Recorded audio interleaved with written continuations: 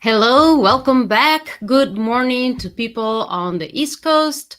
Good, very early morning to people on the West Coast, and good day to everybody else joining us from wherever you are. We're so happy to have you here. And we are now entering the 43rd hour of our 100 hours of live stream for weather and climate.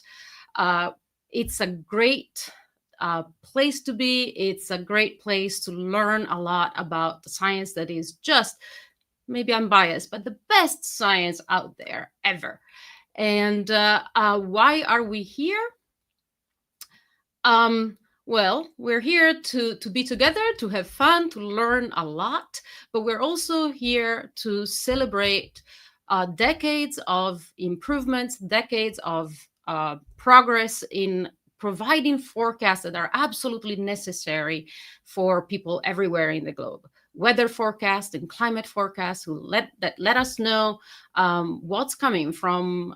Is it gonna rain on our birthday party? To am I going to be able to have flood insurance from my home? How are we able to get these forecasts? Well, we have developed the science over decades to be able to go from the very first weather forecast in the 50s, when we had just one layer of the atmosphere. We were trying to figure out what's happening at 500 millibar in the atmosphere. Do we have a low? Do we have a high, a ridge, or a trough? And now we can figure out if there's a tornado warning coming our way. It's been an incredible journey. And this journey has been funded for the most part by the American taxpayers and by the visionary idea that the public has to support the everything that is important for the benefit of society. And so not only the people who can afford a weather forecast can have it, but it's public. And the US has really been a leader in putting together both the observations and the modeling that are absolutely crucial for this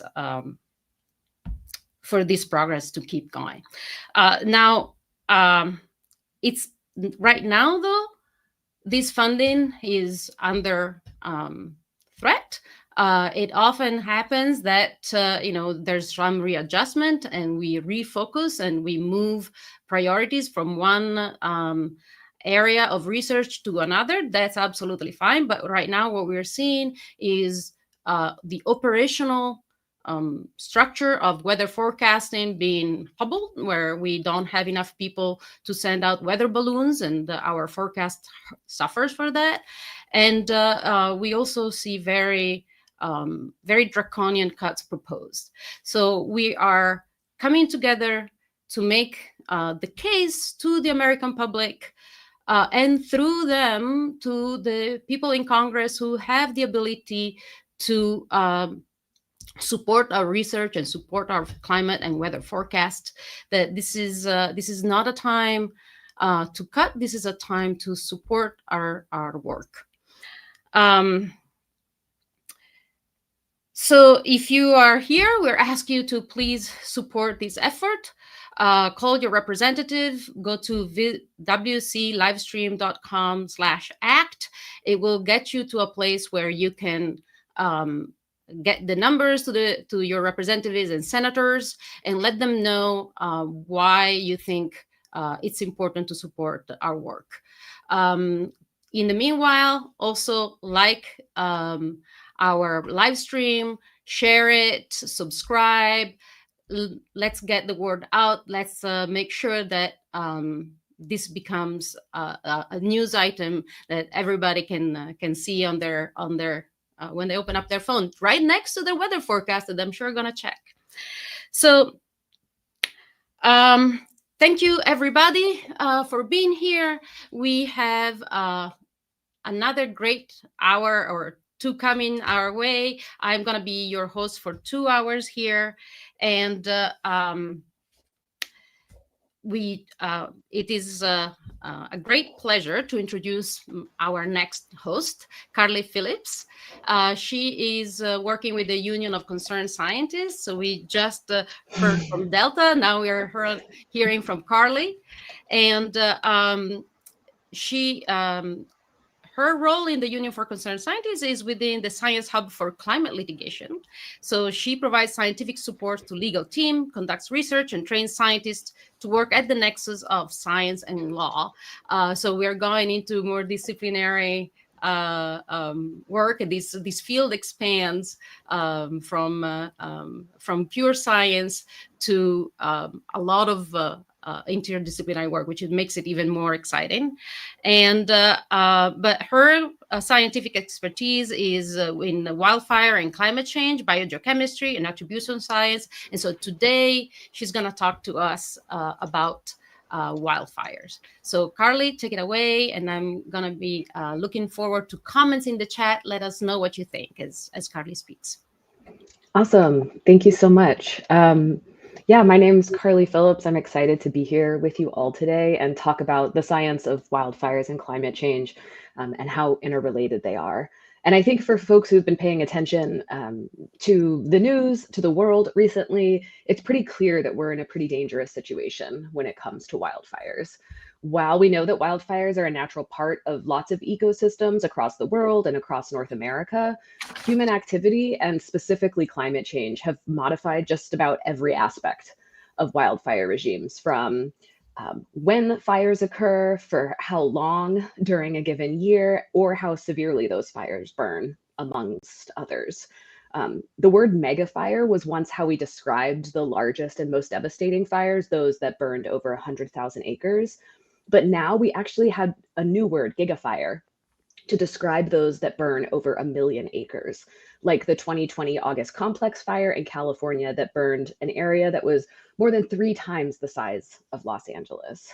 And so to put this in perspective in terms of the national picture, you can look at this is total burned area in a given year. You have millions of acres burned on the y-axis, and on the x-axis you have years, and you can see a pattern of high variability, but also one that is increasing. And that is true in so many parts of the world. In California, 7 of the 10 largest fires in state history have occurred in the last 5 years.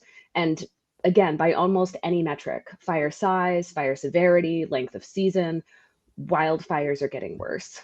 And the consequences of this are pretty alarming. We know that smoke exposure is a really serious public health issue that's been linked to things like preterm birth or premature death. And the effects aren't isolated to where the fire is. They're not localized, they spread. I live on the East Coast, and in 2023, smoke from the Canadian wildfires turned skies orange in New York City, in New England, and across areas in the Midwest. It was a real impact.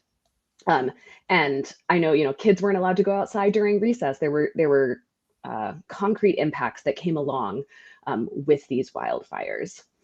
And we know that wildfires can also destroy habitat and create habitat with consequences for biodiversity. As they burn into areas that are adapted for low severity fire, if a high severity fire can burn through that, there are challenges with ecosystem recovery where perhaps trees won't regenerate. And in some cases, the ecosystem will transition from being a forest to being a grassland, as one example. Wildfires can also dramatically alter stream flow and heighten the risk of mudslides and other debris flows. So in an unburned ecosystem, the roots of plants and trees are absorbing water and stabilizing the soil. And then when an area burns at high severity, which could kill more than 90% of the vegetation, the stabilizing effects are gone, which means more water runs off through the ecosystem, and loose soil can go with that. And burned soil can also be water repellent. And so that means that there's a higher risk of flash floods, mudslides, debris flows, as well as hazardous situations on roads and infrastructure damage. And while wildfires are made worse by climate change, they also drive climate change because they release huge quantities of carbon as greenhouse gas emissions. The carbon that's stored in trees and shrubs and also soils and a forgotten pool often of carbon that took decades, and in some cases they took centuries to accumulate and build up. Those can be quickly combusted and sent into the atmosphere as greenhouse gases. And so these are the same gases that are released by the burning of fossil fuels, which is the main driver of climate change that we're facing today. And to put a finer point on it, during Canada's record-breaking 2023 fire season, wildfires released more carbon than most nations. Those wildfires released more carbon than any nation in the world, with the exception of the US, China, and India. So the amount of carbon coming from these wildfires can be huge. And when we're thinking about the connection between wildfires and climate change, a lot of the studies that have been done have focused on Western North America, where compared to pre-2000, we've seen a threefold increase in annual forest burned. And you can see in this map here, the green areas are the forested parts of Western North America, and then the wildfire perimeters are there, and they're colored by decade. So you can see that there's far more red and orange on that map than there is the lighter yellow, which indicates, the increase in burned area that we're seeing in this region as we move through time. And the reasons for this are very complex. While climate change plays a key role, which you can see in this figure here, where we have cumulative acres burned on the y-axis and time on the x, and you can see in those two different shades of blue the amount of burned area that has been attributed to climate change. And what we've seen in the forests of Western North America is that there's been a near doubling in burned area between 1984 and 2015. And that the near doubling in burned area is attributable to climate change. And although climate change plays a role, we know that there are lots of other factors that contribute, which is part of what makes wildfire a really exciting area of research to study. And it's exciting to explore the connections between climate change. But we know that there are other factors that are playing a big role in our wildfire situation too. So before colonization, lots of landscapes in Western North America burned regularly due to fires that were ignited by lightning, but also those that were set intentionally by indigenous communities to clear land for protection, for food.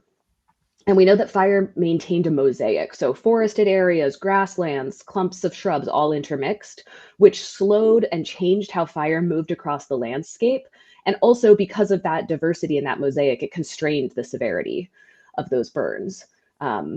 So for instance, a fire might move very quickly through a grassy area, right? Those flashy, fine fuels, the flashy, fine vegetation, but then slowly move through woodier fuels that would be on a forest floor. And so by regularly clearing out that undergrowth, fire through these, low and mixed severity fires helped reduce the risk of those higher severity ones that can kill entire stands of trees or threaten communities. And I think it's important to note here that, fire regimes are really specific to different ecosystems. But in those ecosystems, we know that fire has been present for a really long time and has helped shape these ecosystems in the current way that we know them. And so as a matter of policy until the 1980s, both the US and Canadian governments really excluded fire and implemented blanket policies of fire suppression. Excuse me, it's early and I'm not often talking this much this early. So ignitions were quickly extinguished, and in some cases, settlers banned or criminalized intentional burning. And so in the absence of these regularly occurring fires, we saw growth in the understory, and that increased the risk of high severity fire. And on top of that, a focus on timber production also led to the removal of a lot of large fire-tolerant trees from these landscapes, which can really impact the diversity of the biology there, but also changes how resilient they are to wildfire, since the trees that were most resilient had been removed. And so in these more continuous and densely arranged trees, forests can easily carry and spread fire. And those dense stands also increase the risk of insect outbreaks, which are facilitated by warmer winter temperatures, which allow the beetle to survive over the winter. But that can also lead to a lot of standing dead vegetation that's dried out and ready to burn. But despite all these other factors, the influence of climate change is really clear, in part because of the drying effect that's happening in our forests, which is really priming them for fire. The drying is a result of a lot of things, like including higher temperatures and longer droughts, but vapor pressure deficit, VPD, a concept that does not get a lot of airtime outside of scientific circles. You don't hear a lot of casual conversation around VPD, unless you're in certain circles, I guess. But VPD has emerged as a key factor that really captures the collective impact of climate change on the dryness, or in the scientific word, aridity of these forests. And so rising VPD linked to human-caused climate change has been shown to be connected to increases in the number of large fires, burned at high severity, as well as the total burned area. So we're actually going to talk a little bit more about VPD, since it is such an important way that climate and climate change are impacting wildfires across the world. So vapor pressure deficit is calculated as the difference between the amount of moisture that's actually in the air and the amount of moisture that it theoretically could hold at saturation. And so it's really similar to relative humidity, which uses a percentage to describe the amount of moisture in the air, but different from relative humidity because temperature is always included in a calculation of VPD. So in this image here, we're looking at two different temperatures of air. You have the cooler air in the blue circles and the warmer air in the red circles. And if you look at the ambient circle there, you can see that, actually, let's start with the saturated. We know that warmer air can hold more water, which is an important part of how climate change is impacting our climate.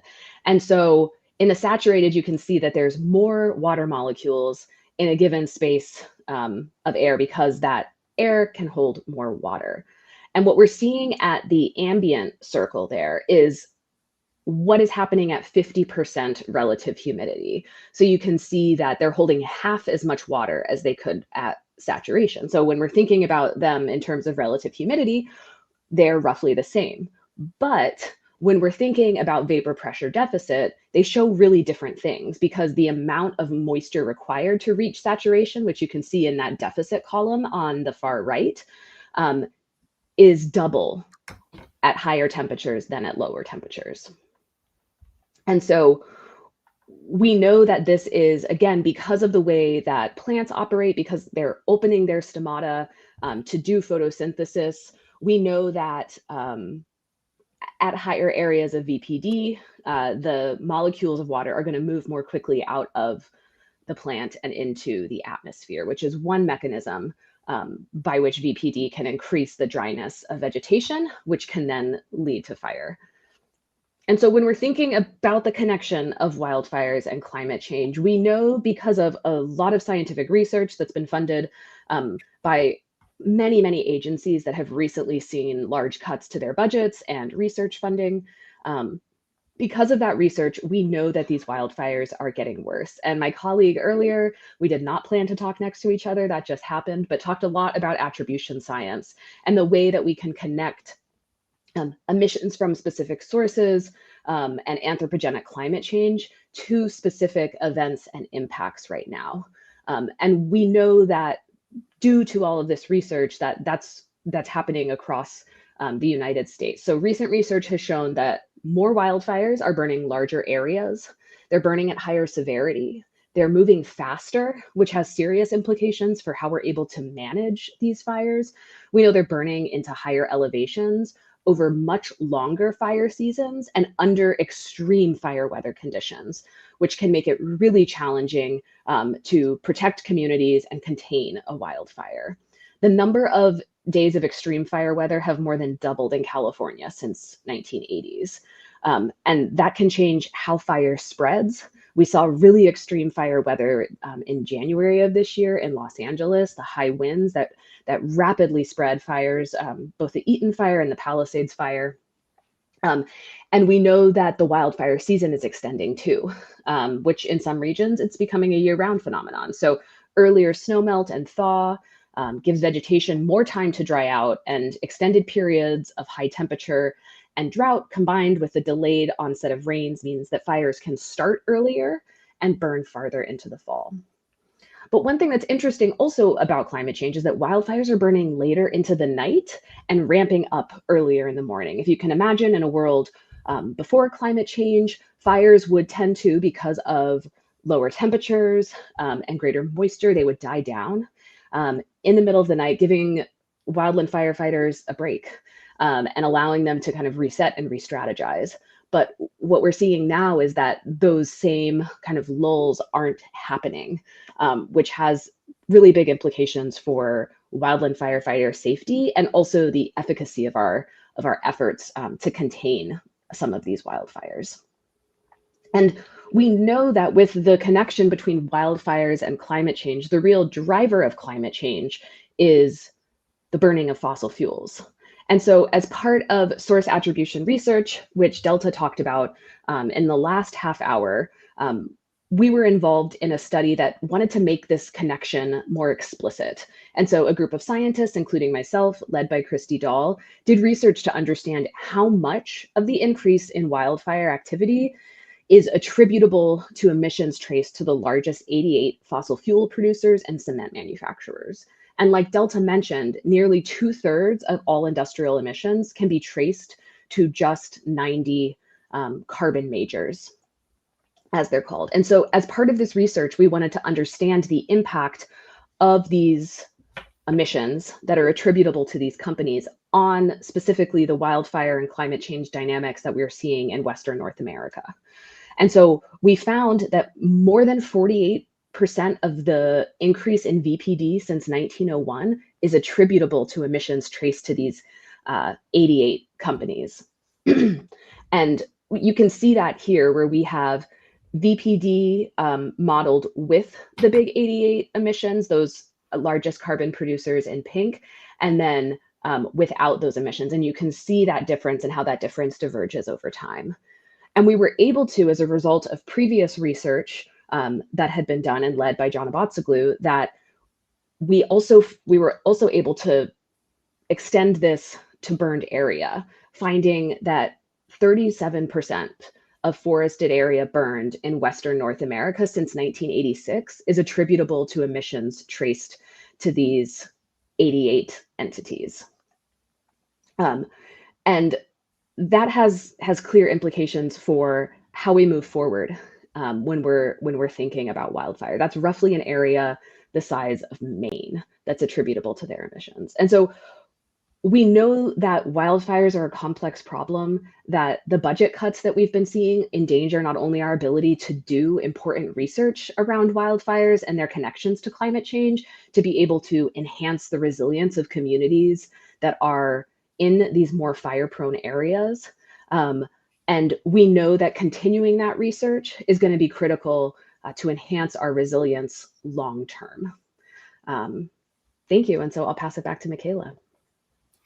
Thanks, Carly. This is both horrifying and wonderful to learn how much progress there has been in understanding forest fires. There are a lot of chats and questions. I'm going to start with the question about past climate. So is it still a theory that the Little Ice Age was connected to the lack of indigenous fire management after the death that followed contact? I have read a paper that draws that conclusion, but I have not dug into the research myself to be able to vouch for that paper or its conclusions. Okay. So other question more than related to your expertise. Has high intensity wildfires spread into areas where they previously weren't, thus changing the ecosystem? What is the risk of local ecosystem collapse? Yeah, that's a really interesting question. And I think for a lot of these forested areas, I think ecosystem collapse is is really broad, and there are a lot of ways to think about it. I think when it comes to these changing fire regimes, we are certainly going to see and are already seeing these ecosystems change dramatically. Like I mentioned, we're seeing forests that may be converted into grasslands, areas where the fire has burned so deeply into the soil that it's completely eliminated the seed bed that would have been part of that soil. And so completely new plants are taking hold. So I think there are lots of ways that fires and climate change generally are going to disrupt the ecosystems that we are used to seeing. And I think that that is not, and that's something that we are going to be seeing. And like I said, we are already seeing in some of these places where we're having really high severity wildfires. Okay. One more question. So then is it possible, you think, to return to relevant ecosystem, to something like they were before prescriptive burns were banned at this point? Would that help? I think there are a lot of ways to make our ecosystems more resilient to wildfire. Prescribed burns is one of those ways. We see that that land managers across the Western US are starting to implement this. But what's interesting about prescribed burns and climate change is that there are really specific weather conditions under which prescribed burns can occur, because obviously the goal of a prescribed burn is to increase the resilience of a forest, perhaps clear out any overgrown understory plants, etc. And one thing that's challenging is that window is getting much, much shorter. The window in which prescribed burns can occur is shrinking as a result of climate mediated changes in weather and the conditions that go along with that. And so while prescribed burns are an important piece of what we can do, it's more and more challenging to implement them as a result of climate change. Right. We've been hearing that there's no more fire season. It's a whole fire year. Yeah. Yeah. So I have a question, if I host privileges of asking my own question. Can you comment then, of what does this all mean for two things? One, again, the feedback between fire and climate change with the carbon emission, but also what does this mean for schemes that want to mitigate climate change by having carbon captured and stored by trees and vegetation in general?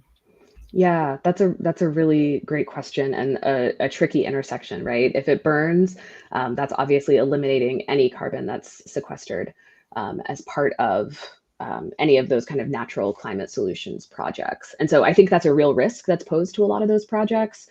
We know that a huge part of the buffer pool for California's market has burned within the last several years during the major fire seasons that they've had. So that's definitely a concern, and I don't think it's something that I have not seen folks grappling with in a real way. But you're correct about the feedbacks. Some research that I was involved in a couple of years ago showed that in just the boreal forest, kind of between the temperate forests and the Arctic, those forests in just Canada and the United States alone could contribute up to 3% of what our total remaining carbon budget was as of 2020. And we know that based on our estimates that the wildfires in Canada in 2023 blew through about a third of what we had predicted, or what we had projected rather, would occur by 2050. And so the speed of those emissions and the magnitude of those emissions are increasing. So yeah, sorry, that's a bummer note to end on, but I think that there's, there's a lot of potential for, important interventions here as far as wildfires are concerned. But what you named are really serious considerations as we're thinking about how to tackle climate change and how to adapt to what we know are the impacts coming down the line.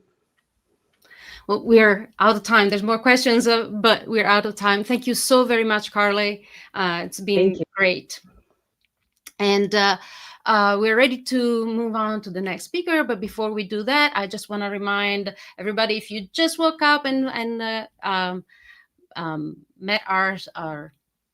and logged in back to our live stream, I want to remind everybody why we're here.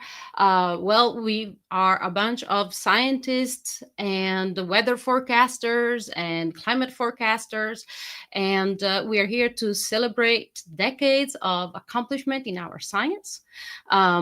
We have gone from just getting the weather that we get and not being able to prepare to having amazing forecasts that can tell us if we are in danger, if a hurricane is coming our way, if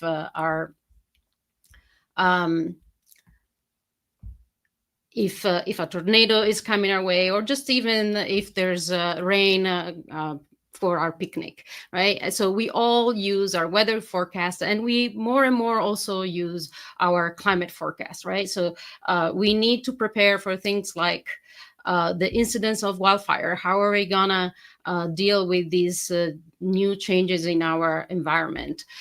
So this progress has been built on decades of observations and modeling and science, and a lot of it has been funded by the federal government of the United States. And we are incredibly grateful to the American taxpayers for allowing us to have the best job in the world and make a difference in the life of people. Right now, we've seen a lot of cuts to this funding. We've seen weather stations that can't send out weather balloons, and we've seen people lay off, students who can't go on to a PhD, who would be great addition to our next generation of scientists, and are facing cuts in our ability to support them. We are seeing expertise leaving our federal agencies and our universities. So we need better support. And for that to happen, we need the public to tell the representatives that this science is important.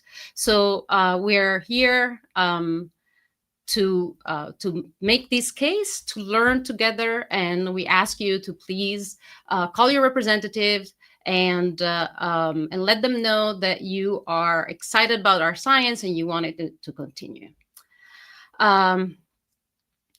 And in the meanwhile, like our stream, share it, make sure that the word goes out that we are here. We are going to be here all the way to Sunday morning. The streaming has started on Wednesday. As we were saying goodbye to the NASA Geese Lab on Broadway and 113th here in New York City. And it's going all the way to June 1st, which is the beginning of hurricane season, just as a reminder to everybody that we do like our weather forecast. So get the word out. And now we are getting ready to welcome our second speaker for my hosting time, but we've had so many speakers. So thank you, Lily Dove, for being here this morning. And Lily is a seagoing oceanographer, studied the interaction of physics and biogeochemistry, particularly in polar ocean. And so she's going to talk a little bit about all the sources of data that we have accumulated over the years, and how she uses it to understand how carbon dioxide moves between the atmosphere and the ocean. So thank you, Dr. Lily Dove. The floor is yours. Wonderful. Thanks, Michaela. It's great to be here. I've been enjoying the live stream immensely. I'm so excited to get to share my science with y'all. So I'm going to talk about how we observe our blue planet using robots. And I'm going to focus on one very specific robot, but I'd like to talk to you about how we got to this point and why it's such an important point for us to continue to support oceanography and ocean research. And so I'm really motivated by the fact that I have had a long history of support from the federal government to even get where I am today. So I was able to go to college partly because I received Pell Grants from the Department of Education. These are grants which are given to low-income students, which don't have to be paid back, but help students just get their foot in the door, get to college. That allowed me to begin my scientific journey. I then received a graduate fellowship from National Science Foundation for my PhD, which allowed me to be really creative and explore all these different topics I was excited about and really find the thing that drove me. And currently I am funded by a fellowship from the National Oceanographic and Atmospheric Administration, NOAA, which allows me to investigate ocean dynamics, ocean currents, and support some of the work I'll be talking to you about today. But before all of this, I spent a lot of time on this beach specifically. This is my hometown, St. Augustine, Florida. And you can see, one, it's gorgeous. It's a beautiful place. But it also, sparks a lot of questions when, you're just walking down the beach and you see these beautiful, huge waves coming in. Yeah, it's Florida, so we got some hurricanes, the thunderstorms every day. It's just a place that really sparks your curiosity when it comes to the natural world. So I got very interested in just kind of ocean science. Just how does the world work? How does energy move between the atmosphere and the ocean and all these other parts of our Earth system, just by walking down the beach when I was growing up. And I learned in college that the ocean plays a really important job in mediating heat on our planet. So what I mean by that is heat comes in primarily at the tropics and the equator. In this diagram, the red colors are warmer, the purple colors are colder. And heat's primarily entering near the equator, and the poles are quite cold because there's not as much solar insolation coming in, not as much solar radiation. But the atmosphere and the ocean both help move heat around our system. And in the ocean in particular, we have these massive big currents which help move water from the equator to the poles and then back again. So if we didn't have the ocean and the atmosphere moving this water and these air masses around, our planet would be our poles would be a lot colder than they already are, and our equator would be a lot warmer. But because we have these systems at work, we know that our planet is a really nice and habitable place, and we are able to live on almost all the land masses on our amazing planet. But we know also that our ocean is warming, and so I really like this diagram. This shows the ocean temperature, and it is normalized to 1880, when we kind of started making measurements of ocean temperature.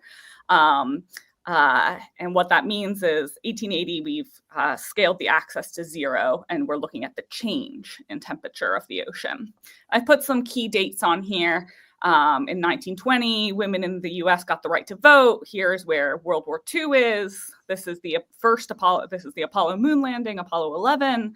This is when I was born, and you can see there's some variability in here. We've had a lot of awesome talks about variability in the climate system, but there's also this big increase that we're seeing as a result of anthropogenic climate change. And for those who aren't as used to thinking about Celsius, 0.7576 degrees Celsius is about 2 degrees Fahrenheit. And so that doesn't seem like a lot. Maybe be kind of nice if sometimes in the springtime the ocean was a little warmer so you could go swimming. But this has really large impacts, both for the climate and weather systems, but also for marine biology and marine ecology. And so the question I got when I first saw a plot like this, I was like, okay, wait, how are people actually making these measurements? Like, I get that, I've seen, we go out and people, I get why now we can make measurements, but how are people making measurements of ocean temperature all the way back here? And so that got me really curious, and really has driven my interest in oceanography since. So how do we actually take the ocean's temperature? One way we do it, and this is,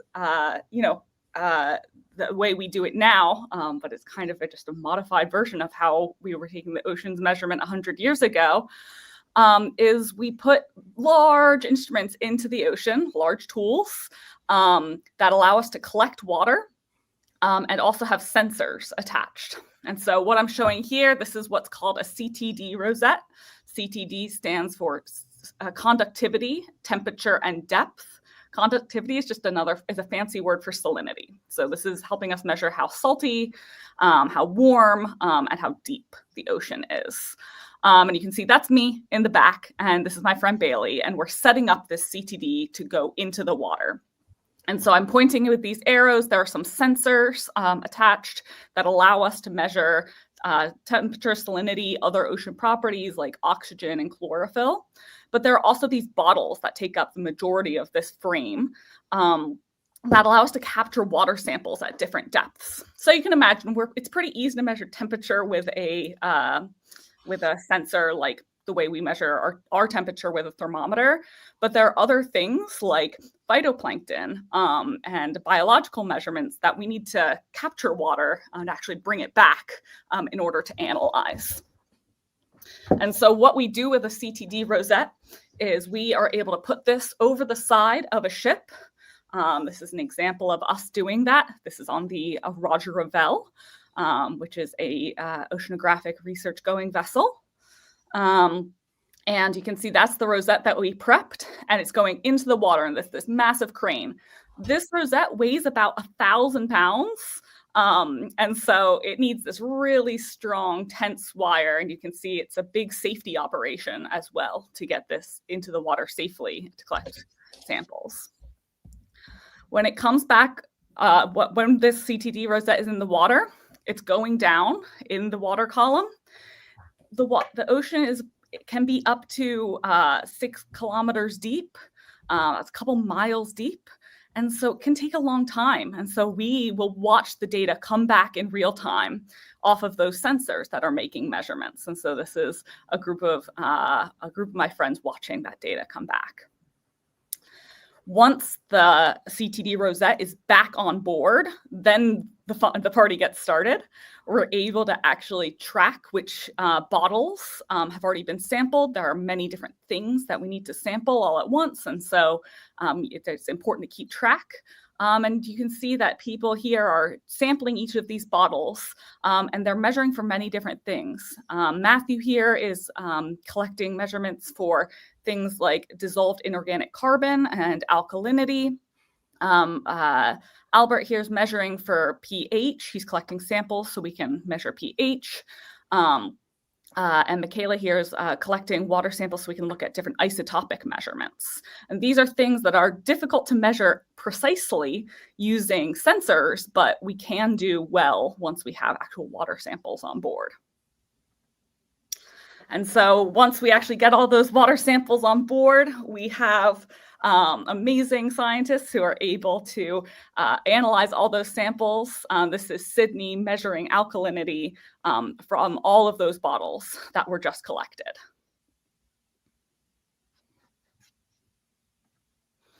So this is awesome. This is my favorite part of my job, is getting to go out on the ocean, is getting to collect these samples to understand the ocean around us. But this ocean often doesn't agree with us. And what I mean by that is it can get really stormy. It can get really dangerous to be out on the ocean. And so this is a video I have pulled from the internet. I did not take this, thankfully. But this is a real example of a ship going through some massive storms. I believe this is in the Southern Ocean. And so it can be dangerous to be out on the ocean, especially on a research vessel where you're many, many, many miles from land. So you need to think about, how do we make these measurements everywhere and in a safe way? And so one way scientists have come up with is really leaning into the robotic revolution. And one way we've done that is by leveraging autonomous profiling instrumentation. And this is an example of an autonomous profiling float. And we call these Argo floats. So those of you who are up and hip on your Greek mythology have probably heard of Jason and the Argonauts. Argo was the name of the ship that Jason that Jason and his crew were on. So these are named Argo in honor of that ship. And this is a special kind of Argo float because there's some extra additional sensors on it. You can see these floats are about the same size as me. They're the same height. They're also about the same level of blonde as me. They're bright yellow. And they have a lot of different sensors on them. And so I'm going to point out to a couple of them. Near the top, there are sensors that detect the same thing that we were detecting when we put that big rosette over the side of the ship. This is a much more compact way to do that. Sensors that detect temperature, salinity, other properties in the ocean. Also up at the top is an antenna and a transmitter that allows this float to make a satellite connection. And that's really important because that means that this float is collecting data as it moves along in the ocean. It's also able to call home and send that data back to us. And I'll tell you more about that in a minute. Inside this big body, the majority of it is taken up by big batteries that allow it to last for 3 to 5 years, sometimes even up to 6 or 7 years out in the open ocean. So you can imagine, I love going out to sea, but I also have family and friends and pets at home. And so it can be really hard to be out there for multiple months at a time. But this float can just sit out there for multiple years at a time. And we do miss them, but they don't have a family to come home to the same way we do. And at the bottom, there are some additional sensors. These are been big steps in oceanographic research in the last few years, last decade or so, has been building sensors that are able to make really accurate measurements of things like chlorophyll, things like nitrate. These are properties in the ocean that are really important for understanding biological growth and biology in the ocean. So what does a float lifetime actually look like? I have this big machine that's about as tall as me. What do we actually do with it? When we go out on the ocean, we put this float over the side of the ship. And this float then will dive to about 1,000 meters. It's able to do that because the float can change its buoyancy or its density. And so we know that the density of the ocean is light at the top and heavy at the bottom. And so the float is able to make itself denser and sink in the ocean. And then it floats around for multiple days, about 10 days. It will sink a little more, and then it will come back up to the surface. And as it's coming back up to the surface, it collects measurements. It's collecting data. It's collecting all those really important, vital life signs of our ocean, like temperature and salinity and nitrate. And when it comes to the surface, it's able to call home. And that's especially important, is that transmitting data back home via the satellite. And then it continues on its lifetime again. So this means every 10 days, each float we put out calls home. It sends back information about where it is and what the properties are in the ocean. And we're able to see that data immediately because of that satellite connection. We're able to see the data the floats send us back at sea with this totally not staged picture of us looking at data. And we're also able to see that data when we're at home with our pets and our loved ones and our family. So even though we love going out on the ocean, many oceanographers do, we also love spending time with our pets. And so these floats really make that possible for us. So we're able to do our science and stay safe and also get our quality time. So I love these next couple plots I want to show you because they demonstrate the complete revolution of oceanography that these profiling floats have given us.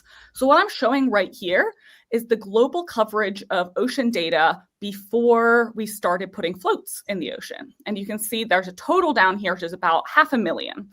So these are measurements made by ocean-going vessels that would do those big measurements, those long measurements with the CTD rosette.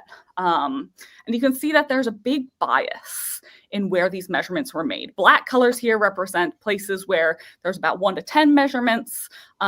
Pink to purple colors are places where there were more measurements, on the order of a couple hundred.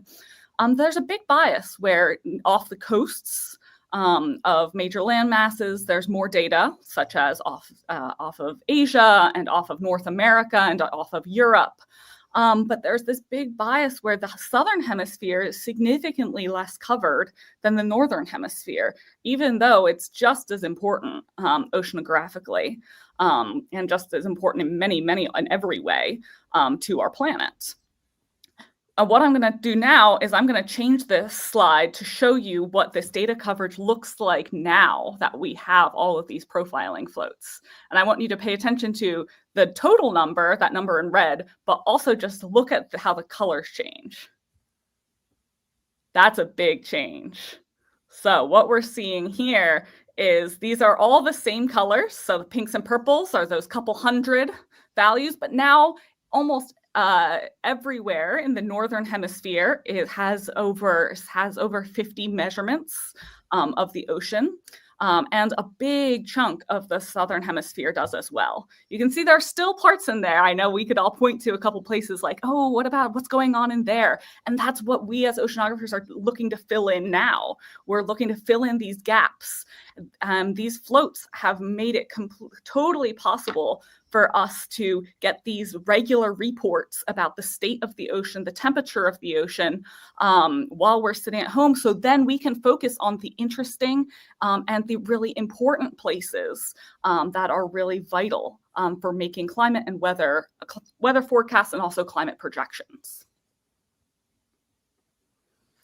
So who uses this data? I've talked a little bit about scientists, how we love collecting this data, but there are a ton of people who use this data outside of scientists. So people who are interested in forecasting for agriculture are really interested in float data because we've heard quite a few talks about how ocean measurements or ocean temperatures, like sea surface temperatures, impact weather and impact our day-to-day experiences. One way you can think about this is you've probably heard about El Nino and La Nina. These are changes in sea surface temperature that are happening as a result of really interesting ocean dynamics happening deeper in the water column, but that have major impact on precipitation and landfall. So by measuring the ocean more accurately, we are able to make better agricultural predictions and forecasts and know when and where we should plant what species. Additionally, of course, the energy industry is really interested in this data. Offshore wind, just by a function of being offshore, it is vital to have measurements about the ocean. But traditional energies and also solar companies are really interested in this data for the same reasons. Ocean properties really impact our day-to-day lived experiences on land. The shipping industry is really interested in oceanographic data because I bet if you look around at everything around you, a large part of what's sitting around you probably crossed an ocean at some point. These ships carrying all of those things need to stay safe and also need to know what conditions they're moving into. And so the shipping industry really cares about oceanographic properties. Fishermen, fisher people, you can imagine fish really care about the temperature of the water, the oxygen and other properties. And therefore, the people who catch fish really care too. So there's a lot of interest in aquaculture and the fishing community in understanding ocean properties, basically what they are, but also how they're changing as well. And finally, I would be remiss if I didn't put myself and, on here, but scientists, we care about this because one, the ocean is a fascinating and beautiful place, but it is also so fundamental to our experiences on this beautiful planet. And so we have the privilege of using this data to investigate ocean processes. I just want to highlight that these floats, while they may, they're fun to think about and they're really cool and, they have a lot of personality. Each one gets named, for instance, because scientists love to name things. But they're a prime example of US scientific leadership. So what I'm plotting here, this is a lot of dots, but this is basically all of the dots are floats that have been put out in the global ocean. And there are over 4,000 out there right now. And each of them is colored by the country that sponsored or that paid for that float. And you can see quite a few different colors in there, but there's a lot of dark green on there. And that dark green is the United States. The United States has contributed over half of the profiling floats that are currently operational in our global oceans. And this is a prime example of scientific leadership. Of course, this project and all of this data wouldn't be possible without all of these other countries. But the US is really leading the way in these measurements. And we've really invested in these measurements and recognize how important they are to understanding our oceans. And so letting that go, changing that, letting somebody else lead the way would be a real shame because we've invested so much in doing this. I just want to take you back to the place that inspired me originally. Again, this is my hometown. I hope the next time you go to the beach or the lake or just look out at their local pond, you just think about how awesome it is that we live on a water planet and how amazing it is that we get the chance to investigate these amazing, beautiful places. If you're excited about floats and interested in looking at the data yourself, you can scan this QR code and it'll take you to a website where you can look at all the floats that are out right now and all the data they are sending back minute by minute. It's super fun. I go down this rabbit hole all the time, but I'll leave it there and I'm excited to hear about your questions. Thank you, Lily. This is great. I always love to hear about how we learn about the ocean. So we have a few quick questions. The first one would be, does the CTD rosette have different functions from Argo? And I would want to add to that, like some examples, like can these floats go as far down the water column as your rosette? And what about those samples? Is there any hope to get floats that can also take samples? Great question. Okay, so this is part of the reason why my job of going out on the ocean is not completely obsolete. Otherwise, we just let floats do it all. But floats can only go down, the traditional Argo floats can only go down to 2,000 meters, so 2 kilometers in the ocean. And I mentioned that the average ocean depth is about 4 kilometers. And so we are missing about half the ocean by only looking at the upper 2 kilometers with these floats. And that's still a ton of data, but right now, there are some floats in development that are able to go to greater depths, but you can imagine they're much more expensive because you have to build sensors and everything that are able to withstand such high pressures. And so right now, CTD rosettes are the gold standard way we measure the ocean at that depth and the ocean anywhere. We are also only have some sensors that are able to go on Argo floats that we have real complete trust in. We are really good at measuring temperature and salinity, for example. We have really high precision on those sensors. But other sensors we're still working on. It's hard to get a good measurement of certain things. And then sometimes, 2 years later, the sensor might not be working as well. The sensors on the CTD rosette are calibrated every time a new expedition starts. So you have a lot of trust in those measurements. So like any scientific question, it comes down to what your question is. If you need a ton of coverage, you want to use your floats. But if you need really high accuracy, really high precision measurements, and you're looking at a very localized place and you need a full water column depth, you're going to use a CTD rosette. Okay, thank you for that. One last very quick question. How do these floats make themselves denser?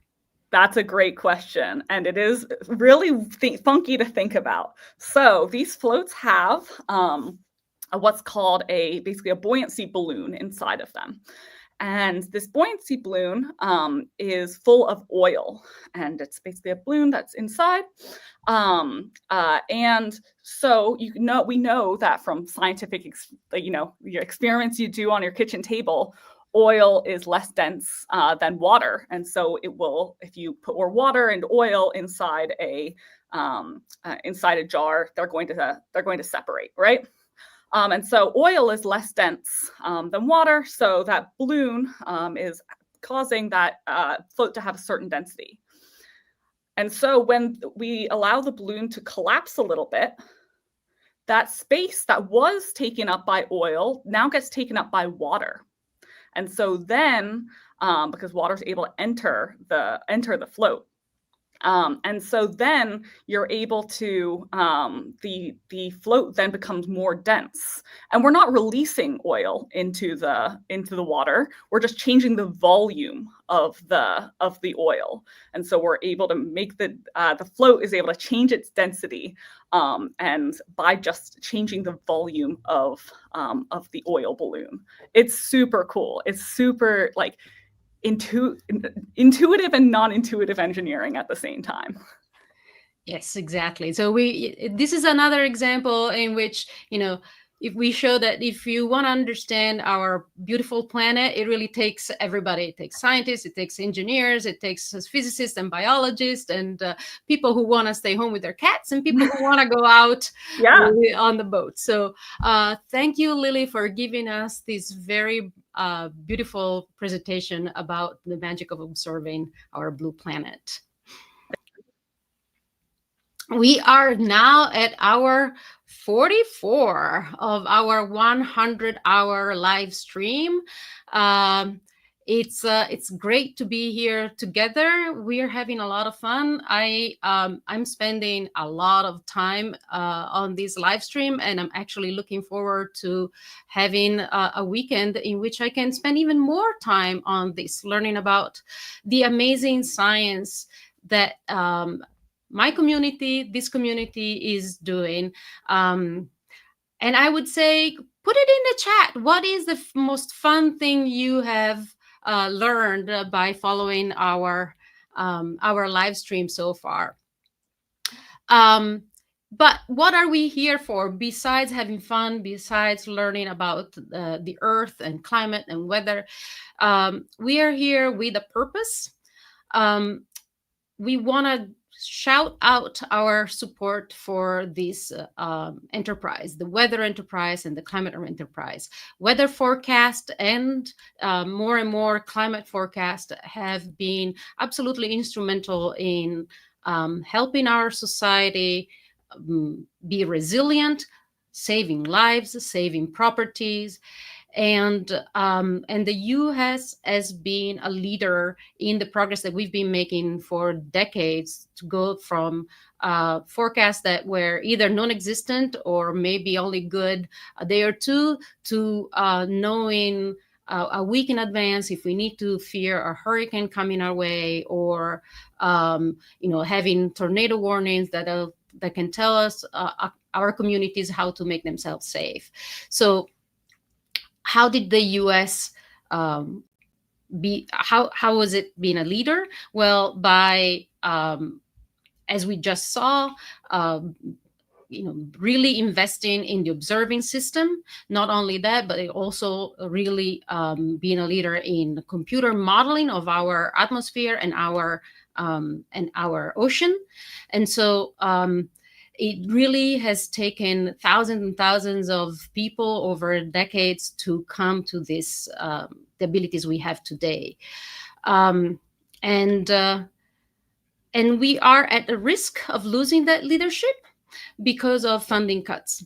And so already we've heard this in the last few days, how our weather forecast has been hurt by missing out on important data, such as a weather balloon being launched, and it's not as good and not as accurate because of that. And we are hearing how there are places where they're shutting down nighttime forecasting, and that's very dangerous if severe weather is coming to you. We're trying to get the attention of the people who have the power to change this and restore the funding and support our funding for the next year. So to get their attention, we need to call them. So call your representative, visit wclivestream.com/act to get directed directly to a place that tells you how to, who you need to call, who you need to talk to, and we're going to make it very easy for you. There's a little bit of a script that you can read out, or use your own word. Tell them, that you've been excited to hear, to learn about weather and to learn about climate, and you want to keep this going. Also, please help us get the word out. Share this live stream with your friends, share with your coworkers, let your mom know, be on social media, and help us get to 100 hours of live stream with a ton of people here, hundreds of thousands. That's what we want. Okay, so we are now ready to move on to our next speaker. It is my pleasure to introduce Allie or Alexandra or Allie Mazurek. I'm sorry if I'm mispronouncing your name. No worries. So Allie received her doctorate in atmospheric sciences from Colorado State University, and her thesis analyzed the AI forecasts of severe thunderstorms environments. And she's currently working as an engagement climatologist in the Colorado Climate Center. And we're very excited to hear you talk about your research. Thanks, Allie. Yeah, thanks so much for having me, and thanks to everyone for organizing this. If I say something silly, it's because it's 6 a.m. here in Colorado, so my brain might not be fully functional yet, but we'll get through this together. So my name is Allie Mazurek. I am currently serving as what we call an engagement climatologist here at the Colorado Climate Center at Colorado State University. And so as part of that, my current role is kind of providing climate data and climate information to people across the state of Colorado. But today I'm going to be talking about some work that I did during my PhD on looking at AI and machine learning forecasts of severe thunderstorm environments. So with that, we'll dive in. But first, I thought I would give just a little bit of background on myself. So I've been tuning into the live stream on and off the last couple days. And I feel like, this is a pretty common theme. You might have noticed that us meteorologists and atmospheric scientists often have always been curious and interested in the weather. And I was definitely no different than that. One of my earliest kind of weather memories that sort of prompted my interest in this was Hurricane Ivan in 2004. I lived in North Georgia at the time, and this hurricane caused flooding in my neighborhood. And I thought that was really crazy that a storm system like that could do something so impactful. So that was one of many weather events that kind of got me curious about weather and atmospheric science.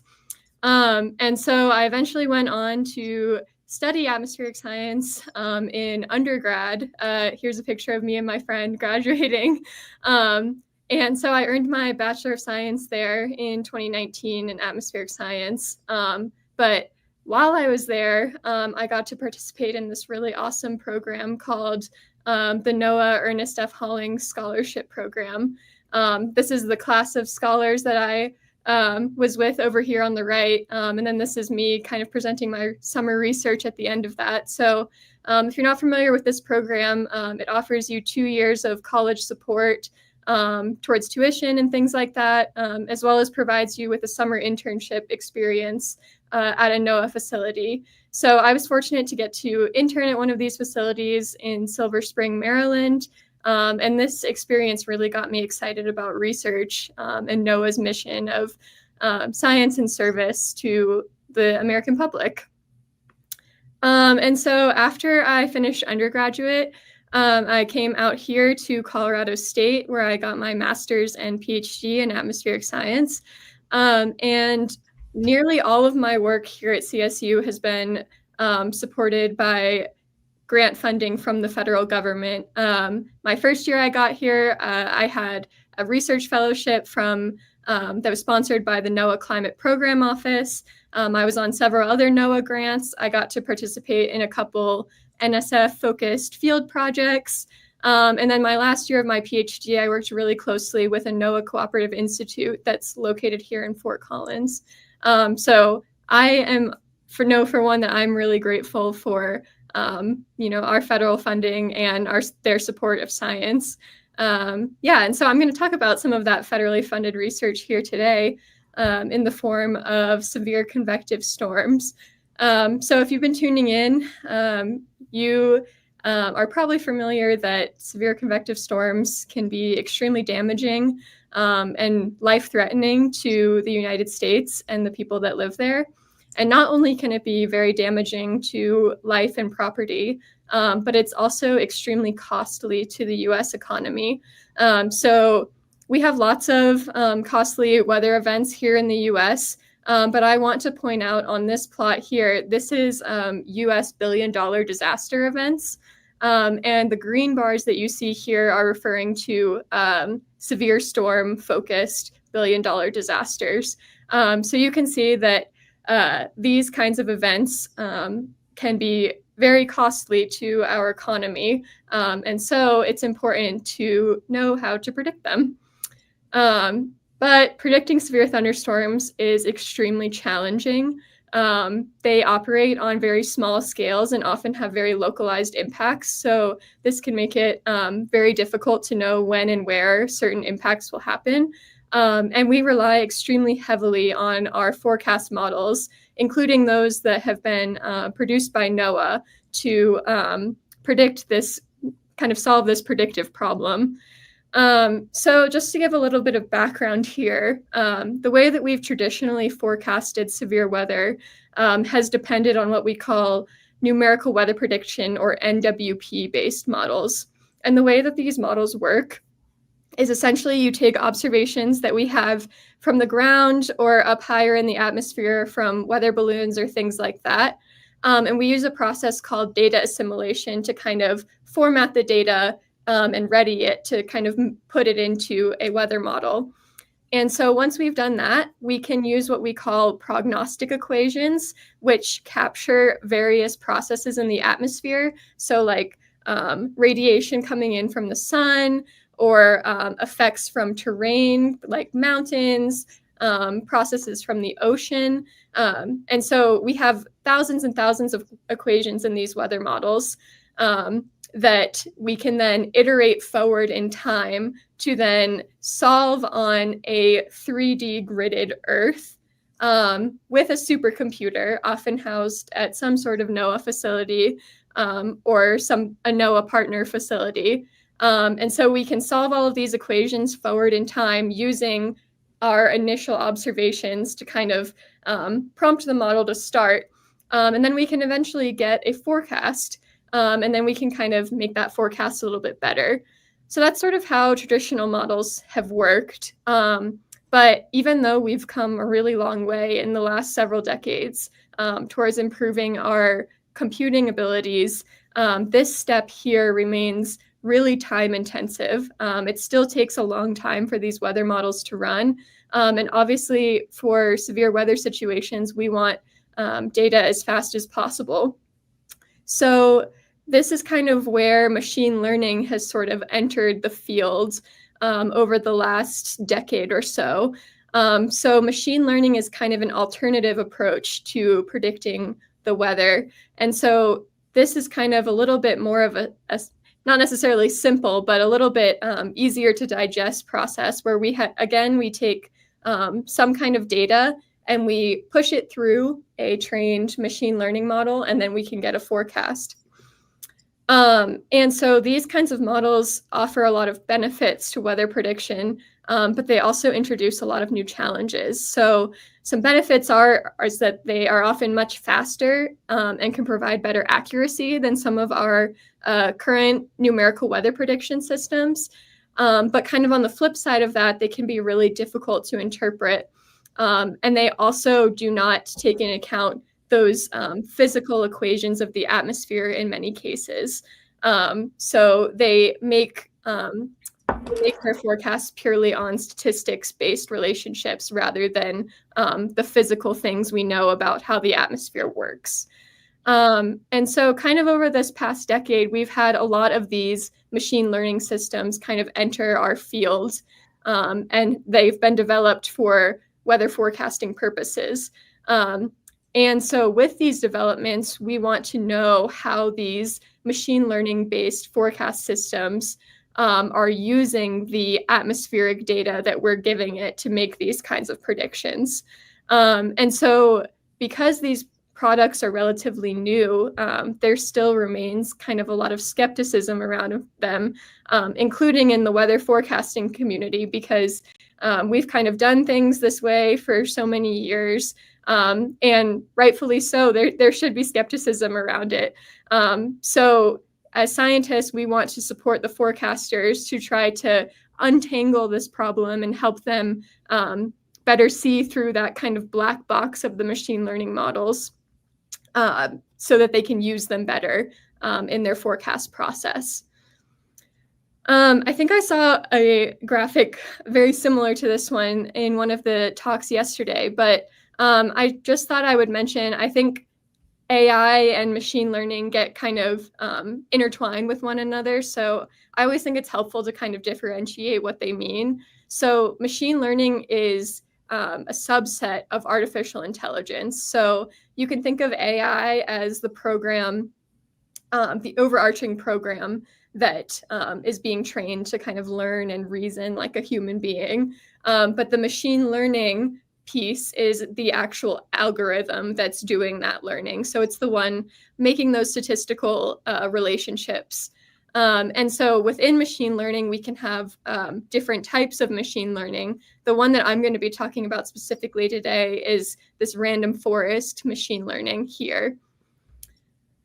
So before we get kind of back into the machine learning piece, it's important to kind of introduce the specific forecast task that we're trying to help with here. So if you've heard of the NOAA Storm Prediction Center, they issue daily forecasts, probabilistic forecasts of severe hail, tornadoes, and severe convective winds.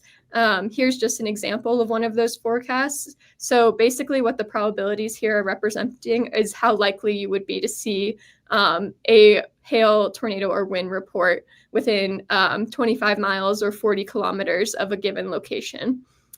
And so what my research group here, led by my advisor, Russ Schumacher, and one of our former research scientists, Aaron Hill, the kind of problem they sort of tackled was trying to kind of provide real-time guidance for these probabilities that the SPC issues.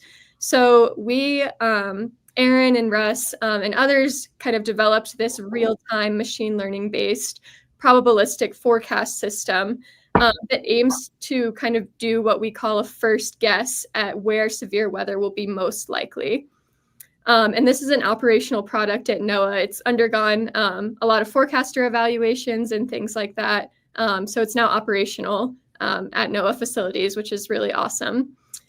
And I won't spend too much time here, but I just kind of want to give you a little bit of background of how this system works. So essentially what we do is we actually take variables from a numerical weather prediction model, a reforecast system, we call it. And this is historical data over about 9 years. And so we take various variables in the atmosphere that we know are important to severe weather. So things like, we would call it CAPE, which is kind of how much energy is in the atmosphere, or wind shear, which tells us about kind of the speed and the direction of the wind. And all of these things through science have been known to correlate with severe weather. So we take those, and then we take historical observations of tornadoes, wind, and hail. And so we take that information and we develop and train a random forest model until we get forecasts. And then we can run this in real time using real-time numerical weather prediction forecasts. So we do still rely on that numerical weather prediction data to then initialize our machine learning forecast and run it forward in time. And so these products have been really valuable to forecasters at NOAA and beyond. However, kind of the problem with it, and this is true for a lot of machine learning systems, is that forecasters will see this information and not really know where these probabilities are coming from. They don't know, they kind of lack the information of why the machine learning model is making these predictions. They can't kind of do a deep dive like they would do with a numerical weather prediction model. But as part of my PhD, I kind of looked at a way that we can break these probabilities down and see what we can learn from how the model is making these predictions using the environmental information that we're using to develop the model in the first place. So we use a technique here called explainable AI, or XAI, to decompose our machine learning prediction into what we would call ingredients. So we take, to get our prediction or our final probability, say we want to predict it over this square here, we can break this down into the information from the surrounding environmental information that's being used to make the probability at that given location. So we might take energy or CAPE or instability from this grid point here, or the temperature here, and we can see how much each of those ingredients is contributing to the final probability that we see here. And we can break this down in dimensions of time and space, so we can get really detailed in how these weather ingredients are contributing to the final prediction that our machine learning model is putting out. So here's just an example of that. So say here we have this forecast, and this is what a forecaster would see, the probabilities of severe weather here. We can then break this down into our ingredients. So things like our instability, our wind ingredients, and we can see the darker colors here kind of indicate the ingredients that are influencing the forecast the most. So that can give a forecaster information on how the machine learning model is making a given prediction. And if that aligns with their thinking of what they're seeing in the other data that they're using, that can give them more confidence in what the machine learning model is putting out. So I'm going to kind of look at this a little bit more broadly. In the paper that I showed a few slides ago, we repeated this process for 2 years of forecasts to kind of see more broadly how our machine learning model is relying on this environmental information to make tornado forecasts specifically. So one of the things that I found here is that our machine learning model, we found that it relies very strongly on the environmental fields differently depending on which time of day you're looking at. So these timestamps on this plot here are what would be morning time in the US. So this is like kind of late overnight through early morning. And you can see there's not a lot of color lighting up here, which is just indicating that our model is not generally relying on this information very much at those particular times of day, on those on the data coming from those particular times of day.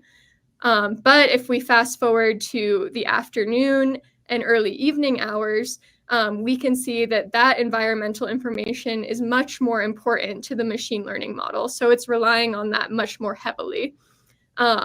And this is an exciting result because our model doesn't necessarily know which time of day the different environmental information is coming from. It views all of that the same.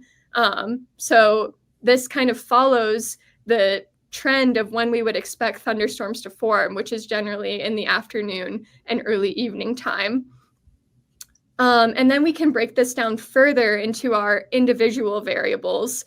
And so taking a look at that here, for example, so to predict tornadoes, we often rely on a variable called the lifted condensation level height. So that's essentially just the base of where a cloud would be expected to form. And that's typically very important for tornado formation. And we can see here that compared to the other variables that the machine learning model uses, that is something that's very important to it when it's making the predictions. And then we can look at other things here. So like wind is also very important. Wind shear, so change in wind as you go up in the atmosphere is another very important variable to tornadoes. And we can also see that's important. And then also precipitation. If we don't have precipitation, we probably won't have thunderstorms. So again, we kind of see those very first order important variables stand out here. And then kind of this last thing I have here is, so these values that we see from the explainable AI method that we're using do not actually represent the actual values that are coming from the numerical weather prediction model that's being used in our machine learning algorithm. So kind of a final step that I looked at here was seeing how do those contributions from the explainable AI algorithm correlate with the actual values that we see in the forecast data. So what we would hope is that, if we have greater values of instability in the forecast model, we would also hope that the contributions to our probabilities would also be higher. And it does seem in general that that is how it works. So kind of to break this down more simply, we're seeing that the contributions from our explainable AI algorithm relate to the environmental variables in ways that make physical sense. So the machine is kind of using environmental information in a way that we would anticipate from a physics-based numerical weather prediction model. And that's good because that means a forecaster can use this information in a similar way that they would use the traditional models that they have much more familiarity with. So this is my last slide here. Why does all of this matter? Essentially what we've done here is we've taken an operational machine learning based forecasting model that's being used by NOAA forecasters and other forecasters and broken down the environmental information that it uses to make its predictions. And we've found that it makes sense. It's using that environmental information in ways that make sense physically with how we would anticipate environmental information to correlate with severe weather. And so these insights can give the weather forecasters more trust in this model and more confidence when they use it to make their predictions, kind of enhancing this tool and hopefully leading to better forecasts for you. So that's all I have. Thank you again for having me. If you would like to access our real-time forecast, you can go to this website here. And then that's my email. And thanks. Thank you, Allie. And related to this, there's a question in the chat asking if this XI system is already used now. So, for example, for the St. Louis tornadoes predicted recently. Yeah, so we unfortunately don't have this up and publicly operationally running yet. We do compute these values with every forecast we run. Just haven't gotten around to actually making a public facing platform for it yet. But yeah, especially with the St. Louis tornado, that would be a great use case for this to kind of see, what the model said and then what it was using to make that prediction. Thank you. And another question about how this is put together. How do you gather and prepare the data to be ready for the machine learning? And in particular, do you have to reevaluate what variables are important? Yeah, that's a great question. So again, I wasn't strongly involved with the actual development of the machine learning model. So in the initial stages of it, before I started grad school when it was being developed, they did do some sensitivity tests to see kind of rule out variables that weren't very helpful. And add ones that were. So they did kind of experiment some with the variables, and they kind of settled on something that was, looked good enough. That's kind of what you have to do with machine learning models. You kind of settle on a good enough model. Kind of trying to find the perfect one is something that's really, really difficult. And then in terms of gathering and preparing the data to be ready. So yeah, we're taking this very highly dimensional data from a numerical weather prediction model. And essentially we just flatten it into a one-dimensional system. So for a given forecast point, we're taking data kind of all around that forecasting point spatially.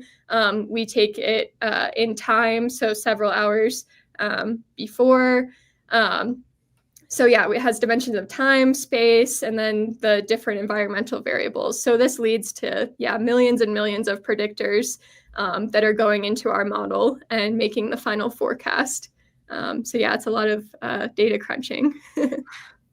Absolutely.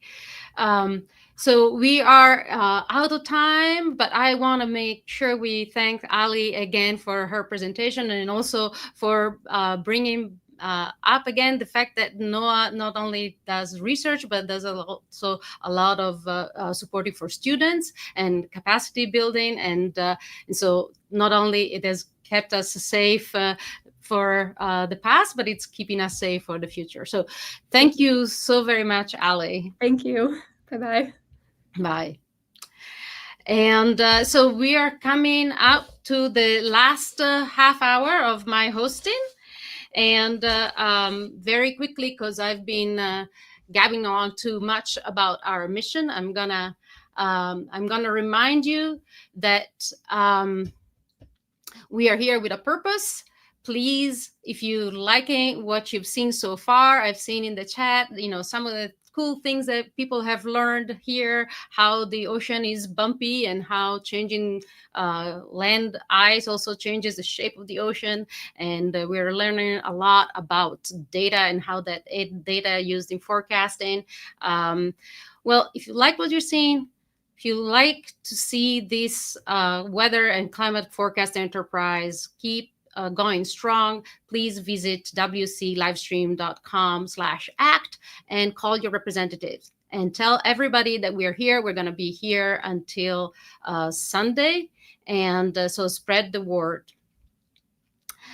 And with that call to action, I want to move on to the next speaker.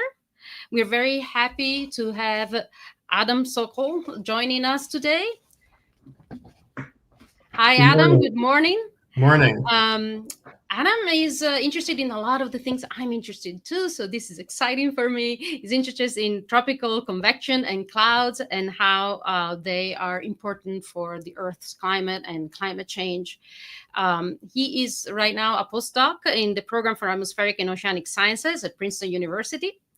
And before that, he got his PhD at University of Washington, my alma mater. So welcome, Adam. And I'm going to leave the floor to you. And you're going to talk to us about zeroing in on clouds and climate. Great. Thank you so much. And good morning, everyone. It's really great to be able to talk to you all, especially as we're approaching the halfway point later today. It's been awesome to see all the enthusiasm on here and hearing about the really important and fascinating science that's being done by so many people all over the place. So I'm going to talk about clouds and the role that they play in global climate and climate change. And this is a topic that I began studying when I was a PhD student at the University of Washington, like Michaela said. And that was thanks to funding from some of our beloved federal agencies, NASA and the National Science Foundation. But yeah, these days I'm a postdoc at Princeton University, where I work through the cooperative institute there that the university has with our other beloved federal agency, NOAA. But I just wanted to start here with this picture taken from the International Space Station of some thunderstorms happening somewhere over the tropics. And I find this picture to be quite captivating because you can see such an amazing level of detail here. And I'm sure all of us have been captivated at some point in our lives just staring up at whatever clouds there are over our heads. And I'd probably spend a little more time doing that than your average person.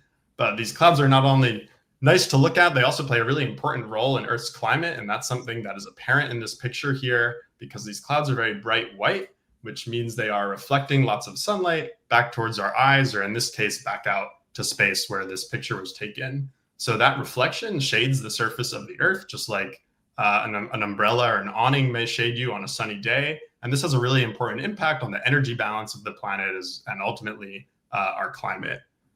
So in addition to this impact on the radiation budget, clouds play a really important role in many other aspects of the climate system.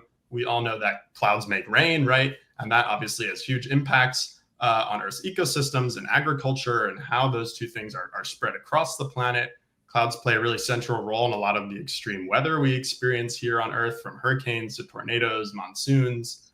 They also play a role in much of the larger scale features of climate, such as where the storm tracks are and things like that.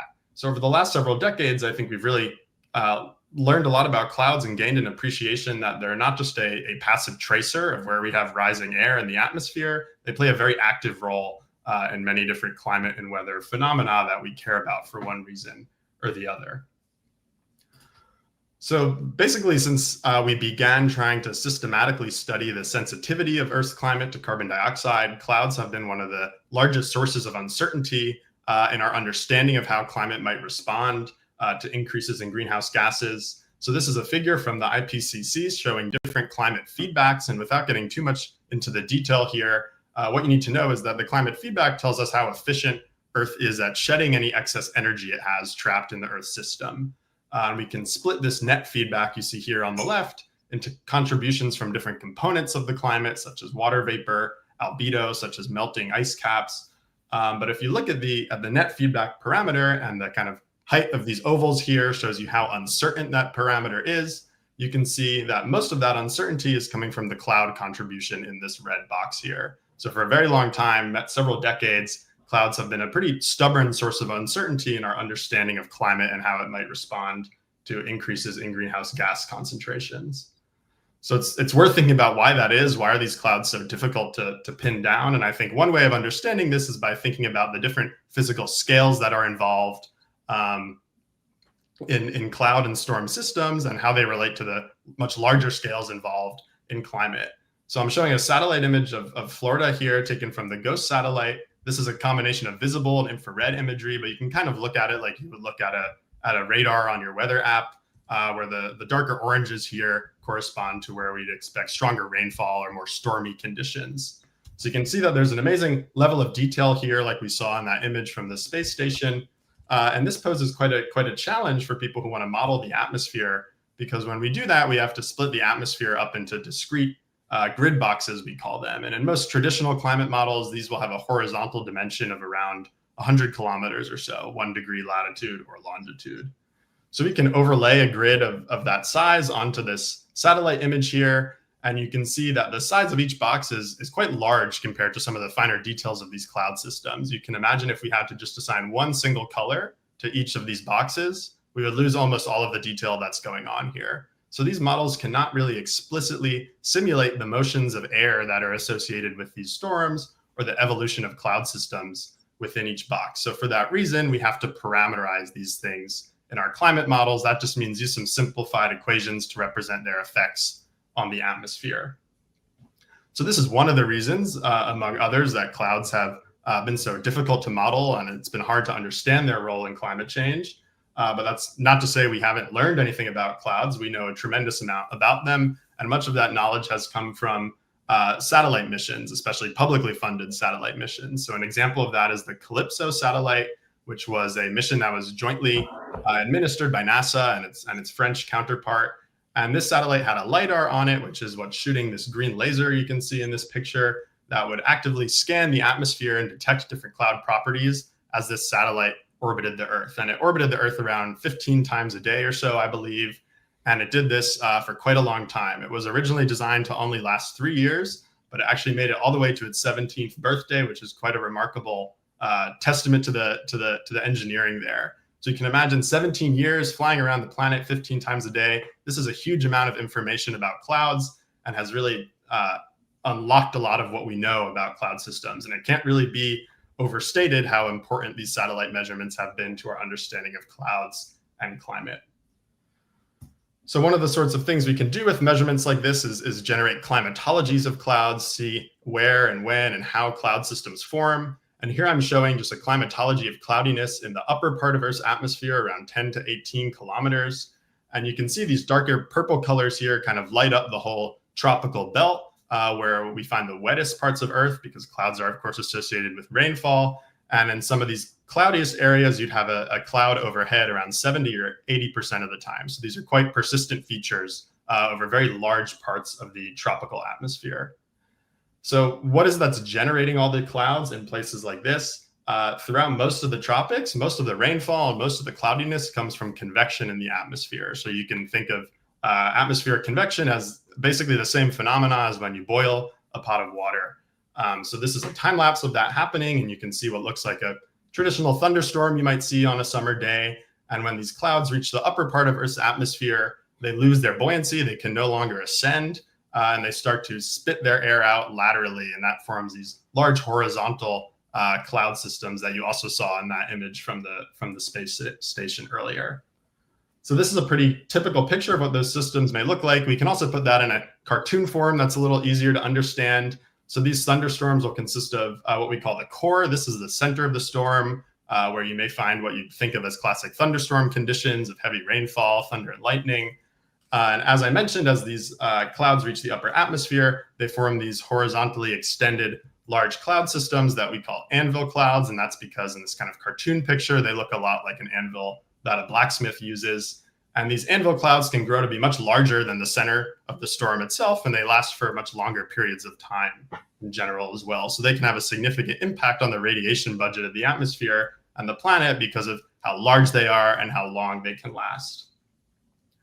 So I mentioned that clouds are a source of a lot of uncertainty when it comes to climate change, and these convective clouds that I just showed you are an especially uncertain part of that. This is an assessment of some different types of cloud feedbacks on the climate system, and I'm not going to go into the details of each one, but the one we're talking about today is what I've highlighted. That's radiative feedbacks associated with changes in the size or the optical properties of these thunderstorm clouds and the large anvil clouds that they produce. So you can see a very wide uncertainty bar on this feedback here, meaning we don't have a great understanding of how changes in cloud properties may exacerbate climate change or mitigate the temperature changes associated with climate change.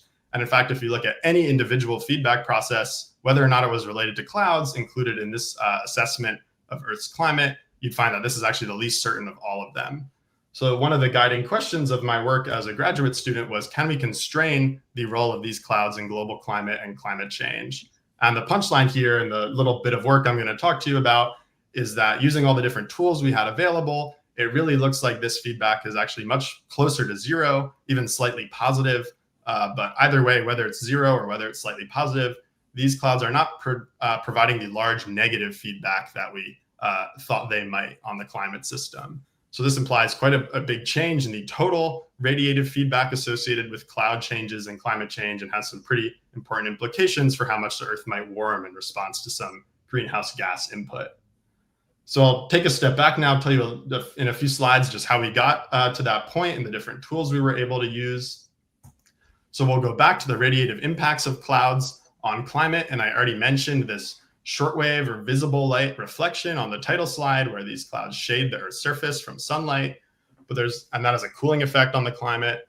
But there's also a complementary warming effect that goes along with these clouds, and that's because they absorb infrared or long wave radiation that's coming up from the surface of the Earth, and they prevent it from getting out to space. So if they're shading the Earth with an umbrella, they're also kind of warming the Earth at the same time with a blanket. So you have these compensating warming and cooling effects coming from these cloud systems, and we're interested in kind of what the total effect of these clouds is. And it just so happens that the net radiative effect, so just the sum of these two parts, varies pretty systematically when you look at different parts of these storms. So in the thunderstorm part of the storm, and where the anvil cloud is still very fresh and optically thick, where it has a lot of ice and condensed water in it, these clouds tend to have a net cooling effect. They reflect a lot of sunlight back to space. But as these clouds evolve over time, they thin out, and eventually they have a net warming effect. And of course, as the cloud dissipates away, that effect will go back towards zero. So we have this compensation here between net cooling and net warming parts of these systems. And in the present day, it just so happens that this cancellation between these two parts is pretty close to exact. The net radiative effect of convection in the atmosphere, in the tropics at least, is quite small, very small compared to either the positive or the negative components. So one question that people have been interested in for several decades, and that I was interested in contributing to, was whether or not climate change could tip this balance. If that balance tips in one way or the other, it could be a significant feedback on anthropogenic climate change. So to do that, we started by trying to understand how the life cycle of these clouds works in the present day climate. And that's when we made use of a lot of these satellite measurements that I mentioned earlier. This is just an example of a picture taken by this Calypso satellite, where the color is corresponding to the ice content of the cloud. And you can see there's the most ice kind of in these tall convective cores where we have precipitation and thunderstorm conditions. So like I mentioned, we have 17 years of this data flying around the Earth 15 times a day. So that's a massive amount of information about cloud structure that we can use to kind of composite around the life cycle of these cloud systems and gain an understanding as to how their structure evolves. So this is just one example of what we can do with information like this. We can look at the cloud at different stages of its thickness. And if you think of the cloud life cycle, time is kind of going from right to left here as this cloud starts off very thick from the thunderstorm and eventually thins out and dissipates to zero. And the color in this image is the radiative heating rate. So that's just how much the absorption or emission of radiation is changing the temperature of the cloud, whether it's warming or cooling the air there. And the details of that are not important, but you can see that there's a lot of variability in the structure here, whether or not it's heating or cooling, how strongly it's heating or cooling, and where exactly in the cloud that's happening. And you can imagine that this strong heating could have some pretty important impacts on how this cloud will evolve over time. So this is just one example of something we can get from these satellite measurements. There are many other kind of pieces of information about cloud structure that have helped us understand the cloud life cycle here. So with all of this information, we kind of, over the last 5 years or so, developed a renewed process understanding of how these clouds form and evolve in the first place. And I'll just kind of briefly talk about what that is. We mentioned that thunderstorm or convection in the atmosphere spits out a lot of cloudy air into the upper atmosphere where these clouds form. And within an hour or two, these clouds thin pretty rapidly due to some pretty fast processes that happen, such as large chunks of ice just falling out of the cloud. But then after a couple hours or so, a totally different set of processes take over, mainly related to this radiative heating of the cloud. And these are much slower processes that tend to maintain the cloud over longer periods of time. So we have this time scale separation here between the early stages of the cloud and the later stages that really are going to have different impacts on the cloud as it evolves. So our question after we tried to understand this life cycle was what it can tell us about how these clouds might respond to climate change. So one thing we know about a warmer world is that the rate of convective overturning in the tropics is going to slow down. So that means on average, we're going to have less air being spit out by these storms into the upper troposphere. So that's not to say that any particular storm is less intense, but just that when we average over space and time, we're having less transport of mass upwards through the atmosphere by these storms. So the question we had after learning about this life cycle was whether or not these changes would be felt uniformly by this entire cloud system, right? If we have reduced storm cloud cover, does that translate exactly to reduced anvil cloud cover? And that's going to matter because if these changes are not uniform, that could tip this radiative balance that I mentioned earlier in one way or the other. So we looked at this question using this great ensemble of high resolution atmospheric models. These are not models that are simulating the whole globe, but they're just kind of simulating a generic patch of ocean, and we just let convection happen in the atmosphere above. And this is a large intercomparison project, so a lot of different people conducted these experiments, but they all included warming experiments where we just raised the surface temperature of the ocean below. And that allowed us to generate this response function you can see on the bottom left here, where this is just telling us at each point in the cloud life cycle, how much does the area change as we warm up the surface? And you can see that it's quite non-uniform and that the sensitivity of the area of the cloud to these changes in the convective overturning or changes in surface temperature wanes as this cloud evolves throughout its life cycle. So this tells us that the area of these clouds that have a cooling effect on climate might be tightly coupled to the rate of convection in the atmosphere, but the area of these thinner cirrus clouds that have a warming effect on climate seem to be more decoupled from the total rate of convective overturning. So this just kind of intuitively, we thought is going to be a positive climate feedback, right? Because as we warm up the surface, we're preferentially getting rid of the clouds that have the strongest cooling effect. And that means the clouds that are left behind, so to speak, are going to be ones that have on average, a greater warming effect than before. So using this curve, as well as lots of other information from these models, we were able to estimate this feedback that I showed you earlier. And indeed, it is slightly positive, like we thought it would be from this response function. But at the end of the day, when we consider the area of the tropics and the area of these cloud systems, it's quite small compared to other cloud feedback. So this is not some massive cloud feedback here, but it is a big change from what we previously thought these clouds would do. They're not going to provide the kind of mitigating effects to surface warming than we thought they might at different points in time. So this was kind of in the weeds, and that's where I think most of scientists like to be, is in the weeds on whatever particular issue we're studying. But of course, we want to think about the bigger picture here too. Why do we care about fine-tuning these different cloud feedback values that can seem quite idiosyncratic at times? So ultimately, if we understand these feedbacks better, we're going to understand how much Earth might respond to different force changes. And by that, I mean changes in greenhouse gas concentrations, aerosols, or things like that. So having a better estimate of these feedback values lets us better understand the total sensitivity of the climate to increases in carbon dioxide. This is just an example of that you can see here, where this is a probability density curve of equilibrium climate sensitivity. So that's just the change in surface temperature in response to a doubling of CO2 in the atmosphere. And you can see that this adjustment we made to this feedback had a noticeable effect on this curve. It told us we should expect slightly more warming in a world where the feedback has this very small but positive value than we would if it had this large negative value. And why do we care about this climate sensitivity parameter? Pick whatever climate change impact you care about, and odds are it's related in some way to climate sensitivity. If we expect the Earth to warm more or less for some given amount of greenhouse gases, then that's going to exacerbate or mitigate certain impacts that we care about and need to prepare for. So ultimately, trying to fine-tune these cloud feedbacks is part of our much larger effort to prepare for the impacts we may feel from greenhouse gas concentrations. So I'll look ahead briefly to where we see cloud research going and the role that public funding plays in all of that. So this is the same picture I showed you from before of Florida with this traditional climate model grid overlaid.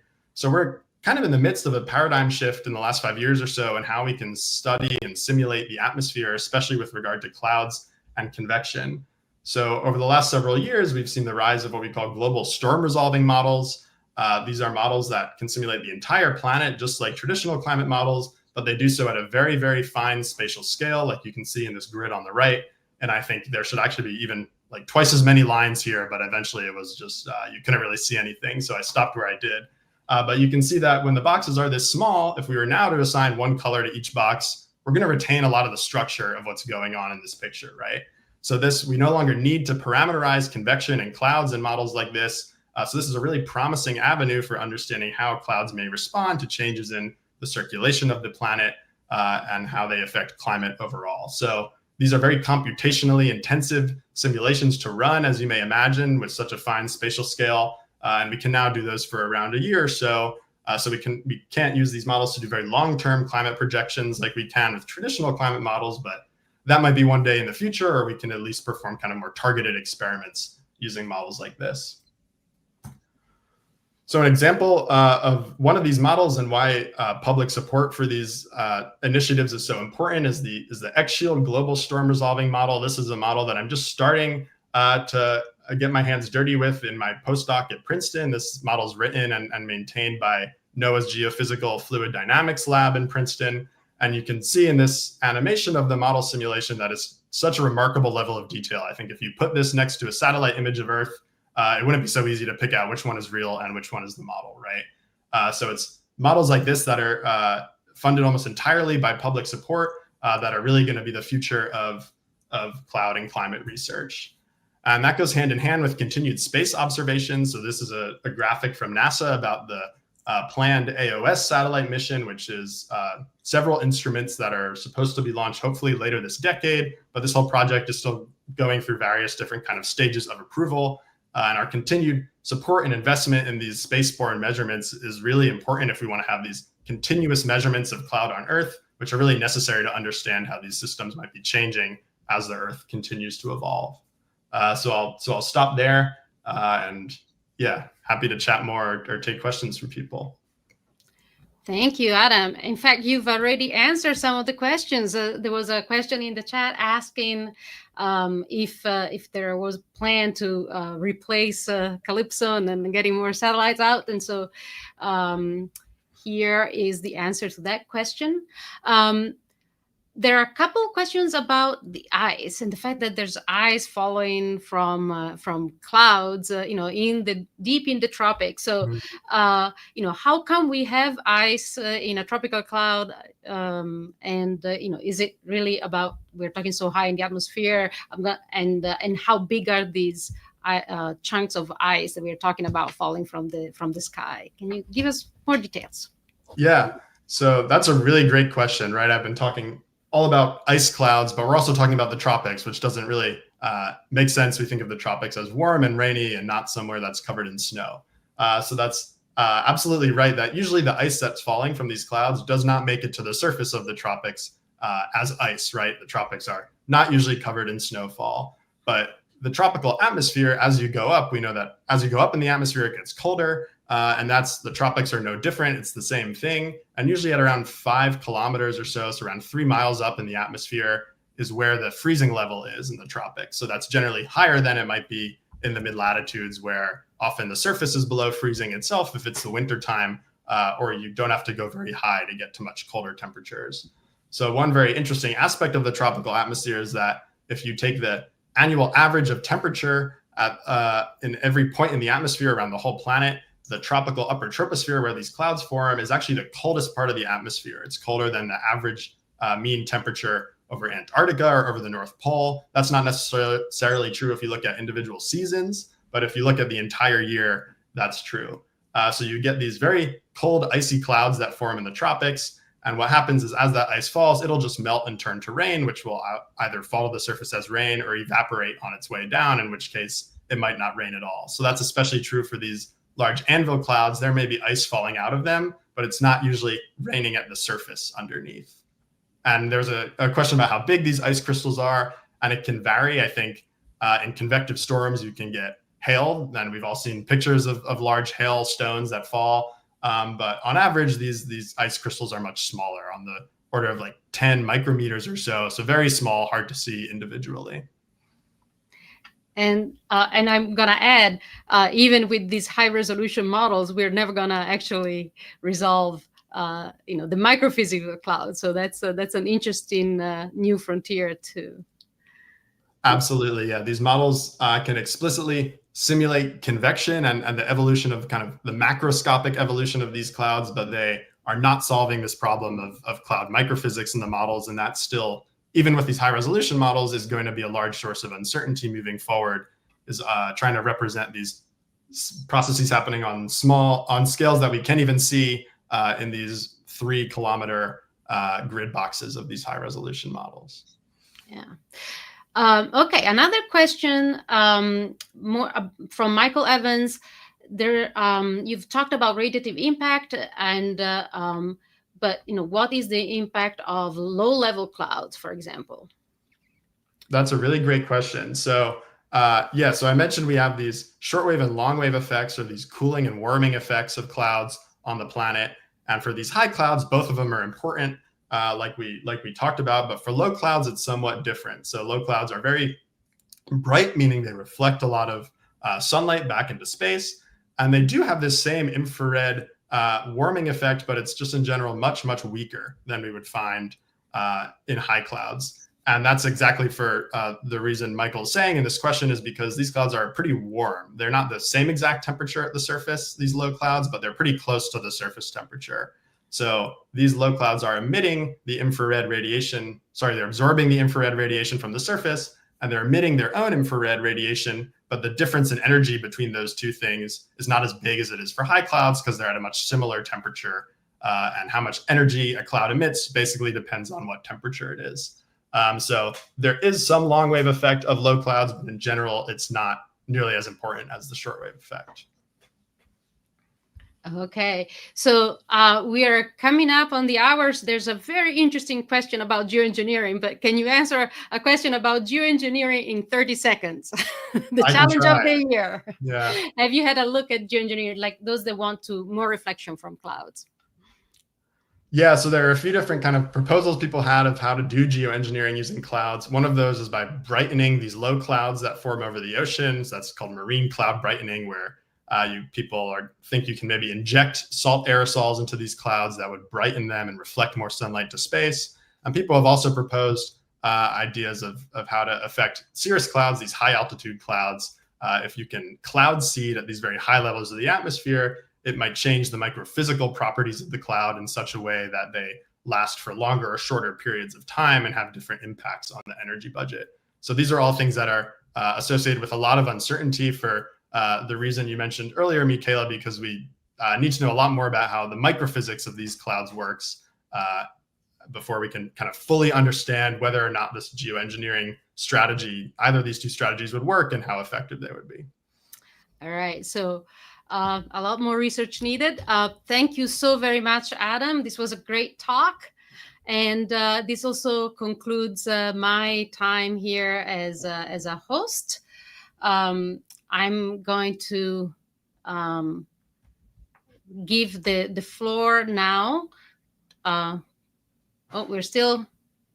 Here we go. We're still showing your slides. People want to look more at clouds. They are beautiful. But so thanks, Adam, again. I appreciate and I've learned a lot from you. Always there's more to learn in these talks.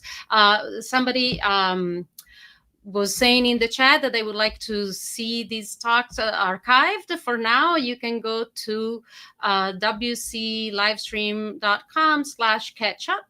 And that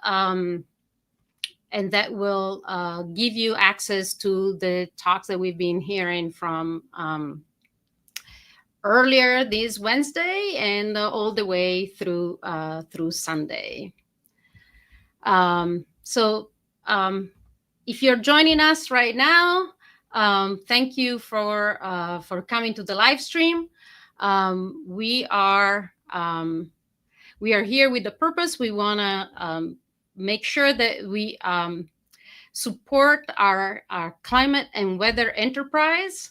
So please stay with us, spread the word, and go to wclivestream.com/act to call your representatives. And so that's my last word before I welcome as the new host here, Stella Heflin. Stella? Hi, yeah, thank you so much. Hello, everyone. Yeah, I'll be your host for hour 45. Thank you so much, Michaela. As she said, my name is Stella Heflin. I'm a PhD student at the University of Washington in the Department of Atmospheric and Climate Science. I study rain in the tropics.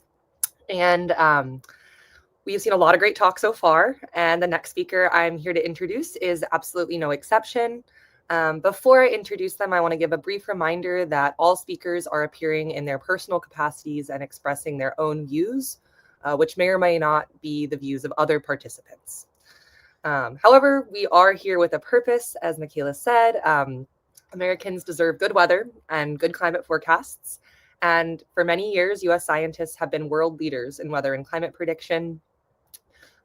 Just to recollect, we've developed some of the first computerized weather forecasts, the first computer models of the climate impacts of carbon pollution. We've been at the forefront of the field for many years, and this excellence is because of the investment by you, the public. And so U.S. federal funding for science is so essential, and we're here because funding cuts are affecting all areas of weather and climate science in this country. And so as you can see at the bottom of the screen, we have this banner, call your representatives. Visit wclivestream.com/act, which will take you to a 5-call script to call your senators and representatives. So I highly encourage you to do that. I know it's a little bit scary, but the script really helps. And sometimes you get the voicemail and can just talk to the voicemail and let them know what you're thinking. And really encourage you to take a second and do that. Pause on that for a second, because I'm here to introduce our next speaker, which is Dr. Bart Geerts. Dr.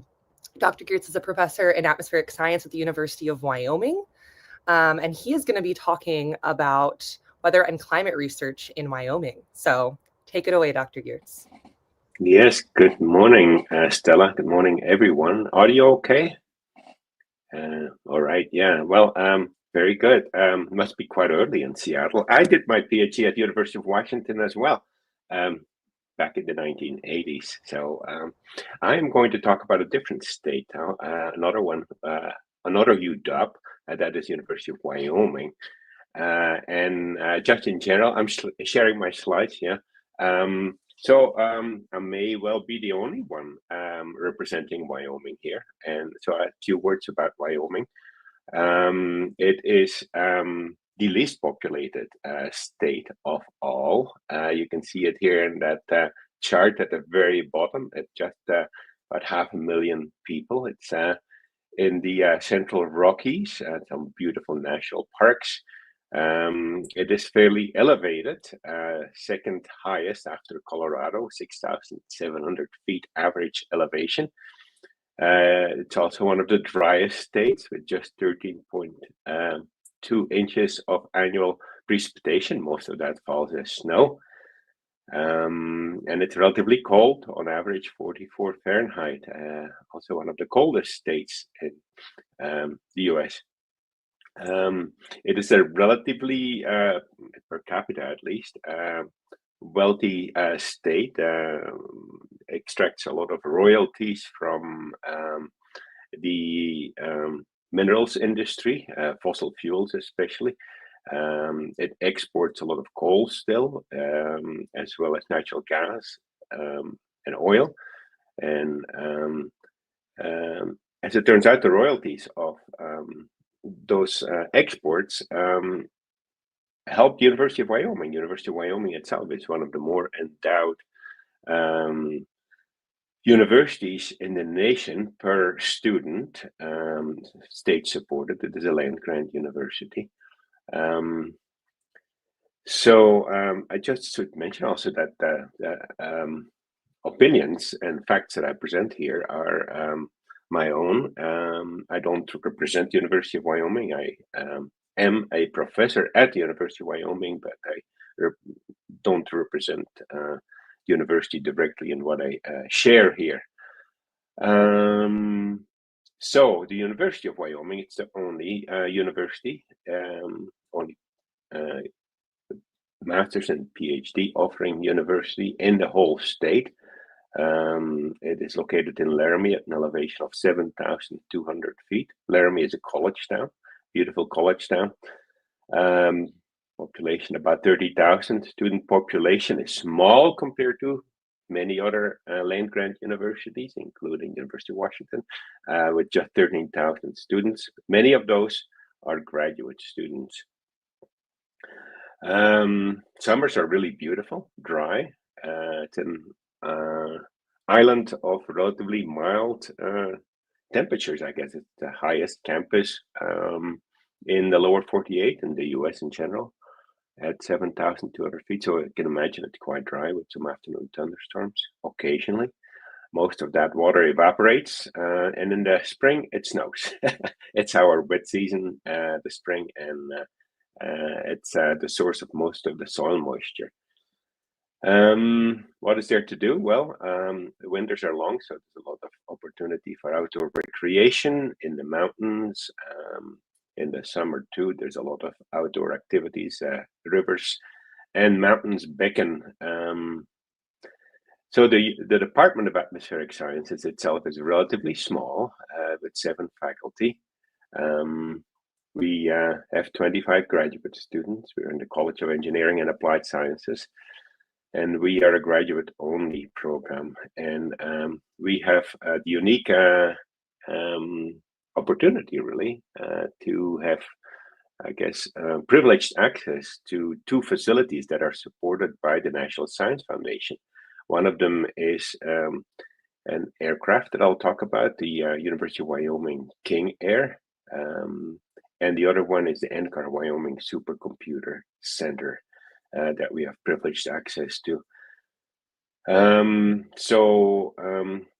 Wyoming, I did not mention this, but it's also a red state. It's the most red state, probably, with over 70% of the votes going to Trump in the last election. So it's an important context. So this aircraft I mentioned, the next generation Wyoming King Air, was just certified.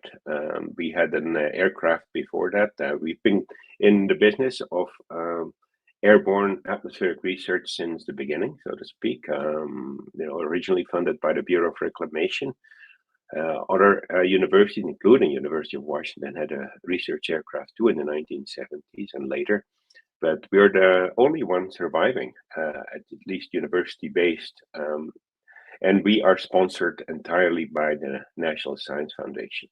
And the old aircraft that was built in 1977 was decommissioned in 22. And we received a grant from NSF, a mid-scale research infrastructure award for $15.8 million to build the next generation aircraft that you can see there in the background. Was purchased by the university, owned by the university, but all the modifications were done at the expense of this grant from NSF, and then the certification process itself was quite complicated, time-consuming. 5-year project that which just completed, and we operate through a cooperative agreement with NSF at about $2.5 million per year. Here you can see the new aircraft in the shop being modified. In addition to all the modifications to the aircraft, new ports, outlets, fixed points for external instruments, open path instruments on the wing, extended nose, gust probe, etc. In addition, there are a number of new instruments, especially 2 new LiDARs, and Raman LiDAR and Doppler LiDAR, 2 new cloud radars, one at W, one at Ka band, trace gas and aerosol instrumentation, state of the art, and then high-speed satellite communication to develop and enable a immersive environment for science engagement and training. And we are a sister group in that regard with the National Center for Atmospheric Research based in Boulder, about 2 hours south of Laramie. NCAR has a research aviation facility. They operate 2 aircraft, the NSF NCAR C-130 that we took to Kiruna, Sweden last year, actually, for a study of Arctic clouds. And then the other aircraft is a G5. And RAF management position was open. I personally accepted that position. And I was slated to start there actually last week. And it didn't happen. Essentially, the position has been postponed because of uncertainty in the budget of NSF, which funds NCAR as well. NCAR's EOL, Earth Observing Lab, has a lot of instruments, ground-based instruments also, radars, profiling systems, flux systems. And all this is in support of what's called the FAIR, the Facilities for Atmospheric Research and Education, a program that NSF sponsors to enable the NSF-funded community to do observational atmospheric research. And with uncertainty in budget for FY26, essentially the paths for growth have been closed and different scenarios are being considered as to how to proceed. In Wyoming, back to Wyoming, we also do a lot of modeling work. We have unparalleled access to the Supercomputer Center, which is also funded by NSF. Operation cost is on the order of $8 million per year. Most of that is paid by NSF and 1/7 paid by the state of Wyoming. It is a very important computer for a variety of activities, including the US contribution to the coupled model intercomparison project that informs the International Panel for Climate Change reporting. CESM models, for instance, the large ensemble Models were run on it, and many other simulations, including one shown here of wildfire spread in the Los Angeles area.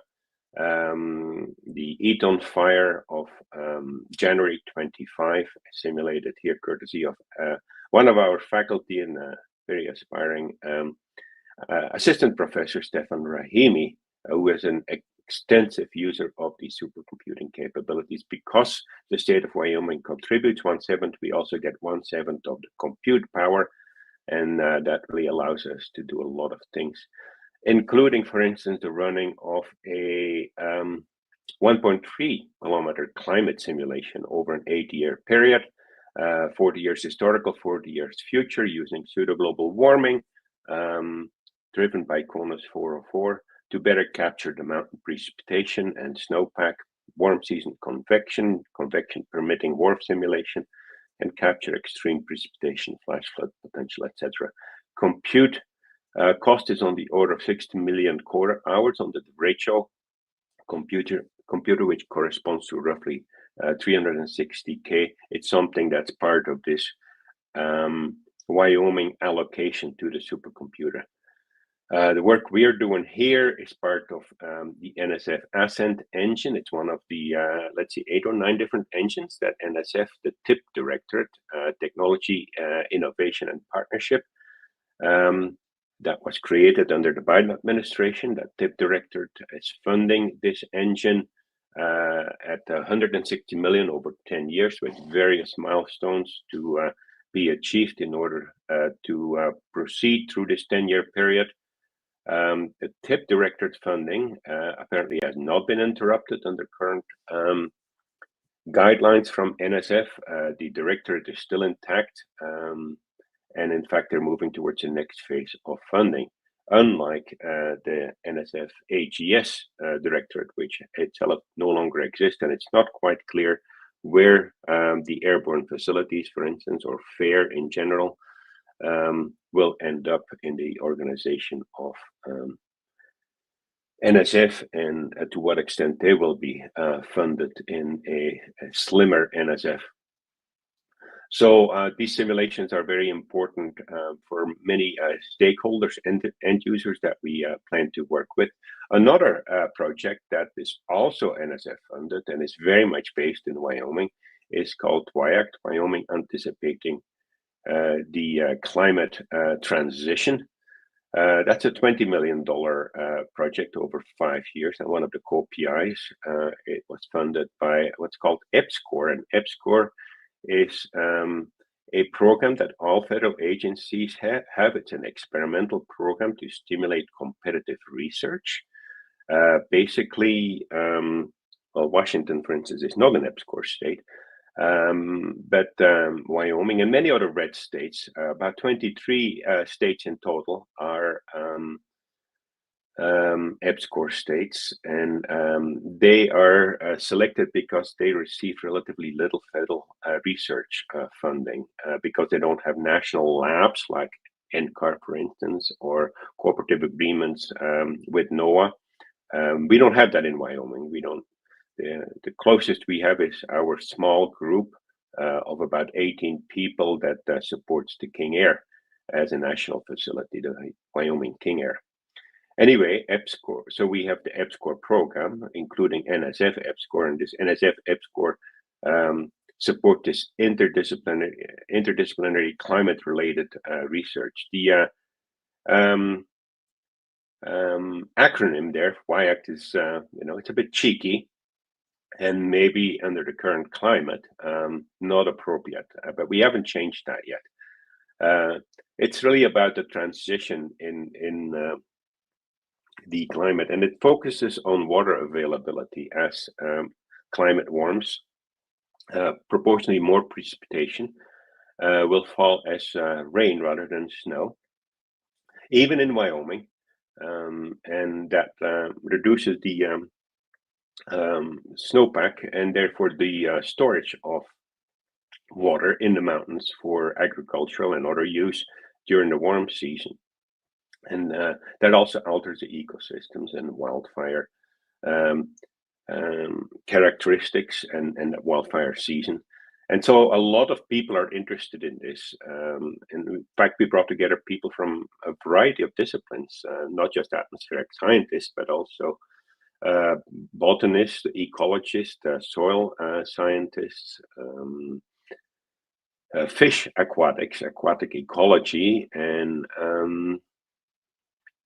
even socioeconomic partners.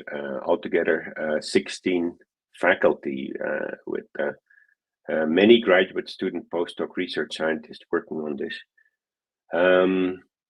Basic rationale is that the interior is warming faster actually than the coastal areas.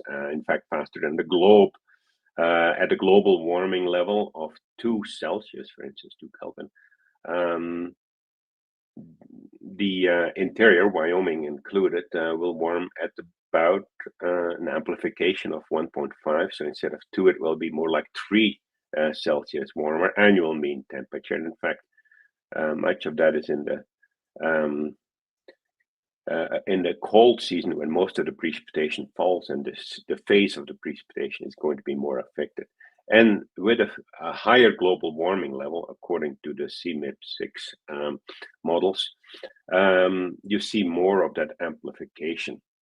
So we propose this Y-Act as a combined observational and modeling effort to build better mitigation strategies, better planning and adaptive capacity, better preparedness, for instance, for wildfires. And so much of what we do is based on modeling driven by CMIP6 climate information, which we downscale dynamically to resolutions of 9 kilometers initially, and gone down to 3 kilometers, and all the way down to 1.3 kilometers, as I mentioned earlier, in the region of interest. Dynamic vegetation simulations. We do further downscaling using WRF hydro to predict stream flow variations in the unmanaged streams, and then lake ecosystem simulations, and then there's even socioeconomic modeling. So very coupled activities. There's a strong component of diversity. The state of Wyoming is sparsely populated, as I mentioned. There's vast areas that are actually owned by and managed by Native American tribes. So one of the initiatives is a buffalo initiative, reintroduction of buffaloes on land that has been grazed by cattle before. Buffalo need less water. They can go without water for a longer time period. Much of the effort actually revolves around stream bed reconstruction, allowing natural streams to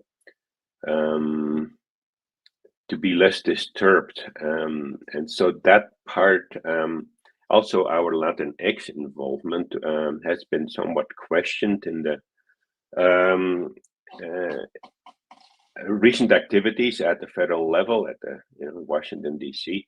And on the 10th of May, we were disallowed any expenditures effective immediately, caused some panic. We couldn't spend anything. That ban then was canceled just 2 days later. In fact, the ban on EBSCOR spending is being abdicated to court, judicial system.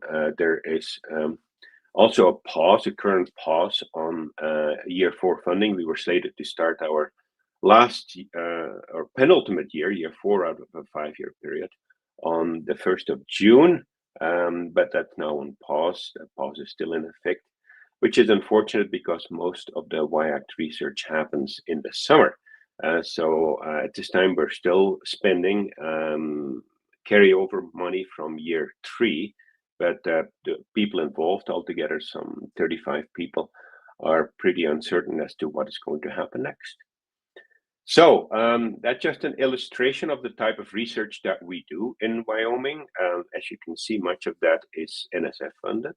There's some NOAA funding as well, NASA, DOE, but really University of Wyoming being the only research university in the state is for a large fraction funded by NSF. And NSF's budget in the next fiscal year is highly uncertain. The House has passed a budget that essentially follows the White House recommendation of a very significant cut to NSF. So we're all pretty worried as what may happen next. So I'll leave it with that and open the floor to questions. Thank you so much. That was a great presentation. I learned a lot about what's happening in the state of Wyoming. And I guess I see some follow-up questions from the audience. So someone just asked, why does most WYACT research happen in the summer? Could you explain a little bit more about that timeline? Yeah, especially the ecologists, botanists, aquatic ecologists, they do their field work in the summer because I guess you can then do outdoor work. That's when vegetation comes to life. The streams are not frozen. There's relatively little work going on in the winter, as it turns out, field work. Perhaps also because we have a 9-month, of course, academic year. Summer is in general the period of field research. For people with their boots on the ground, these various ecologists, that's when they're out in the field. Not so much in atmospheric sciences. We do field work any time of the year. Yep, makes sense. Thank you.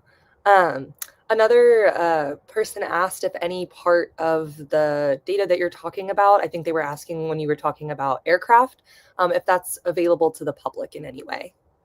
Yeah, all the data we collect with the King Air and in general, the data collected under the FAIR program are public domain. There are strict rules that NSF has on sharing the data. These are quality assessed and controlled data. Basically, the final products that are available to the investigators also become public domain after a short quarantine period. And I can maybe enter the place on the chat here as to where to find it, but it's basically type in, say, NCAR field campaigns, and there's a long list of them, and all the data are available in a data archive. And there's a lot of imagery available as well to help orient as to what data were collected on what day, and under what weather conditions. All these real-time weather like observations and satellite products and model output, they're all available on a field catalog that goes back to specific field campaigns. Yeah, sounds good. Yeah. So that data is available publicly. We can try to get a link in the chat. It seems like a lot of folks are really interested in the Yellowstone to Yukon Wildlife Corridor.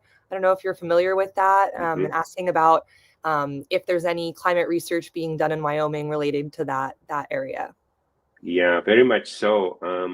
The WYACT group is centered on the southern part of that corridor, the Greater Yellowstone ecosystem, which is in Wyoming down to the Wind River Range, but very much includes Yellowstone, Grand Teton National Park, and that's where much of the research happens, even though Laramie is in the southeastern, the opposite part of the state.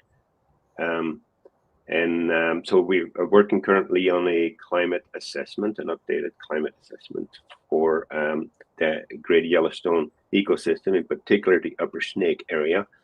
And that it's very interdisciplinary as well. We focus on the climate aspect, but then there's people working on changes in the snowpack, soil moisture, wildfire behavior, and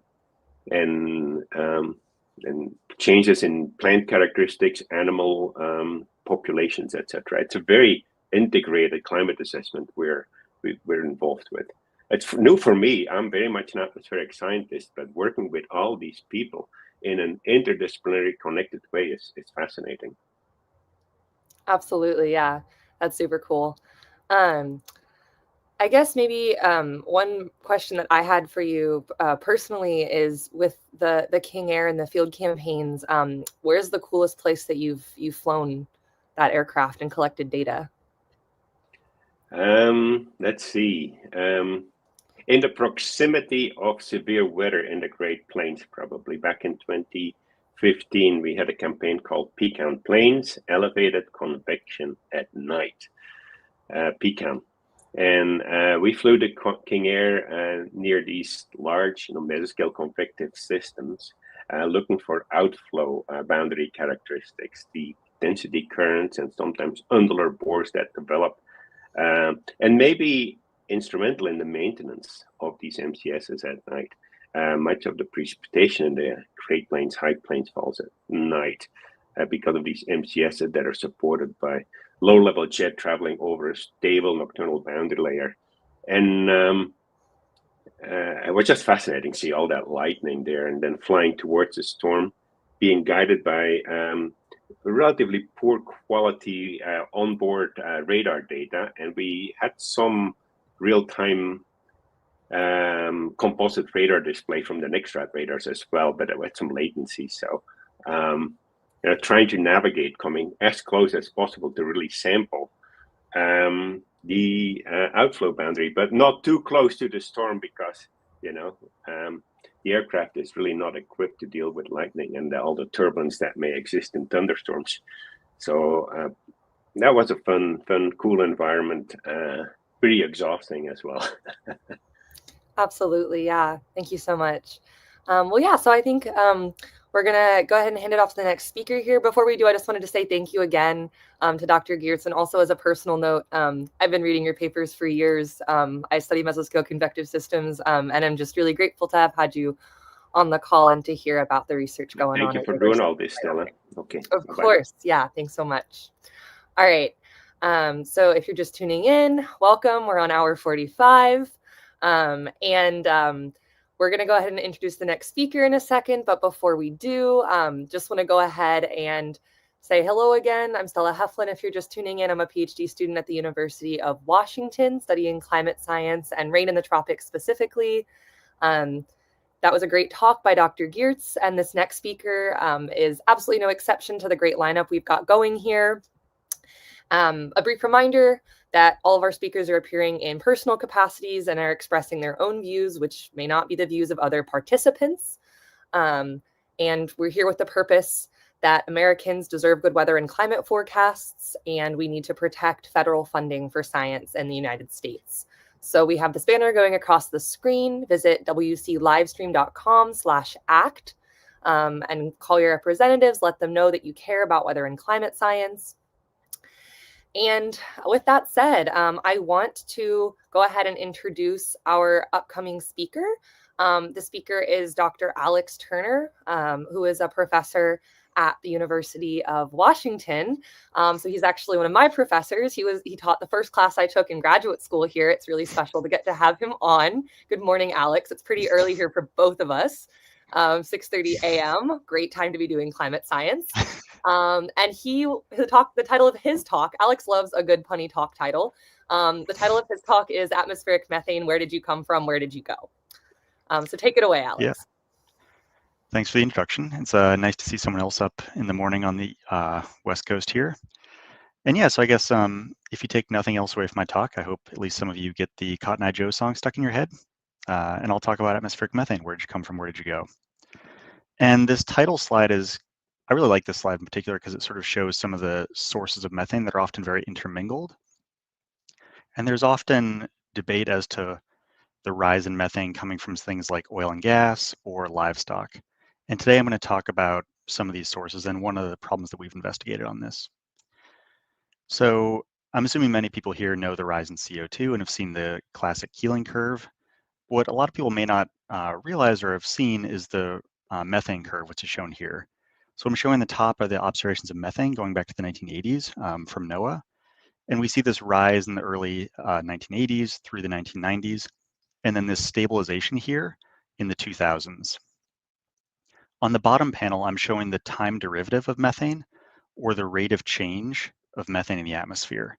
And so we see that during the stabilization period, the growth rate is basically zero or constant in the atmosphere. Following that, we actually see the fastest growth in atmospheric methane occurring in 2020 and 2021, roughly coinciding with the onset of COVID. And so there's often questions about what is the role of COVID in this rise. And there's also this sort of little blip here, or this change in the growth rate back in the 1990s, which we term sort of the methane slowdown. And so methane is the second most important greenhouse gas, but part of what fascinates me about it is that it's got some sort of uncertain or enigmatic trends in the atmosphere. And a lot of my work has tried to understand what's caused the stabilization of methane, the acceleration, and today I'm going to talk about this slowdown of methane in the atmosphere. And really the long-standing hypothesis for this is that it was driven by the collapse of the Soviet Union in 1991.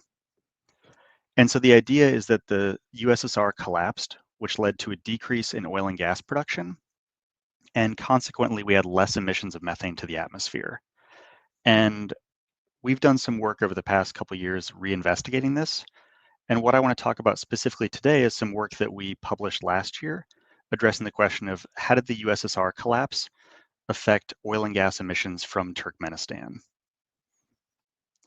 And this was work published in PNAS last year and is really led by my postdoc Tai-Long He, who's now at Harvard, and an undergraduate in my group, Ryan Boyd, who's now a PhD student at Princeton. And the work is titled Increased Methane Emissions from Oil and Gas Following the Soviet Union's Collapse. So as a very brief primer, part of what we did was use some satellite data. And I'm going to show one figure from this Verone et al. Paper in AMT in 2021. And what's shown here is the optical depth of 3 different molecules. And the x-axis shows the wavelength. So it's really how much light is being absorbed by these different molecules. So for example, we can see strong absorption from methane in black here right around 2200 nanometers. We also see some absorption from methane around 16 to 1700 nanometers. We see CO2 absorption features. And really these are wavelengths where these greenhouse gases absorb light from the sun, or sorry, absorb light from the earth and also the sun.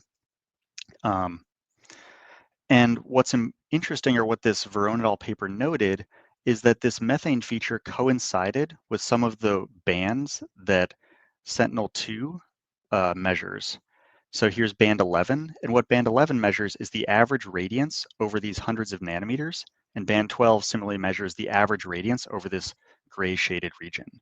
And so what they did was they showed that you could use something similar to NDVI, for those of you that might be ecologists, where you basically look at a normalized difference between these band ratios. So we take the difference between band 12 minus band 11, and then normalize it by band 11. And what's shown here on the bottom are the images from the Hassi Messaoud oil field in Algeria in November 2019. So on the left is the image from band 11. So this is the satellite imagery from Sentinel-2. In the middle panel is from band 11. And on the right is showing that sort of normalized difference metric. And this little red feature here in the middle is a methane plume coming from the oil and gas well at roughly 20 meter spatial resolution. And so by looking at this sort of normalized difference, we can actually observe methane plumes from individual facilities like this oil field in Algeria. And so it's a pretty exciting result because it really allowed us to use these satellites that were really designed to study land surface processes like vegetation and have a really long history. So they're much higher spatial resolution than what we typically use in atmospheric chemistry. And so it's pretty exciting because we get much finer resolution than we previously had and can again observe things from individual facilities like this one in the oil field in Algeria. And so this has been kind of a revolution in methane, and a lot of people have focused on using these satellite measurements from, for example, Sentinel-2A and Sentinel-2B to understand point sources of methane to the atmosphere. The exact same instrument also exists on Landsat 8, and we also have measurements from Landsat 9. What I was pretty excited about is actually Landsat 7 and Landsat 5 also have this same instrument. And so we actually have measurements of methane going back to the 1980s. And what my group wanted to do is use these old measurements to reinvestigate some trends and causes for these variations in atmospheric methane. So specifically what I'm going to talk about today is using historical data from Landsat 5 to reinvestigate the cause of this slowdown in methane back in the 1990s. And so our goal is to use Landsat 5 to provide new information on the drivers of this methane slowdown back in the 1990s. So really what this comes down to is kind of a computer vision problem. So what I'm showing here on the left is a RGB image of this Hassi Messaoud oil field in Algeria. And in the RGB scene, we don't really see anything. And that's because methane is transparent and visible. But if we look in this sort of DR, or that normalized difference space, we observe this methane plume here as this red, light red feature. And so really what we want to do is find methane plumes that exist in this DR, but are transparent in the visible. In contrast, if I look a couple kilometers away, we observe something again in the DR that is this positive feature that looks like a plume in the atmosphere, but we also see the same feature in the RGB, or in the visible. And so this actually is smoke. So this is actually would be a false methane plume. And so really what we want to do is identify plume-like features that are present in the shortwave infrared, but are not present in, for example, the RGB. So what my group has done is we developed an automated deep learning method for identifying these methane plumes from this large satellite data set.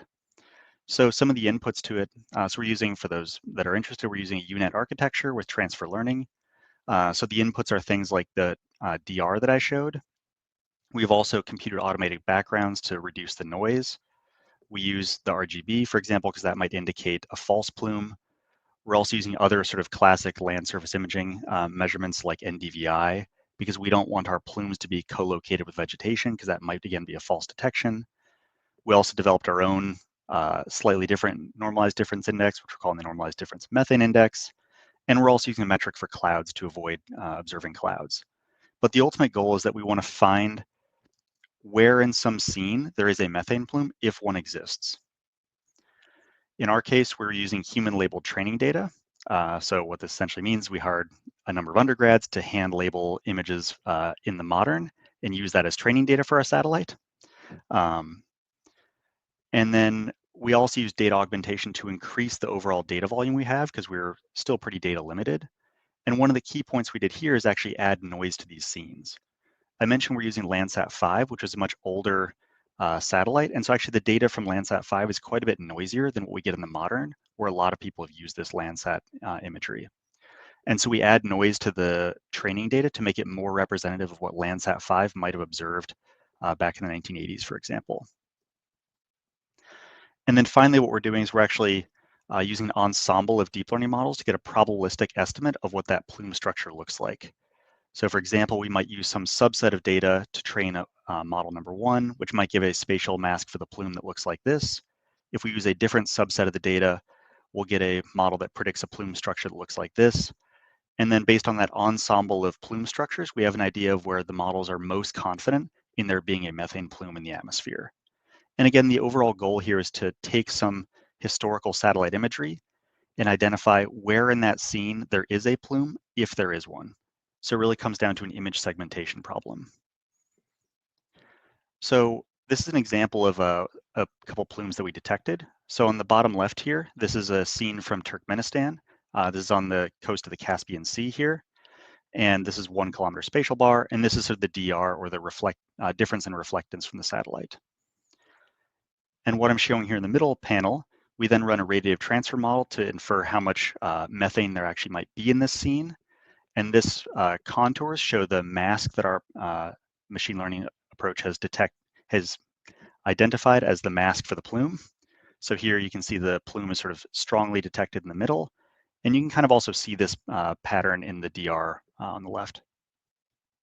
And on the right, we take this plume and use information about the wind speed and compute the estimated emissions from this particular source. And so in this case, this plume was from February 20th, 1998, and it was emitting about 7.5 tons of methane per hour. And you can see the plume overlaid on a true color image in the background there. So this is a pretty prominent plume that you can see. The one on the top is quite a bit fainter. You can kind of see the plume right here, and this is on sort of the northern border of Turkmenistan. And it's again a faint scene here, and you can see it's pretty noisy in the background again. But what's kind of exciting about this plume is this was from April 28th, 1986, and it's actually one of the oldest methane plumes ever observed from space. So I think it's pretty cool because actually we didn't really realize it, but we had methane observations going back to the 1980s, and it's been pretty cool looking way back in time and observing these really old methane plumes. So one thing that we started to notice is that we were noticing systematic plumes from certain locations that were really repeating for many, many years. So what I'm zooming in on now is the Barsol-Gelmez oil field, again on the coast of the Caspian Sea here in Turkmenistan. And this is an example of a plume from November 4th, 1990, that was emitting 9 tons of methane per hour. The plume was right about here, and the wind was coming from the south. 2 years later, we see another plume from the same location, again, wind coming from the south, this time only emitting about 3 tons per hour. 2 years later, in June 1994, we're seeing a plume. In 1987, we see a plume. In 2009, we see a plume. In 2010, we see a plume. And so really what we're observing were these systematic large leaks. These were not just sort of one-off leaks. These were leaks that were often occurring for decades or really repeated for long points in time. And so what I had my postdoc do was look at the number of detections we would see in sort of a 1 kilometer box. And so what's shown is the histogram here on the right is the number of detections we saw for a 1 kilometer box over the Barsol-Gelmez oil field. And what I really want to draw your attention to is this orange line, which is the percentage of clear sky scenes that we observe a plume. So for this method to work, we need it to be cloud-free or clear sky. And what you'll notice is that we observe a plume in roughly 0 to 20% of the clear sky scenes up until about 1991. Then in 1992, we start detecting methane plumes in 80 to 100% of the clear sky scenes. And that persisted all the way through 1999. So we were observing plumes in 80 to 100% of the clear sky imagery from 1992 to 1999. And in particular, from 1995 to 1999, we observed it in all but one of the clear sky scenes. Stepping back a little bit, the question that I posed at the beginning was, how did the USSR collapse affect oil and gas emissions from Turkmenistan? And so what's shown here is a time series of the dry gas production for Turkmenistan. I will say some of this is a little bit uncertain. The economic data for Turkmenistan pre and post Soviet Union collapse has been tricky to get, but this is the best estimates we were able to find. And so we see dry gas production of roughly fairly high in the early 90s and late 80s, and then it drops rapidly following the collapse of the Soviet Union. What's shown here in blue are the number of detections per year over Turkmenistan. And you can already start to see there seems to be a bit of an anti-correlation between the dry gas production and the number of methane plumes we're detecting. However, there are some potential aliasing or artifacts in the raw number of plumes because we have different amounts of clear sky scenes. And so I had my postdoc develop sort of a coverage adjusted number, which accounts for the amount of sort of clear sky scenes and the different viewing geometries we had for that region. And so what we see is that in the coverage adjusted number of detections, the most plumes we observe occurred in 1994. And then we also see the second most occurring in 1998, which is actually when the oil and gas production was at a minimum for Turkmenistan. What I ultimately want to look at is the overall emissions. So we can then take these detections and compute the methane emissions to the atmosphere. And that's what's shown here on the bottom. This is an estimate of the point source emissions from all these plumes we've detected. And again, we see that spike occurring in 1994, which is the year I've mentioned a couple times now. And this year is actually pretty important, in part because 1994 was the year that Russia blocked Turkmenistan from using their pipelines to sell gas to European markets. And so what we think was happening is that essentially most of the Soviet Union was hit really hard by the economic collapse. Russia was no longer allowing Turkmenistan to use their pipelines to sell their gas to European markets. And so they simply vented it to the atmosphere, or we had much larger leaks occurring. And so at least from like a geopolitical perspective, this spike in 1994 seems to make sense with what we'd expect. We then can also take these emissions and back out sort of the estimated leak rate to the atmosphere, which is shown in orange. And what we're finding is that the leak rate to the atmosphere was roughly 1 to 2% prior to 1992.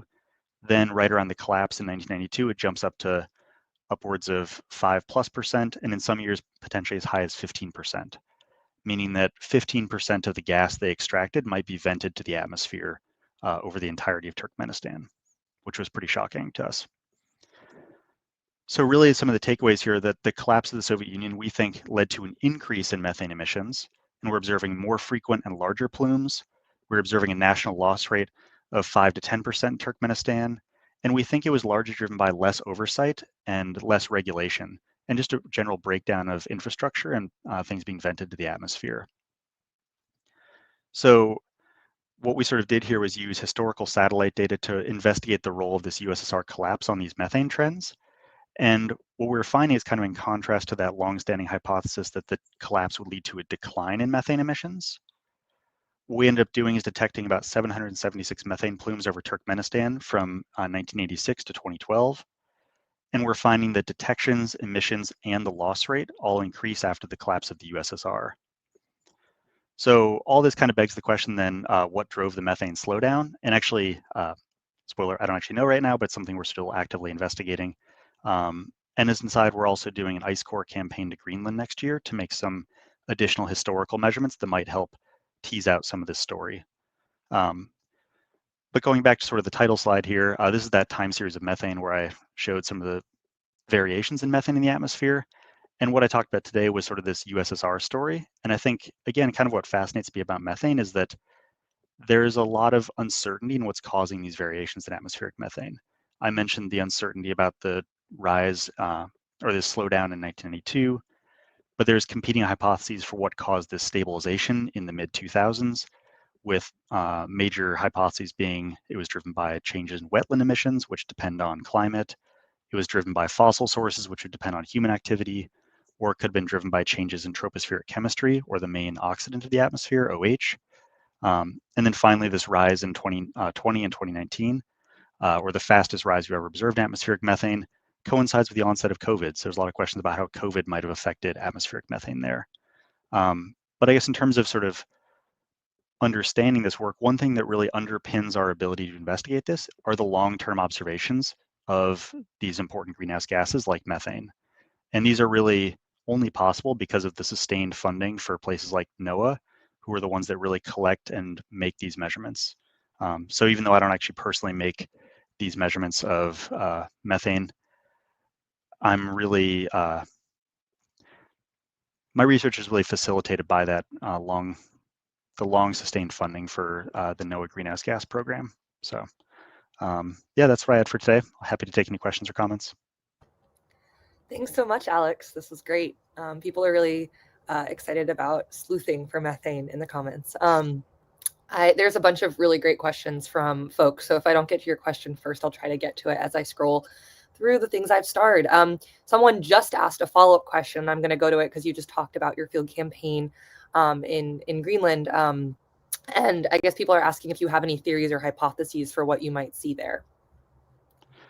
Yeah, I mean, so I think in terms of the driver of this slowdown, my main hypothesis is probably driven by things like wetlands. Wetlands are one of the biggest uncertainties in methane. They're the single largest source. They depend on climate and precipitation, and they're often located in hard to reach areas like the tropics and also high boreal regions.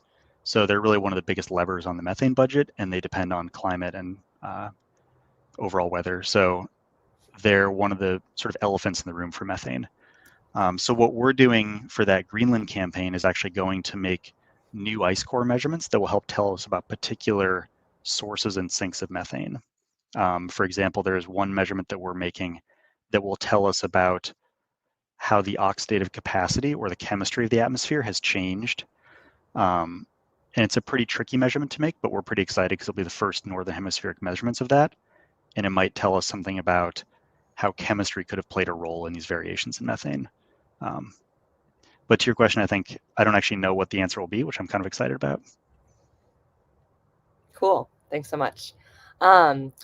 Let's see. So I guess someone asked about, people are interested in the sources of methane, and someone asked about the cow on your cover slide and asking how much cows contribute to methane emissions.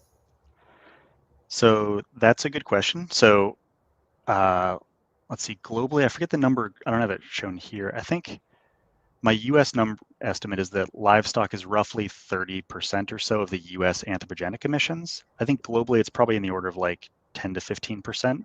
I don't have that particular slide in my deck here, but livestock is considered to be a fairly important source globally, and it potentially has been an increasing source over the past few decades. So one of the things that's kind of fascinating about methane is that unlike CO2, the sources are just broadly more enigmatic. Like, as I mentioned, the biggest source globally is the wetlands, but other sources are things like fossil fuels, but it's not just combustion of fossil fuels. With CO2, if you know roughly how much gasoline was sold, you know roughly how much CO2 you should be getting. With methane, it's oftentimes like fugitive leaks from the oil and gas system, which are inherently harder to quantify. Similar for livestock, it depends on biology, and it depends on the microbes in the gut of the cow, and it also depends on how you manage the manure. And all of those are going to depend on biology, which is just inherently a bit harder to characterize. So I think in general, the sources and the sinks of methane are just a bit more nebulous and harder to pin down, which makes it fascinating as a scientist. Yeah, absolutely. Let's see, so many great questions from the audience. People are asking about methane capture. Is there a method for methane capture? So there are approaches for methane reduction. So one thing that's a bit different about methane than CO2 is methane's lifetime is quite a bit shorter. Methane's lifetime in the atmosphere is in the order of 12 years or so. And there's been some interest in sort of geoengineering for methane or trying to remove it from the atmosphere. The main approach for this is by either doing some using some catalyst to sort of pull it from the atmosphere, or trying to augment the atmospheric oxidation and change the chemical removal of methane. So that would be sort of called atmospheric oxidation enhancement. So here, this OH radical is really the main oxidant in the troposphere, and there's been some proposed work to enhance the amount of OH in the atmosphere or emit more chlorine to the atmosphere, which also removes some methane.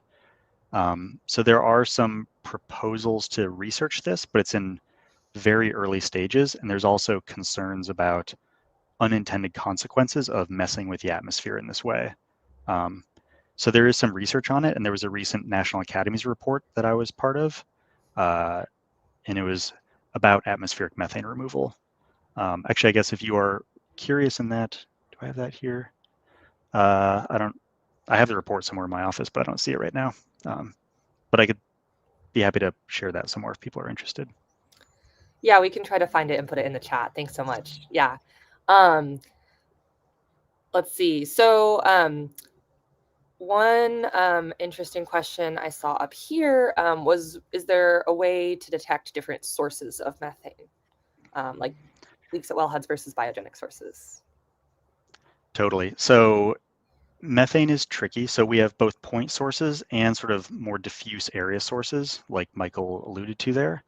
Wetland emissions would generally be more of a diffuse source.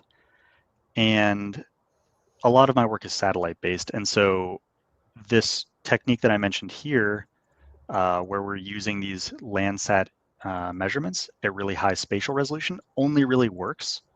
Find the image I'm looking for. Yeah, so this image here, this only really works because the emissions from that oil and gas well are really large relative to the background. So the signal that you get is massive, and it's large enough that you can actually observe it in this satellite that was not meant to study methane.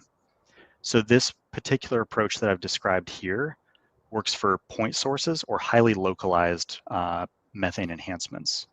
For things that are more diffuse, we have other satellites that I would classify as more like area flux mappers that are coarser spatial resolution, but have really fine spectral resolution. Jumping back to this slide, actually. So these sort of very fine resolution instruments measure the average radiance over hundreds of nanometers, whereas these area flux mappers will try and measure individual lines or much smaller spectral regions to isolate the effects of methane and be able to estimate these sort of more diffuse sources.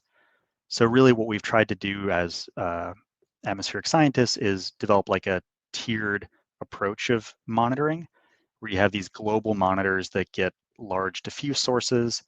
Then you have specialized satellites that focus in on certain regions like oil and gas basins. And then you might try and use airborne measurements or on the ground measurements to go and try and find and fix the leaks if possible, and also focus on other sources. Does that make sense? I guess you can't actually respond. Sorry. If Michael wants to respond in the chat and let Alex know, that'd be great. But yeah, for right now, we'll move on to a few additional questions. One really interesting one is, can you explain a little more about what happened with COVID and methane in your methane trends? Yeah, so that was a really fascinating one. I mean, there was a lot of speculation about how COVID would affect the atmosphere broadly, but methane was one that was pretty uncertain what would happen. There was hypotheses about how methane could change oil and gas emissions. There was less demand for gas, so you might expect less methane emissions, but people were working from home. There were far few operators in the field. Maybe you'd expect more leaks to the atmosphere. So there were hypotheses about how it could lead to increased oil and gas production or decreased oil and gas production. What we focused on, we had a study showing that up to the upper bound of what COVID could do for the sink piece is that changes in driving could affect the amount of reactive nitrogen or NOx in the atmosphere, which also affects the amount of OH. So less driving means less NOx, which means less OH, and the methane lifetime would get longer. So we had a paper showing that this lack of driving could extend methane's lifetime in the atmosphere and explain part of that acceleration. But really, I think more recently, there's been debates about the relative importance of a few sources for that acceleration. And people have honed in on two processes. One is chemistry, which I sort of alluded to there, so lack of driving affecting OH. And the other is wetlands. There was anomalous precipitation throughout part of the tropics, and we think there was an additional pulse of methane from wetlands, largely in the Sud in tropical Africa. But it's still a hotly debated topic. Sounds good. Yeah. So I know that there are like 19 unanswered questions in the chat for Alex. So really appreciate everyone for their interest in methane. And hopefully some other talk will answer those, or if Alex feels like hopping in the YouTube chat, you're welcome to try to answer some on your own. But we're going to have to wrap up here for now and move on to our next speaker. So thank you so much again, Alex. It was really great to have you on and hear about your methane detective work. Thanks. Yeah. Have a good morning. Thanks. Yeah, and so if you are just tuning in, welcome to hour 46 of our Weather and Climate live stream. I'm your host for right now, Stella Heflin. I am a PhD student at the University of Washington in the Department of Atmospheric and Climate Science, where I study rain in the tropics. And just to remind everyone, we've seen a lot of really great talks in the last 46 hours. And the next speaker I'm going to introduce is absolutely no exception to that. Before I introduce her, I'm going to give a brief reminder that all of our speakers are appearing in their personal capacities and are expressing their personal views, which may or may not be the same as other participants in this live stream. And just to remind you all, we are also here with a purpose, right? So Americans deserve good weather and climate forecasts, and US scientists have been world leaders in weather and climate prediction. We've developed the first computerized weather forecasts. We developed computer models of the climate impacts of carbon pollution. You've heard about some of the incredible work being done in many different US states and regions. And so this excellence, as a reminder, is because of the investments by you, the public, and the taxpayer dollars that go towards the federal funding of science in this country, which is absolutely essential for lives and livelihoods. But right now, funding cuts are affecting all areas of weather and climate science. We have short-staffed weather stations and the shrinking and shuttering of federal labs. And that is why we are here doing this 100-hour live stream. So please help us save our forecasts. We have a Call Your Representatives banner, whatever, at the bottom of this screen that you can see, wclivestream.com/act, which will take you to a 5 calls link to call your representatives and senators. And so with that, I want to introduce our upcoming speaker, Anne Fridlind. I hope I said that right. She is a senior scientist at a government lab and will be talking about machine learning assisted design of future Earth observing satellite missions. So satellites today.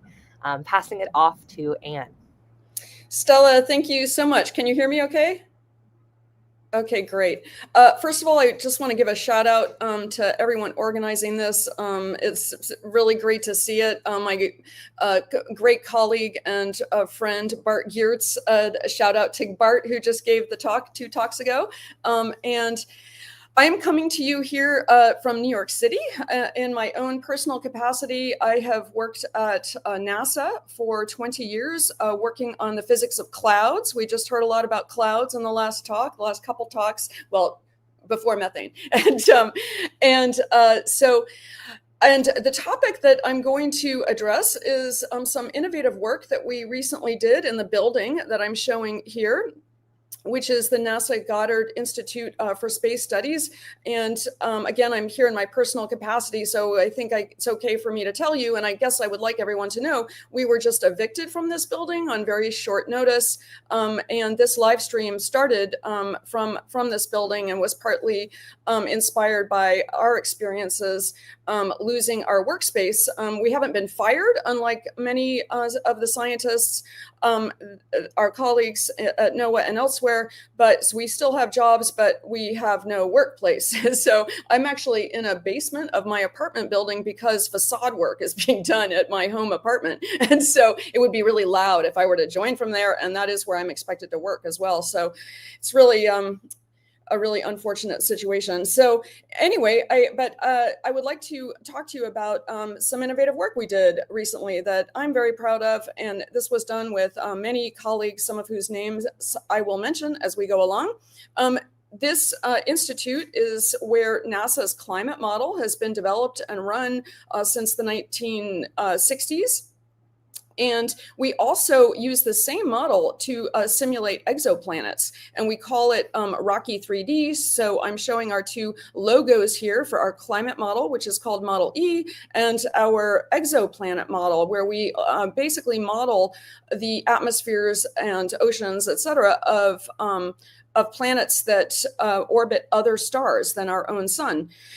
So in the last 10 or so years, I have been involved in working on cloud physics, the representation of clouds in our climate model, Model E, as it went from Model E2 version 2.1 to Model E3, its development version. And I'm showing you here how the clouds changed, their features changed in our model during the last round of development.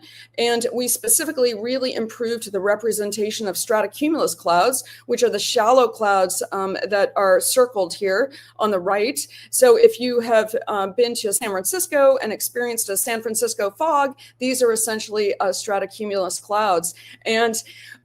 So how do we develop climate models? And what I'm going to show you today is how we innovated the use of satellite observations to calibrate our existing climate model. And then we went on to ask the question, using a machine learning method, to ask the question, what future Earth observing satellite missions could reduce uncertainty in our climate model projections? So let me see if I can move to the next slide here. I got it. All right. So a little bit of background. Sorry for the not so many pretty pictures on this slide, but clouds are really important to climate projection. And across climate models, differences in the way the clouds appear in the models, the way they're represented, are basically to blame for large differences in projected warming. And the reason is that we don't understand cloud physics well enough yet. And so many of the sorts of measurements, for instance, that Bart spoke about an hour ago using aircraft help us to understand those cloud physics. And I have spent most of my career using such aircraft measurements, and lately using that learning to help improve our climate model. So during model development, when you're making a climate model, your next version, these cloud physics, the representation of the cloud physics, and specifically the physics parameters, they basically need to be slightly tuned to bring simulations into line with targets such as pre-industrial radiative balance. And the reason for that is that if you just look at a picture of the world with the clouds on it, you can see that they reflect a lot of radiation. They represent really bright fields. And so they're very powerful. And so we need to kind of calibrate them to achieve a realistic climate. And because because the parameterizations themselves need to be approximate, as we heard some previous speakers talk about.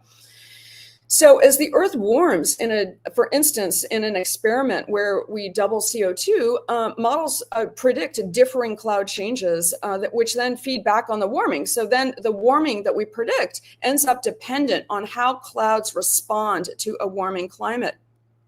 And this leads to a really big uncertainty. For instance, in CMIP6 models, there was a predicted range of 1.8 to 5.6 Kelvin surface warming that could occur from a doubling in CO2, which is kind of just a benchmark that we use. And that is a factor of 3 uncertainty. So this is largely tied to the physical representation of clouds. So we need to understand cloud physics better. And so we have the scientific community has basically focused a fair amount of effort and investment, your taxpayer dollars, my taxpayer dollars, to train up people like Stella, who's in her PhD years, and to do 20 years of work like I just did in the field of cloud physics. And to keep that going, we really need to continue the investment, or we will lose these capabilities in the future. So with our climate model, that during the development that I was a part of, we basically used field campaign data that included aircraft data, such as what Bart talked about a little while ago, and he showed the aircraft that are from his amazing facility in Wyoming. And we use those to develop very detailed simulations that we can't afford to do when we're running a whole climate model, but we do them on a small domain, and we very carefully represent the clouds. And then we use that to train our climate model physics development. And finally, on the upper right here, I'm showing we use a bunch of satellite data to then calibrate our model to give the best forecasts that it can. So that tuning that we do, what kind of data do we use to train our climate model to understand what clouds are like on Earth? We used a whole bunch of Earth observing satellite data. So again, these are Earth observing satellites that are funded by your taxpayer dollars and my taxpayer dollars, and they help us understand what is happening to our climate, the climate that we depend on for food, for livelihoods, and so here I'm showing the various satellite data that we used in a very innovative way that was published this year in James, a journal, and I'm showing a few images of the satellites that we used. One of the satellites is Ceres, which senses radiative fluxes. One of the instruments is Ceres, and I'm showing here it's on 2 satellites. And another is CloudSat. I'm also showing the CloudSat satellite being worked on by, again, people who are funded by your taxpayer dollars. This is at Vandenberg Air Force Base, where NASA put the final touches on the instrument. Then I'm showing the instrument on its launch pad, and it has been delivering. Well, actually, CloudSat is now passed, and actually our new satellites are really at risk right now. Will we have new satellites like CloudSat delivering this type of data? I think it's really a question that we need to ask ourselves, and we need to vote about, basically. So here are satellite data sets. We have data on things like radiation, long wave radiation, which the Earth is emitting because it's relatively cool, short wave radiation from the sun because it's a very hot body.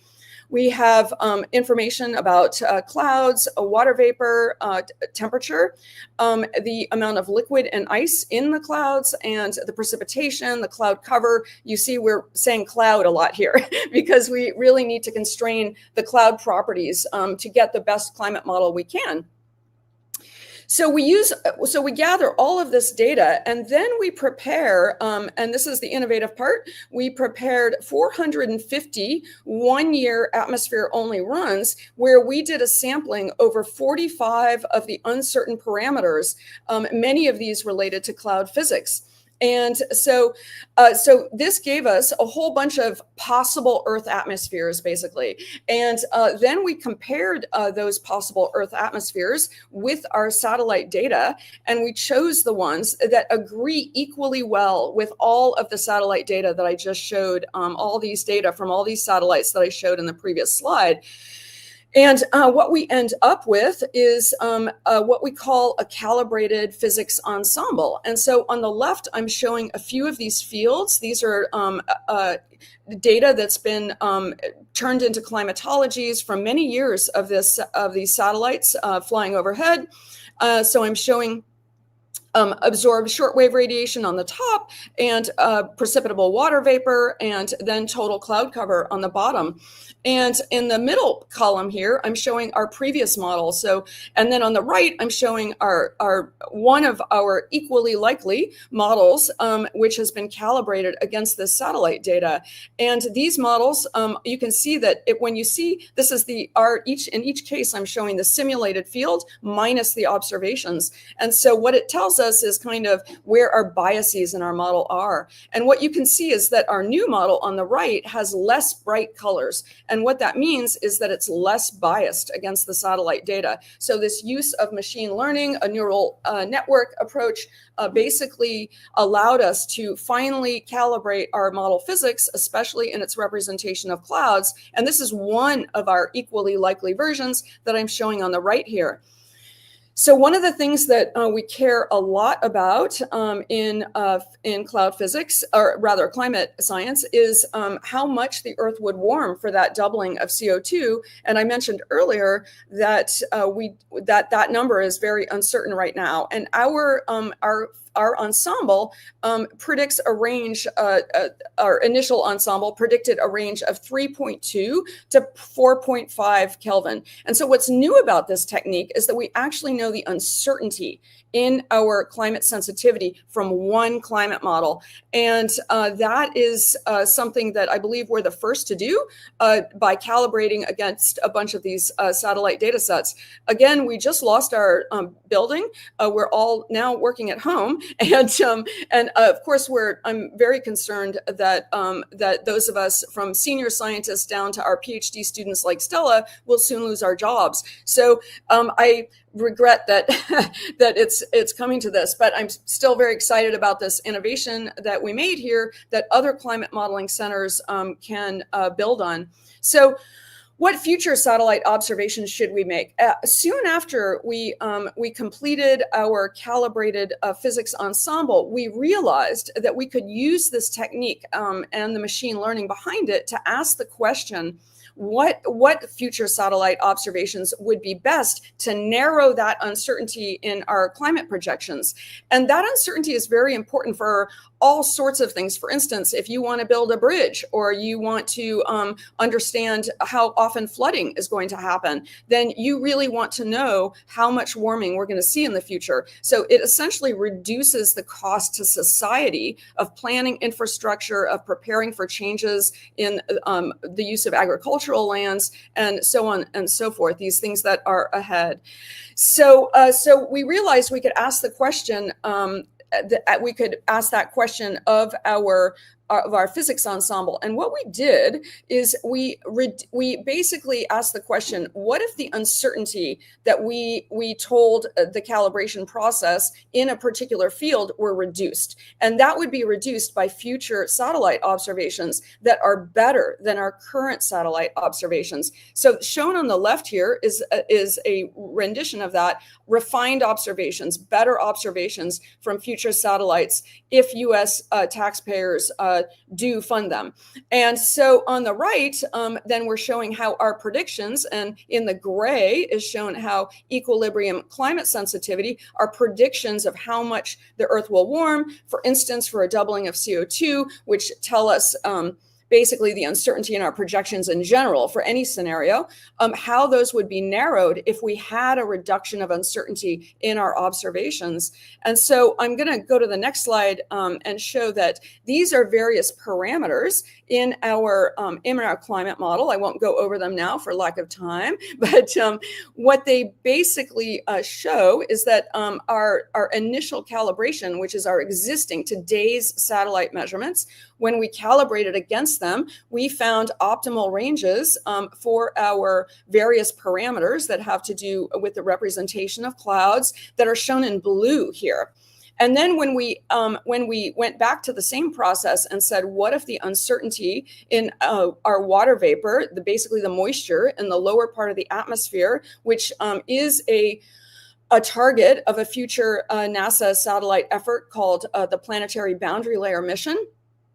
And if we asked if that planetary boundary layer mission were able to reduce the uncertainty in water vapor measurements, then we would get the calibration shown in orange. And so for some of our parameters, some of these parameters changed quite a bit. And what we also found is that if we then calculate an estimate of the equilibrium climate sensitivity shown on the right, the initial projections, which are shown in blue from our climate model, are then narrowed, and we predict a warming that is shown in orange, and it has a narrower range. So this was a proof of concept that we have submitted to the Bulletin of the American Meteorological Society to share with the community, and this is part of the work I do at NASA, or I have been doing for the last 20 years.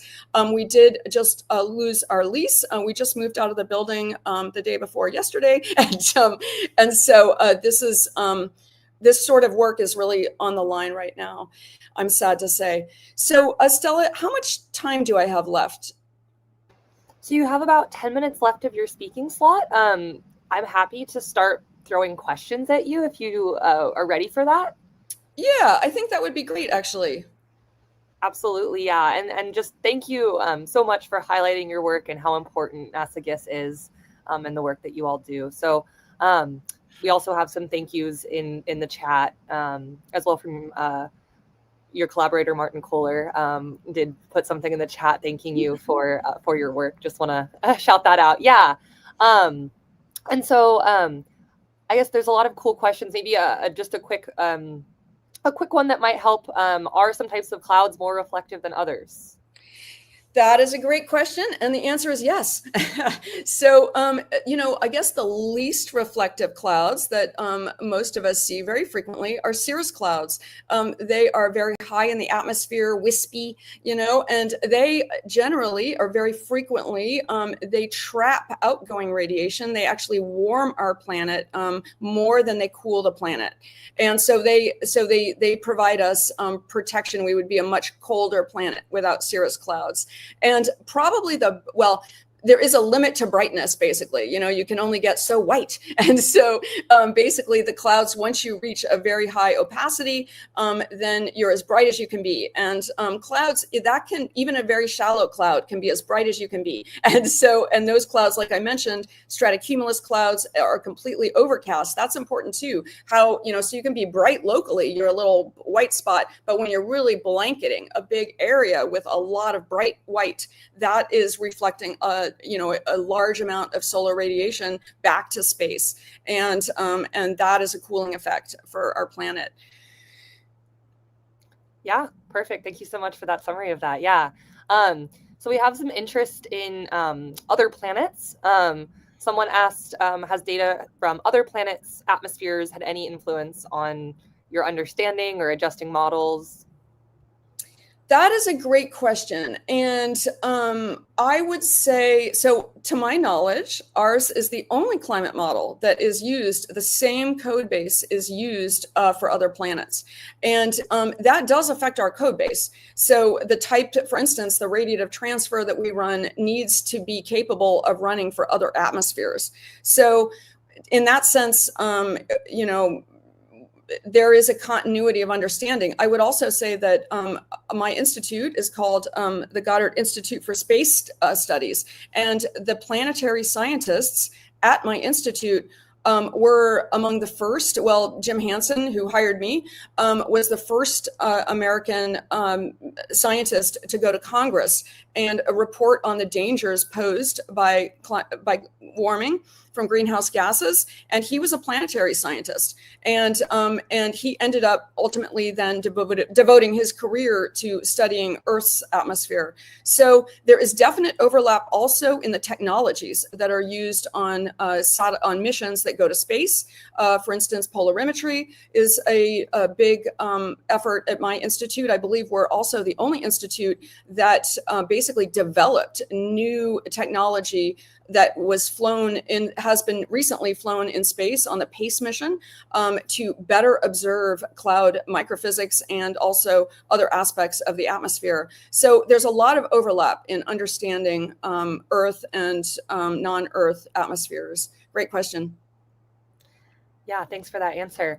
I see some questions about exoplanet cloud cover and about whether we could learn from exoplanet cloud cover to help here on Earth.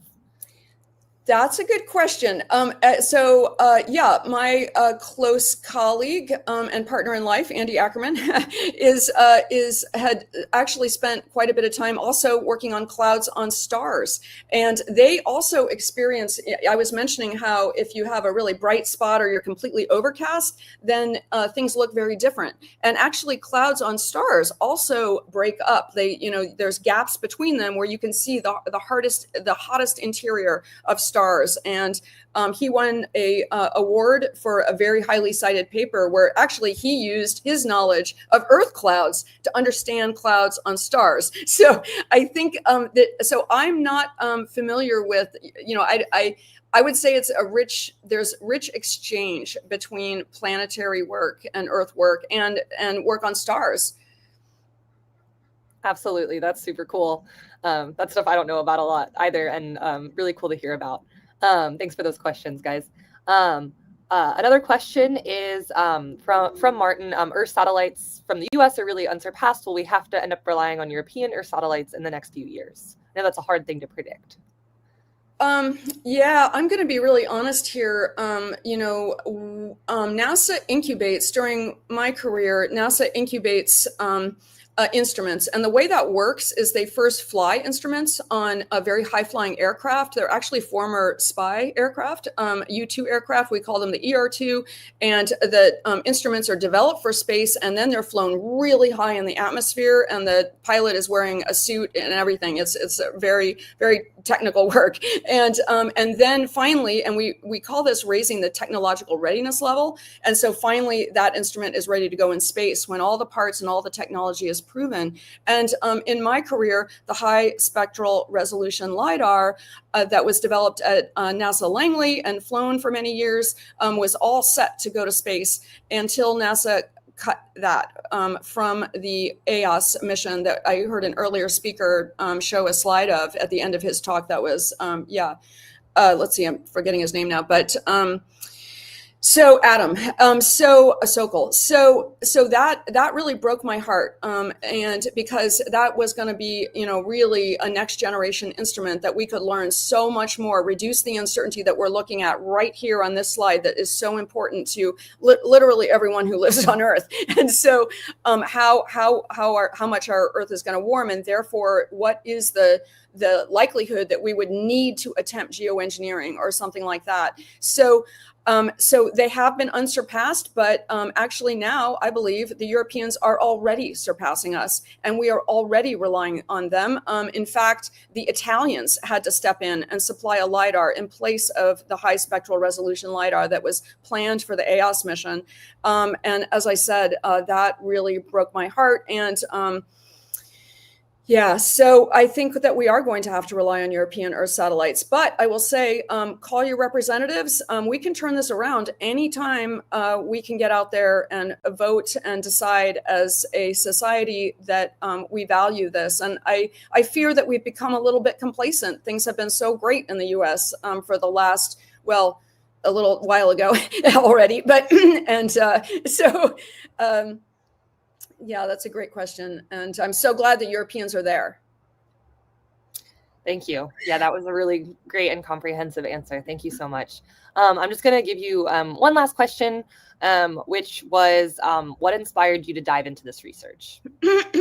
Yes. Okay. So, so I was when I was about a little younger than Stella, I wondered whether I should become a lawyer or maybe I should study economics, because I think economics is really important to people's lives, and I'm not suited for medicine because I can't bear the sight of blood, and or I should study earth science. And at the time, climate modeling was in its infancy, and I decided that was an important problem of my time, of our time.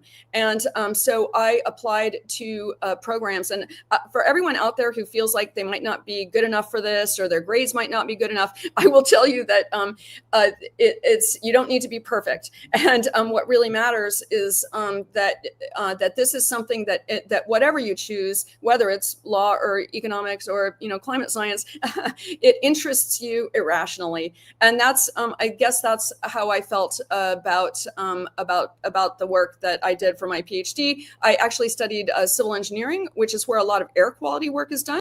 And then I made the move to climate science when I was about Stella's age. I went into for my PhD program, and I went to Stanford University, the Environmental Fluid Mechanics Lab. Shout out to Stanford and EFML Lab. And then I've been so lucky to work at NASA GISS with so many super smart colleagues for the last 20 years doing work like I discussed today. So, yeah. Awesome. Thank you so much for sharing. Yeah, I always love hearing how people got into the field. And yeah, everyone takes a different path to where they are. So thank you so much. Yeah. We are out of time, so we're going to have to move on to the next speaker. But thank you so much, Dr. Fridlind, for your talk. That was fantastic. And the chat really liked learning about cloud physics. There was a lot of excitement, a lot more questions we didn't get to. So appreciate it. Yeah. So if you're just tuning in, hello, welcome to hour 46 of the Weather and Climate live stream. I'm your host, Stella Heflin. I'm a PhD student at the University of Washington. So it's currently 7:30 a.m. for me out here on the West Coast. Really good morning to everyone that's just tuning in. And yeah, so we've seen a lot of really great talks so far. And the next speaker that we've got up is absolutely no exception to that. Dr. Michael Diamond, who is an assistant professor at Florida State University. Before we dive into Dr. Diamond's talk, I'm just going to give a brief reminder that all of our speakers are appearing in their personal capacities and expressing their own views, not those of other participants necessarily. And we are here with a purpose, that Americans deserve good weather and climate forecasts, and here to emphasize that U.S. scientists have been world leaders in weather and climate prediction. We've developed some of the first computerized weather forecasts and developed the first computer models about the climate impacts of carbon pollution. And all of this excellence in American climate and weather is because of investment by you, the public, and the taxpayer dollars that go into our federal funding for climate and weather. And this is really essential. But as Dr. Fridlind just talked about, funding cuts are affecting all areas of weather and climate science. We have short-staffed weather stations. We have the shrinking and the shuttering of federal labs, including NASA GISS. And so we are doing this in order to help save our forecasts. And so the banner going across the screen at the bottom is our 5 calls link, which will take you to call your representative and senators, your senators and representatives in Congress. So visit wclivestream.com/act and make those calls. And with all of that said, I am going to turn the floor over to Dr. Michael Diamond. As I said, he is an assistant professor at Florida State University, and he is going to talk about what we learn about clouds by tracking ship pollution from space. So another clouds presentation for you all in the chat. Take it away, Michael. Awesome. Thank you so much, Stella, and love seeing the University of Washington representation here. Also a UW alum, so represent. I heard you guys like clouds, so we're going to continue on that theme, although it's always dangerous going after Dr. Fridlind. She's an amazing colleague. So I'm going to focus my presentation on learning about cloud physics from actually tracking air pollution with satellites. So the image I have up here, actually, it looks like a satellite image, but it's actually from a digital camera, which is very cool. So this was taken off the coast of Alaska, or the images of the coast of Alaska, but it's actually taken from an astronaut on the International Space Station. Again, just with like a little point and shoot digital camera. And these lines that you could see in this cloud deck here, you can trace each of these back to an individual ship. And we call these ship tracks. And we've known about these since around the 1960s. That's the first time we saw this kind of imagery in our very first generation of Earth observing satellites from the 1960s. The original paper on this was written by an Air Force guy. So of course his mind immediately went to, oh, maybe these are missile trails. Oh, maybe these are ship smoke screens or something like that. But no, they're just cloud physics. They're just what happens when this pollution mixes up into the cloud deck. And you can actually see here, they were in this very early image, they were able to figure out exactly where the ship was and the track going off of that. So in the decades since, we've learned a lot about the physics behind what actually makes these ship tracks. And there's a couple different things that happen, but ultimately this is because every cloud droplet you see in the atmosphere, every cloud you see in the atmosphere, in the center of those little droplets is some kind of particle that we call an aerosol. Water vapor can't just condense upon itself in Earth's atmosphere. It needs a little seed to get everything going. And if you're out over the ocean and all you have is maybe some salt being kicked up by waves, you can build a cloud with a couple of pretty big drops in terms of how you can spread out that water. Now imagine the ship goes by and you're burning this really dirty bunker fuel, kind of bottom of the barrel stuff, and you get all this little burnt bits coated with sulfur crud essentially around them. Now, for that same amount of liquid water you have in your cloud, you could build a cloud with a much larger number of smaller droplets.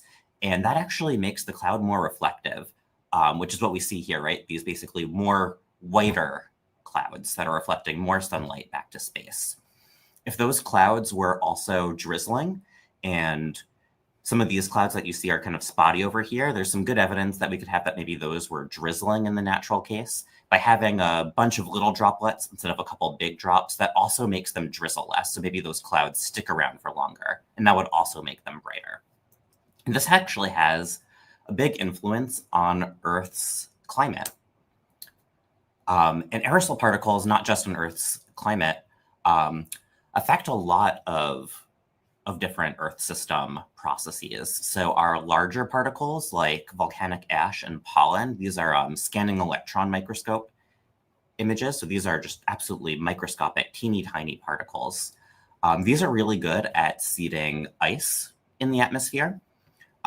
Sea salt and some of those sulfur particles I was talking about from ships, those form these spherical droplets, and they're really excellent cloud seeds or cloud condensation nuclei. And soot and these sulfur particles also can get in our lungs and really affect health. So there's a lot of different ways that aerosol particles play a role in our climate. What I'm going to focus on is how they affect Earth's energy budget and how they actually cloud our picture of what's happening with Earth's energy budget. So in a stable climate, we'd have some amount of energy coming in from the sun, and we'd have that exact same amount of energy leaving Earth through long wave or heat energy out to space. And that would be a climate in which the temperature is not changing over time, stable.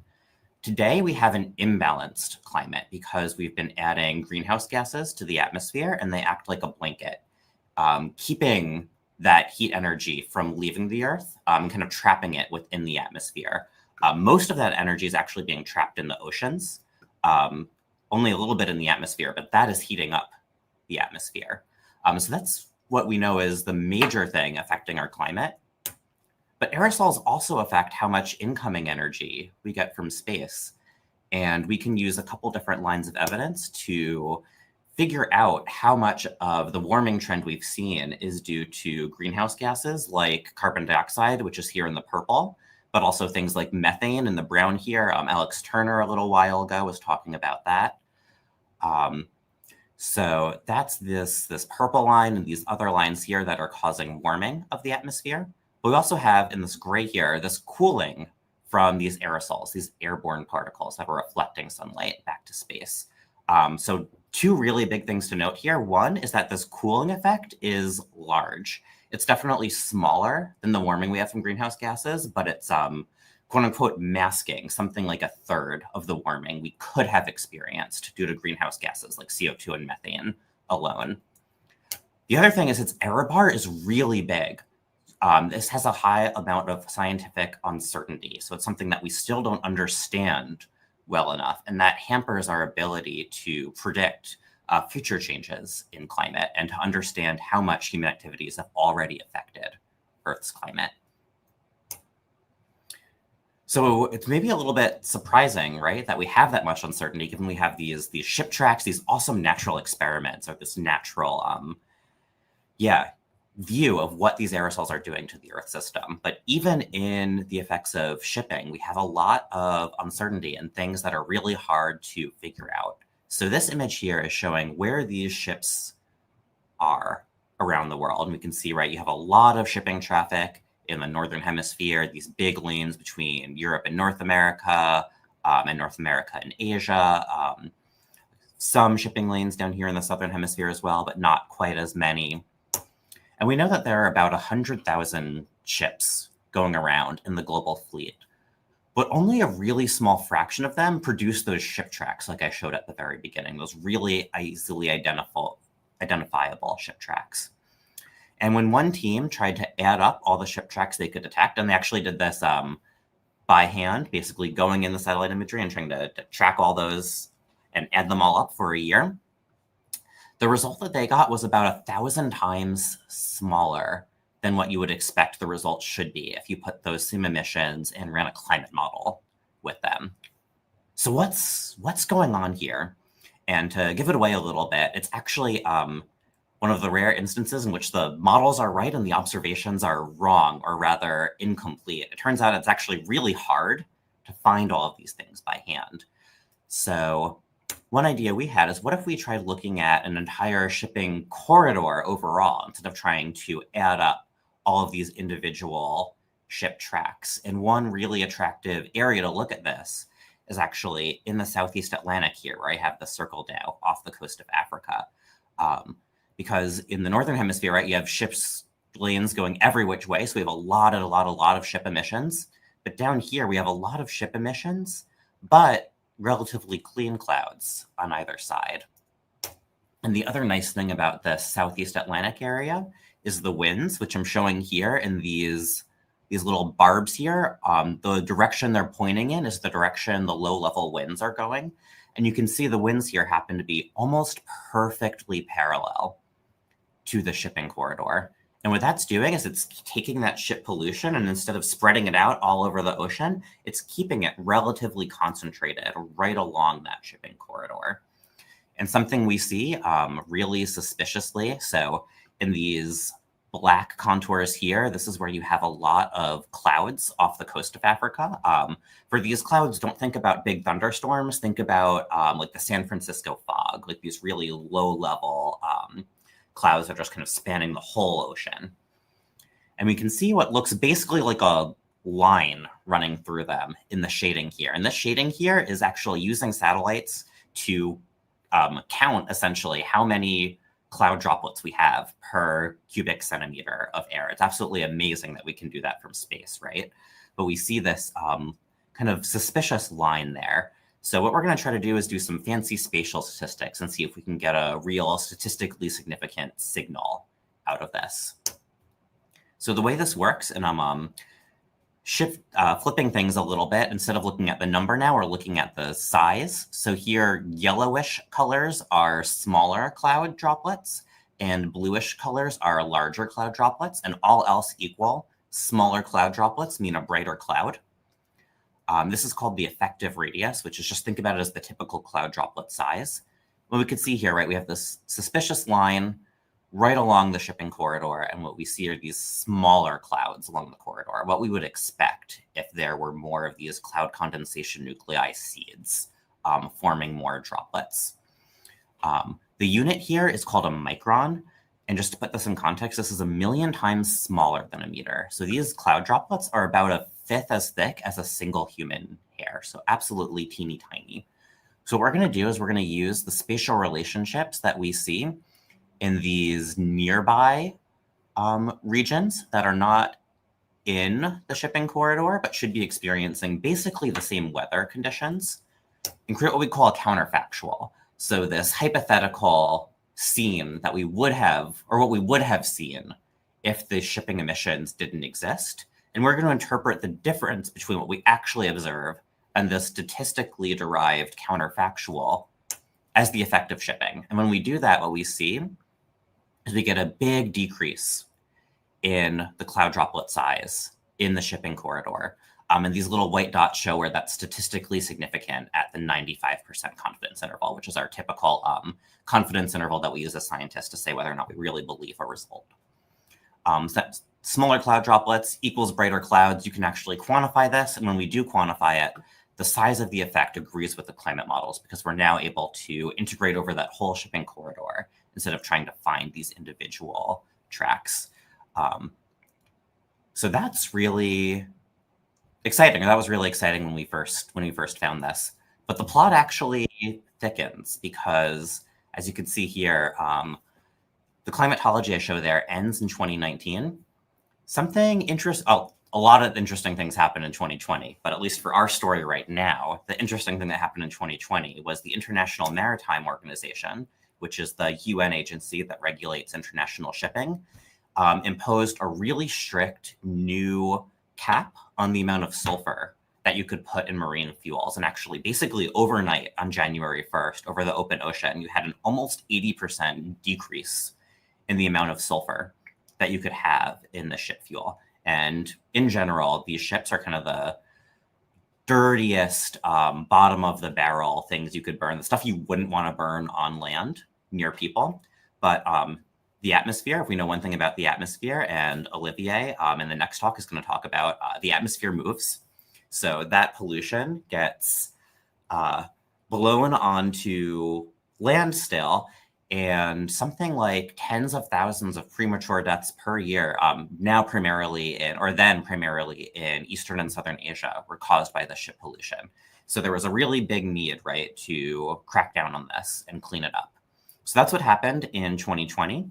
We were able to make a prediction because it's actually the sulfur that makes these little shipping burnt bits that come out of the smokestack good cloud seeds. So we would predict that after this went into effect, we'd have a much smaller change in the clouds within that shipping corridor. And this is kind of fun because we rarely get to pre-register such a prediction with such a quick turnaround and when we'll actually see if that comes to pass. So let's see what happened. So one thing, right, is I was using about 20 years of data before. So what if we only have 3 years of data? And it turns out that with only 3 years of data, we still see the signal pretty strongly. It's not as pretty, right? You don't have as nice of a kind of gradient there, but you still definitely see what's going on, that you see this decrease in the cloud droplet size. So what happens when we look at the 3 years after 2020? So 2020 to 2022. And it turns out that when we look there, that cloud brightening effect mostly disappears, which is exactly what we would have predicted. So it turns out we actually a little bit know how clouds work, which is really exciting because, it's really hard to understand how clouds work. So the fact that we got this right is actually, I think, pretty astounding. And it's pretty astounding we were able to detect this so quickly because of our Earth monitoring satellites.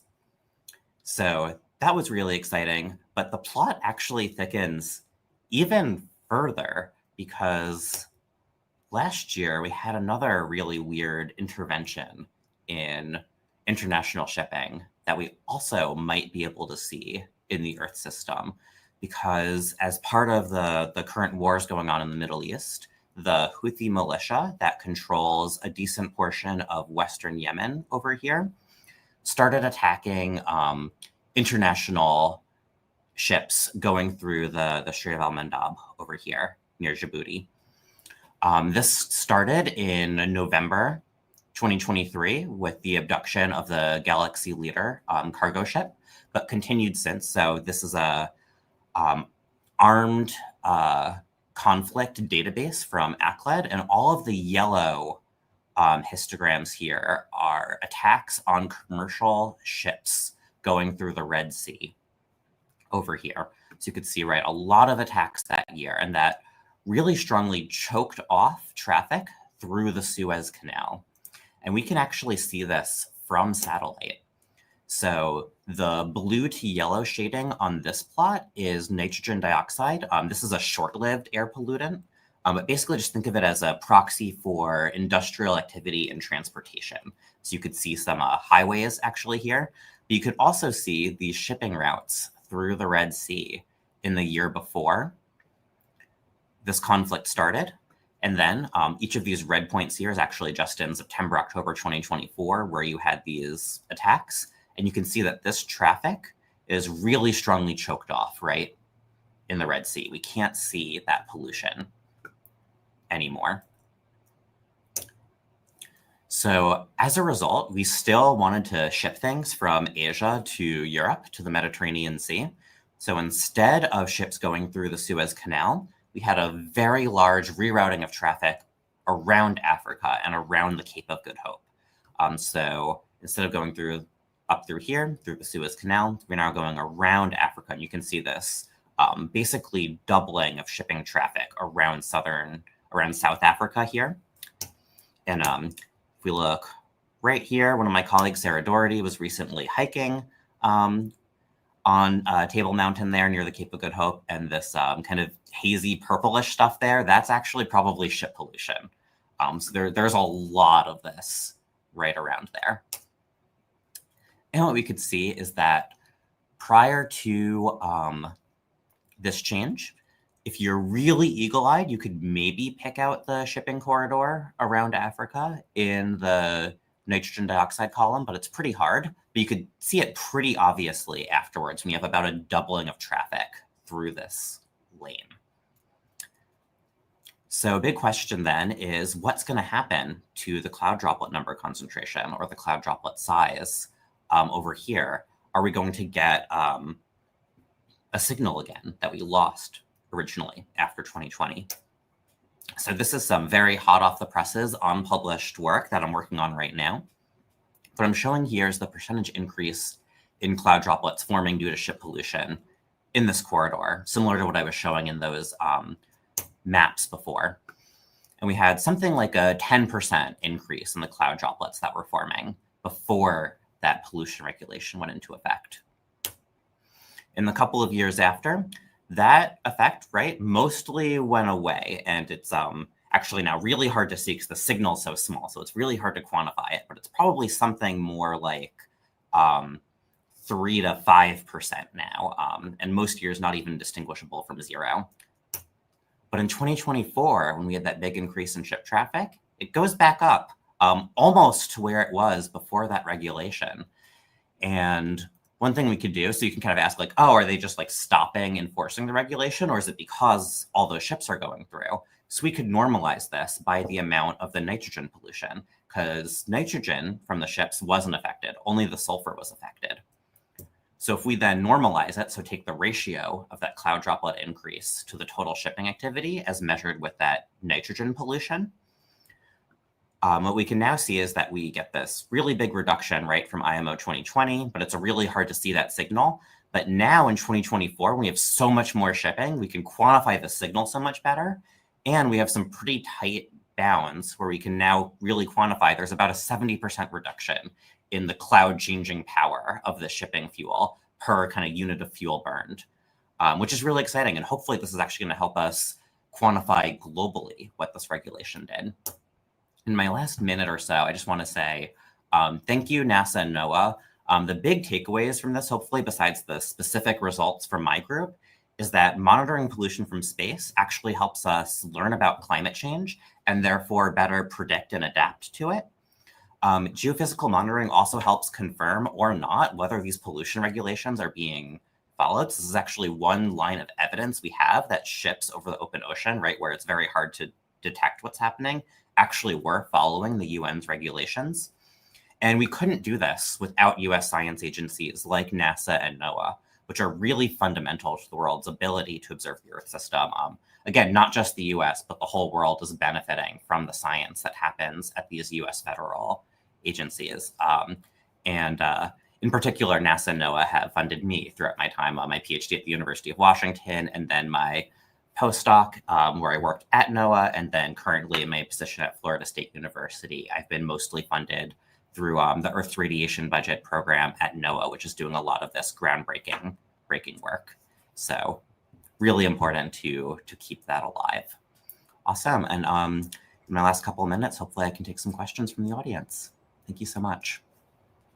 Absolutely. Yeah. Thank you so much, Dr. Diamond. The chat has said a lot of thank yous and also really commented on how cool your visuals were in this presentation. You got a lot of hype for the cool colors that were used. I want to ask a follow-up question that a few folks asked about when the Ever Given ship got stuck in the Suez Canal in 2021 and whether you'd be able to see a difference in the ship pollution from that. Potentially, that's a really good question. I have not looked at that in the nitrogen dioxide fields, but that would be something that could be looked at. And I wouldn't be surprised if you actually saw some kind of signal there. I would be surprised if you did see a cloud signal, at least in the Red Sea.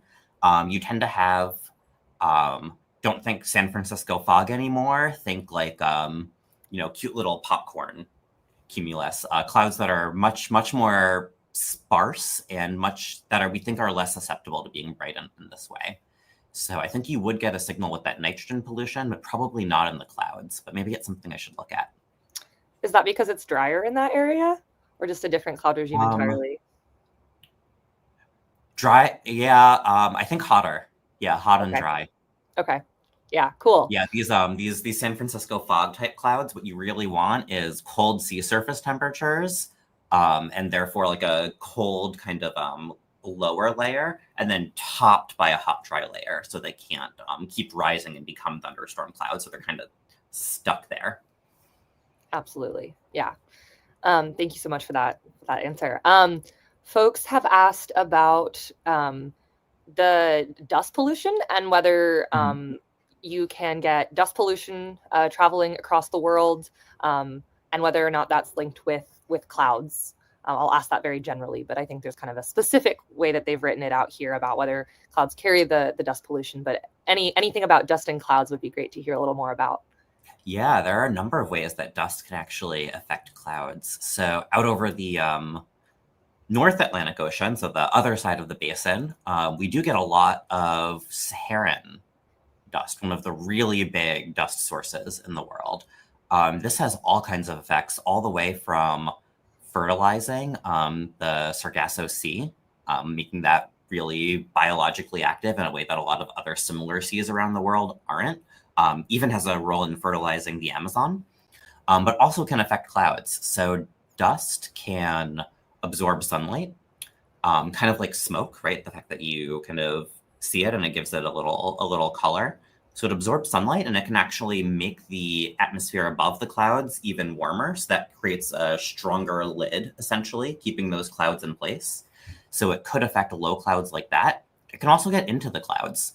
So dust is not the best liquid cloud seed, although it can act like that in the right circumstances, but it's a really, really good ice cloud seed.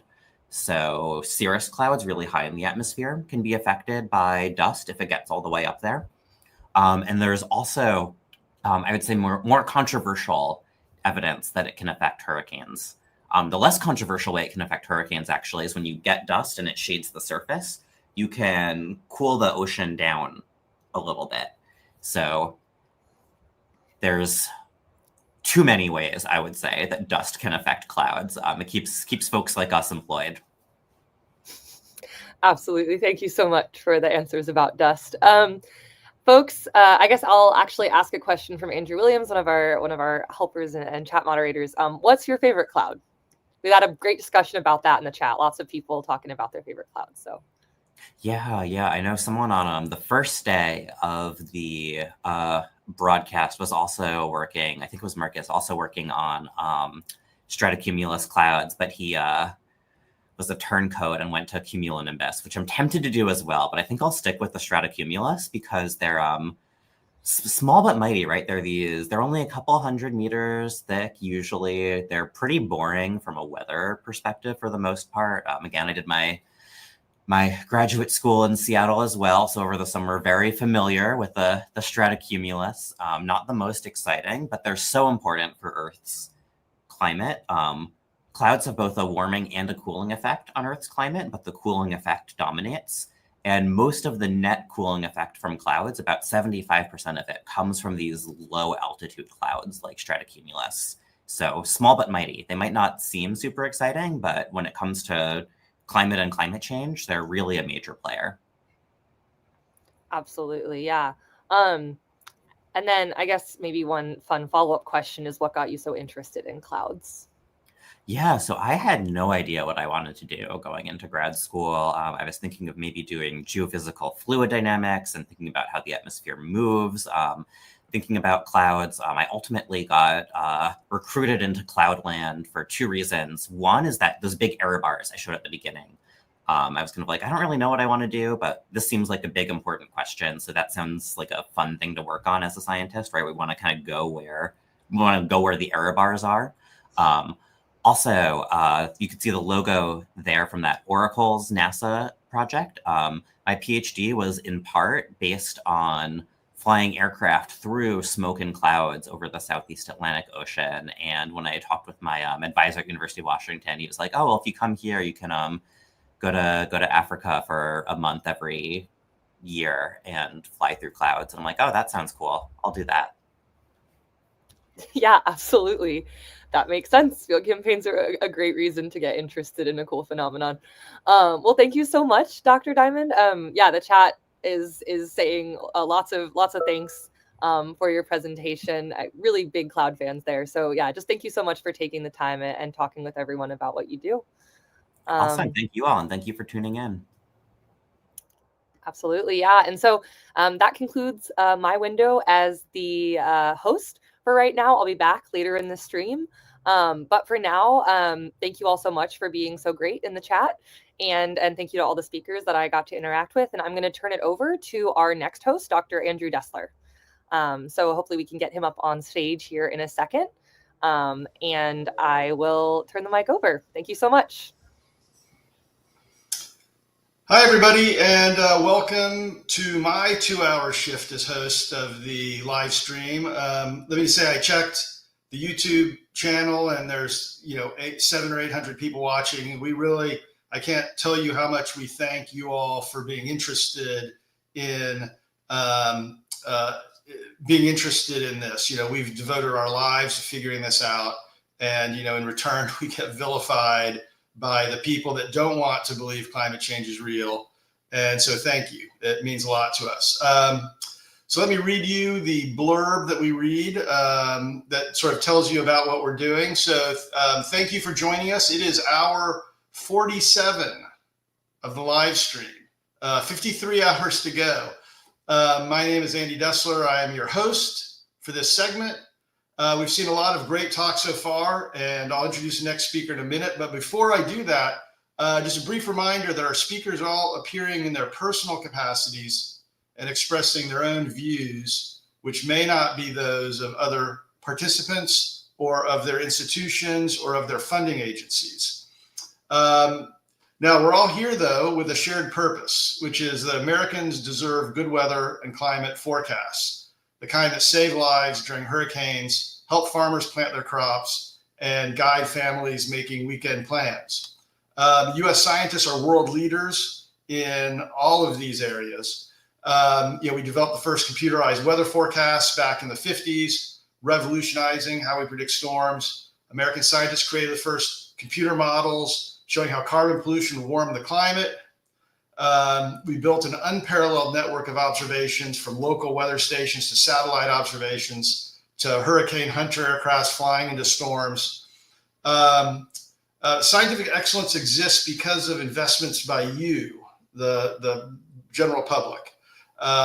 U.S. funding for research has been essential for maintaining America's leadership in weather and climate. But now funding cuts are affecting all weathers, all areas of weather and climate. We're seeing weather stations short-staffed just when extreme weather is becoming more frequent and dangerous. Climate research labs that have operated for decades are shrinking or shuttering entirely, taking with them irreplaceable expertise and decades of climate records. So we need your help to save our forecasts. There's information about contacting your representative scrolling at the bottom, right there. So click the link and call your representative. Now, I know I talked to enough students, you think nobody's gonna listen to me, you know, calling your representative is dumb. Trust me, they listen to phone calls from constituents. If you're willing to pick up the phone and call them, that means you're sufficiently mad about it that they understand what, they understand that there's 100 people who aren't quite mad enough to call, but who also agree with that. So, so call your representative. This is how you get them to know what you think. So make sure you're, so please call them. So we did get a question, what does the shirt say? So Climate Science 101, it's getting warmer, it's us, we're sure it's bad, and we can fix it. So this is the Ed Maybach five things. It's real, it's us, it's bad, scientists agree, there's hope. So, you know, those are, when I teach class, that's the first slide I show them. First slide of the first lecture. I say, this is what you're going to learn in the climate course. And that's really all you have to remember. You have to know more of that to get an A in the class. But fundamentally, I hope when they leave the class, that's what they remember. Anyway, enough about my shirt. Let's go on to, let me introduce our first speaker. Our first speaker is Olivier Pauluis. Olivier is a professor of mathematics and atmospheric sciences at NYU's Courant Institute.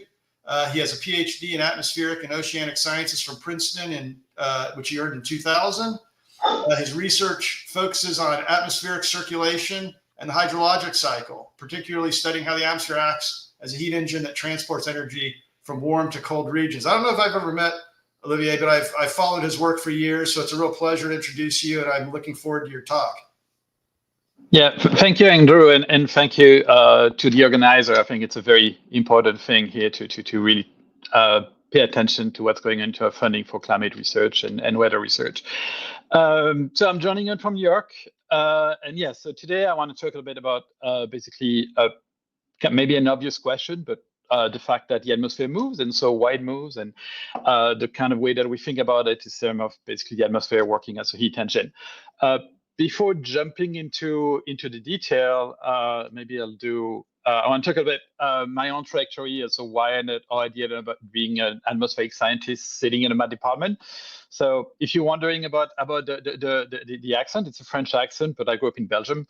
You know, calling a Belgian French is like calling a Canadian American. So you won. And so I studied applied mathematics and engineering in Belgium, but I was not very happy with just pure math and even physics. And I got interested in climate issue with my undergrad advisor.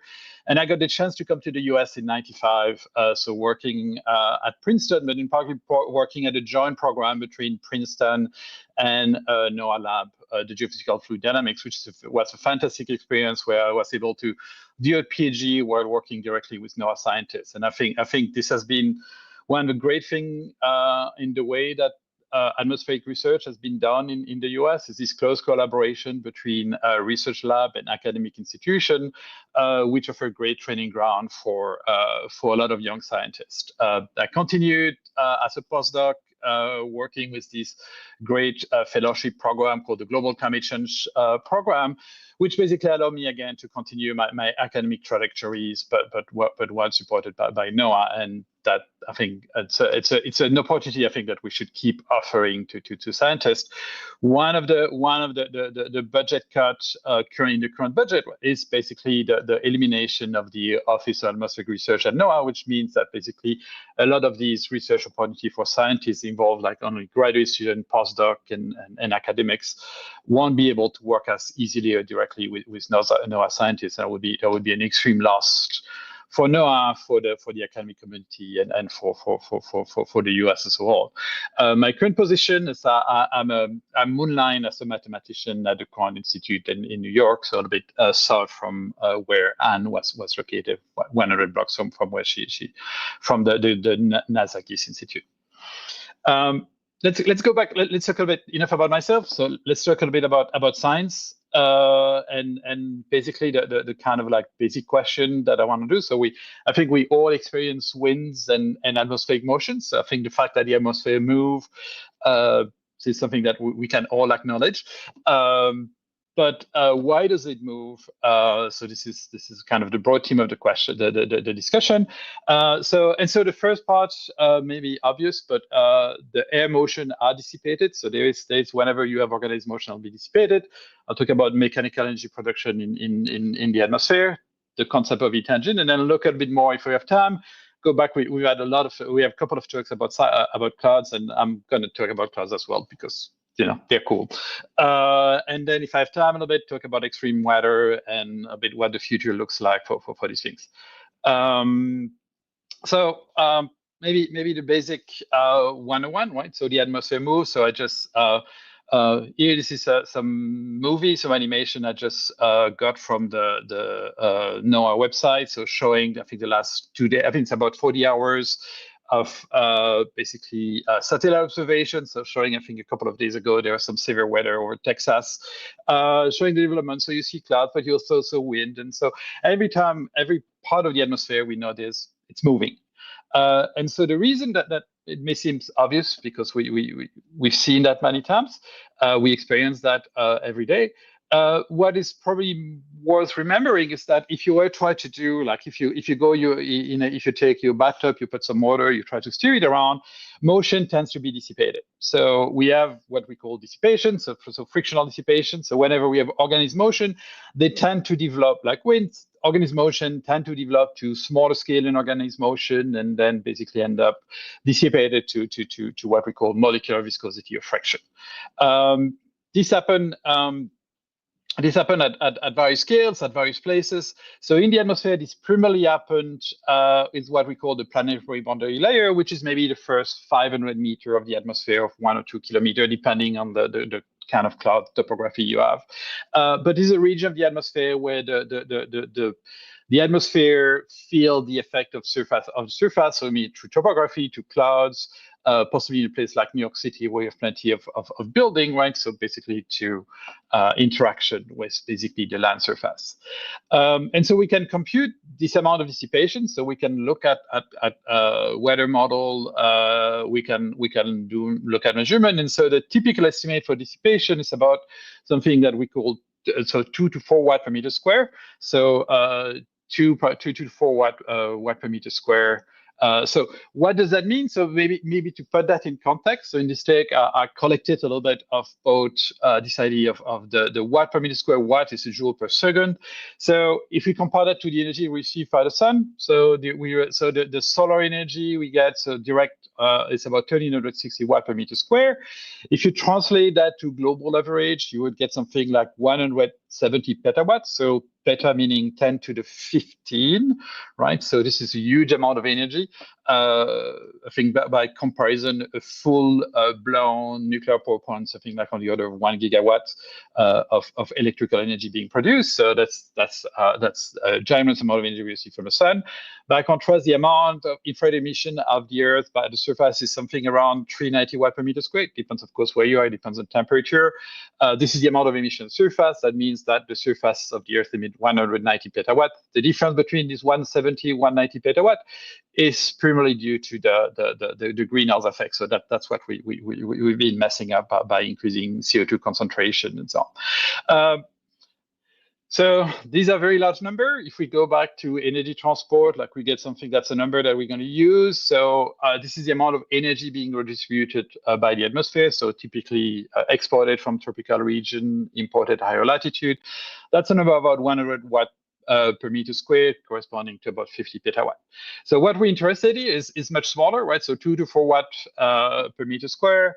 That's a small number in context. That's maybe like a few percentage of that energy transport, a few percent of the energy transport, but that's still average globally at something 1 or 2 petawatt.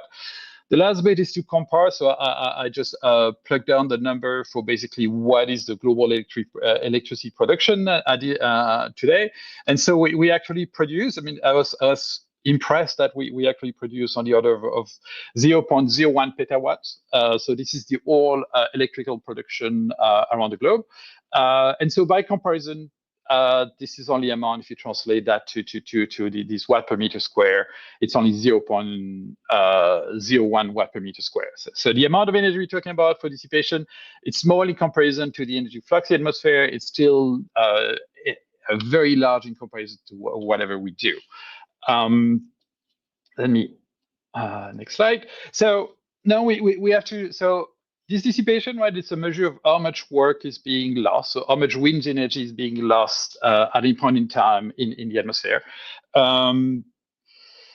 The element part here is that in order to maintain this air motion, right, the atmosphere needs to generate this motion again all the time. And so the way that we want to think about that is that it needs to generate this work. The simplest way we can think of for doing is basically to a combination of having light air rising and heavier sinking. So that's something that, for example, this is a picture on the right-hand side showing you the a bowl of miso soup. In a bowl of miso soup, what happens is that you have the hot soup.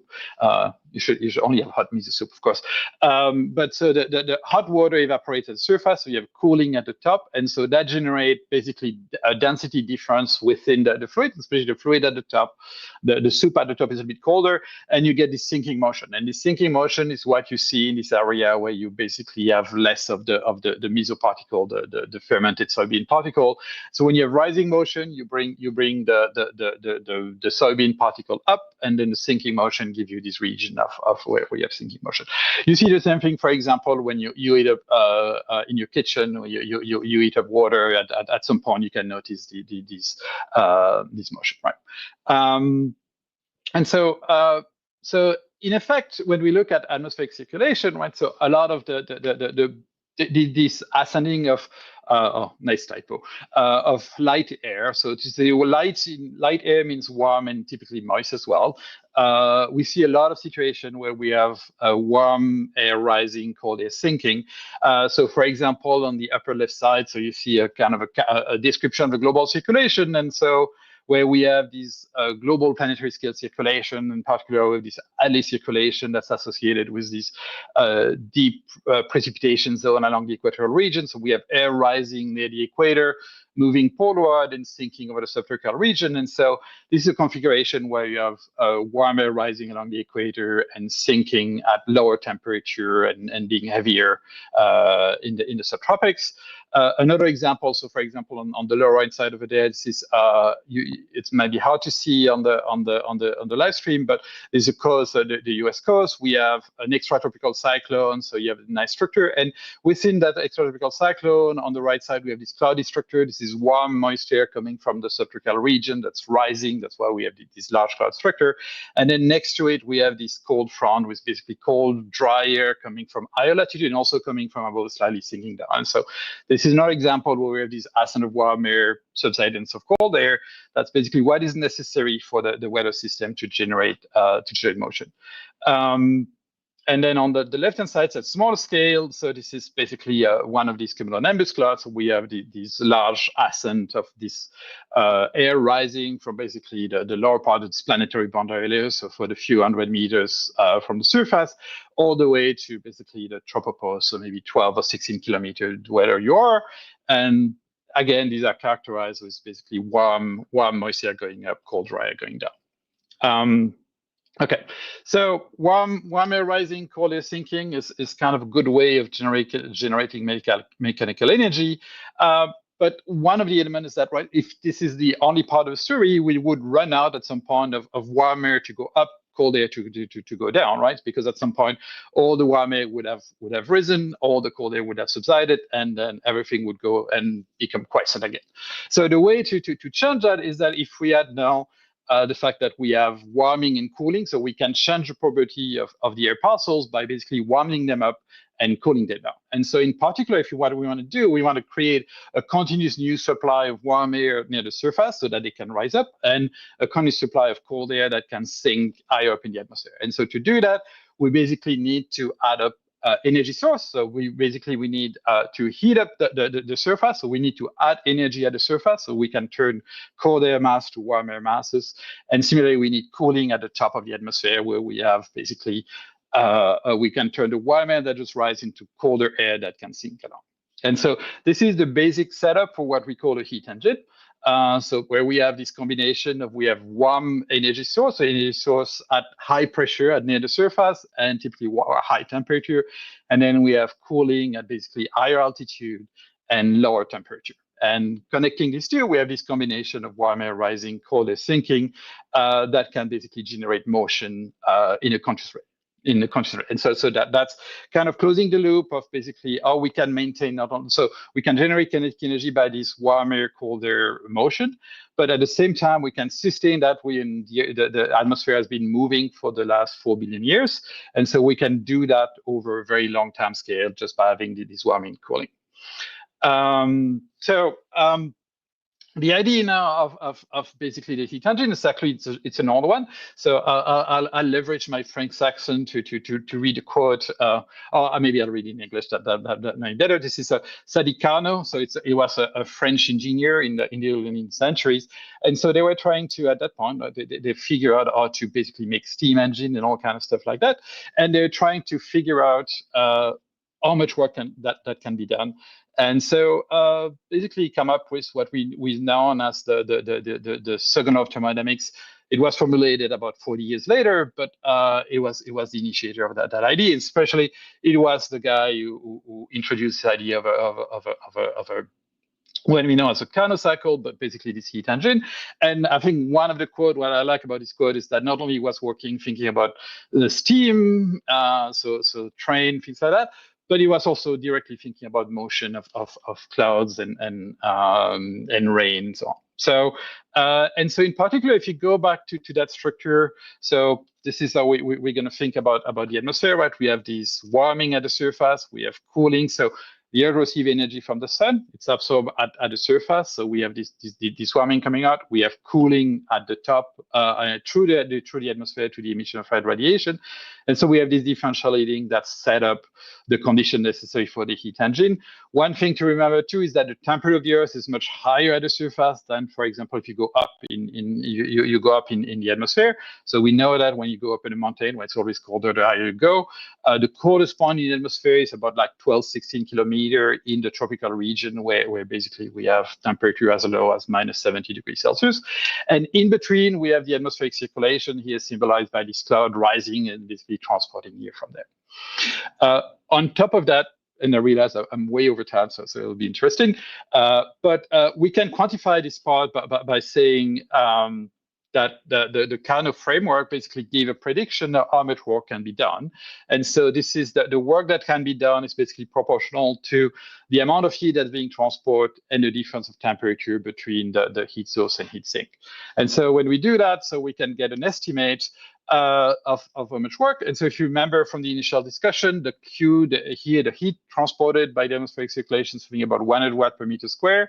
The temperature difference, you can take about like a 30-degree difference between the average surface temperature of the Earth and the temperature at which we lose infrared radiation. So that gives you an efficiency of about 10%, so give you a maximum work on the order of 10 watt per meter square. So this is the framework that we're going to deal with. So quickly, I'll try to go a little bit, and then I'll be happy to answer a question on other topics I won't be able to cover. But so one of the aspects of this issue, right? So it's the fact that we're not talking about the heat transport, and so when we want to talk about this Carnot cycle or this heat engine, we have to account for the fact that a lot of the heat transport by the atmospheric circulation is actually done by basically what the hydrological cycle, and partly the fact that we have clouds, and clouds essentially warm moisture going up, water condense in the clouds, falling down as precipitation. And these clouds, these latent heat transport account actually for about up to 75% of the heat transport by the atmospheric circulation. It's the bulk of the upward transport, so a bit less if you look at the transport from in the north-south direction. And so the way that this heat engine, the atmospheric heat engine is set up, is basically modulated by the electrical cycle in a way that is very unusual if you transfer it directly from physics. Some of the intuition that you may get from looking at thermodynamics 101 may not apply because basically we have to care about clouds.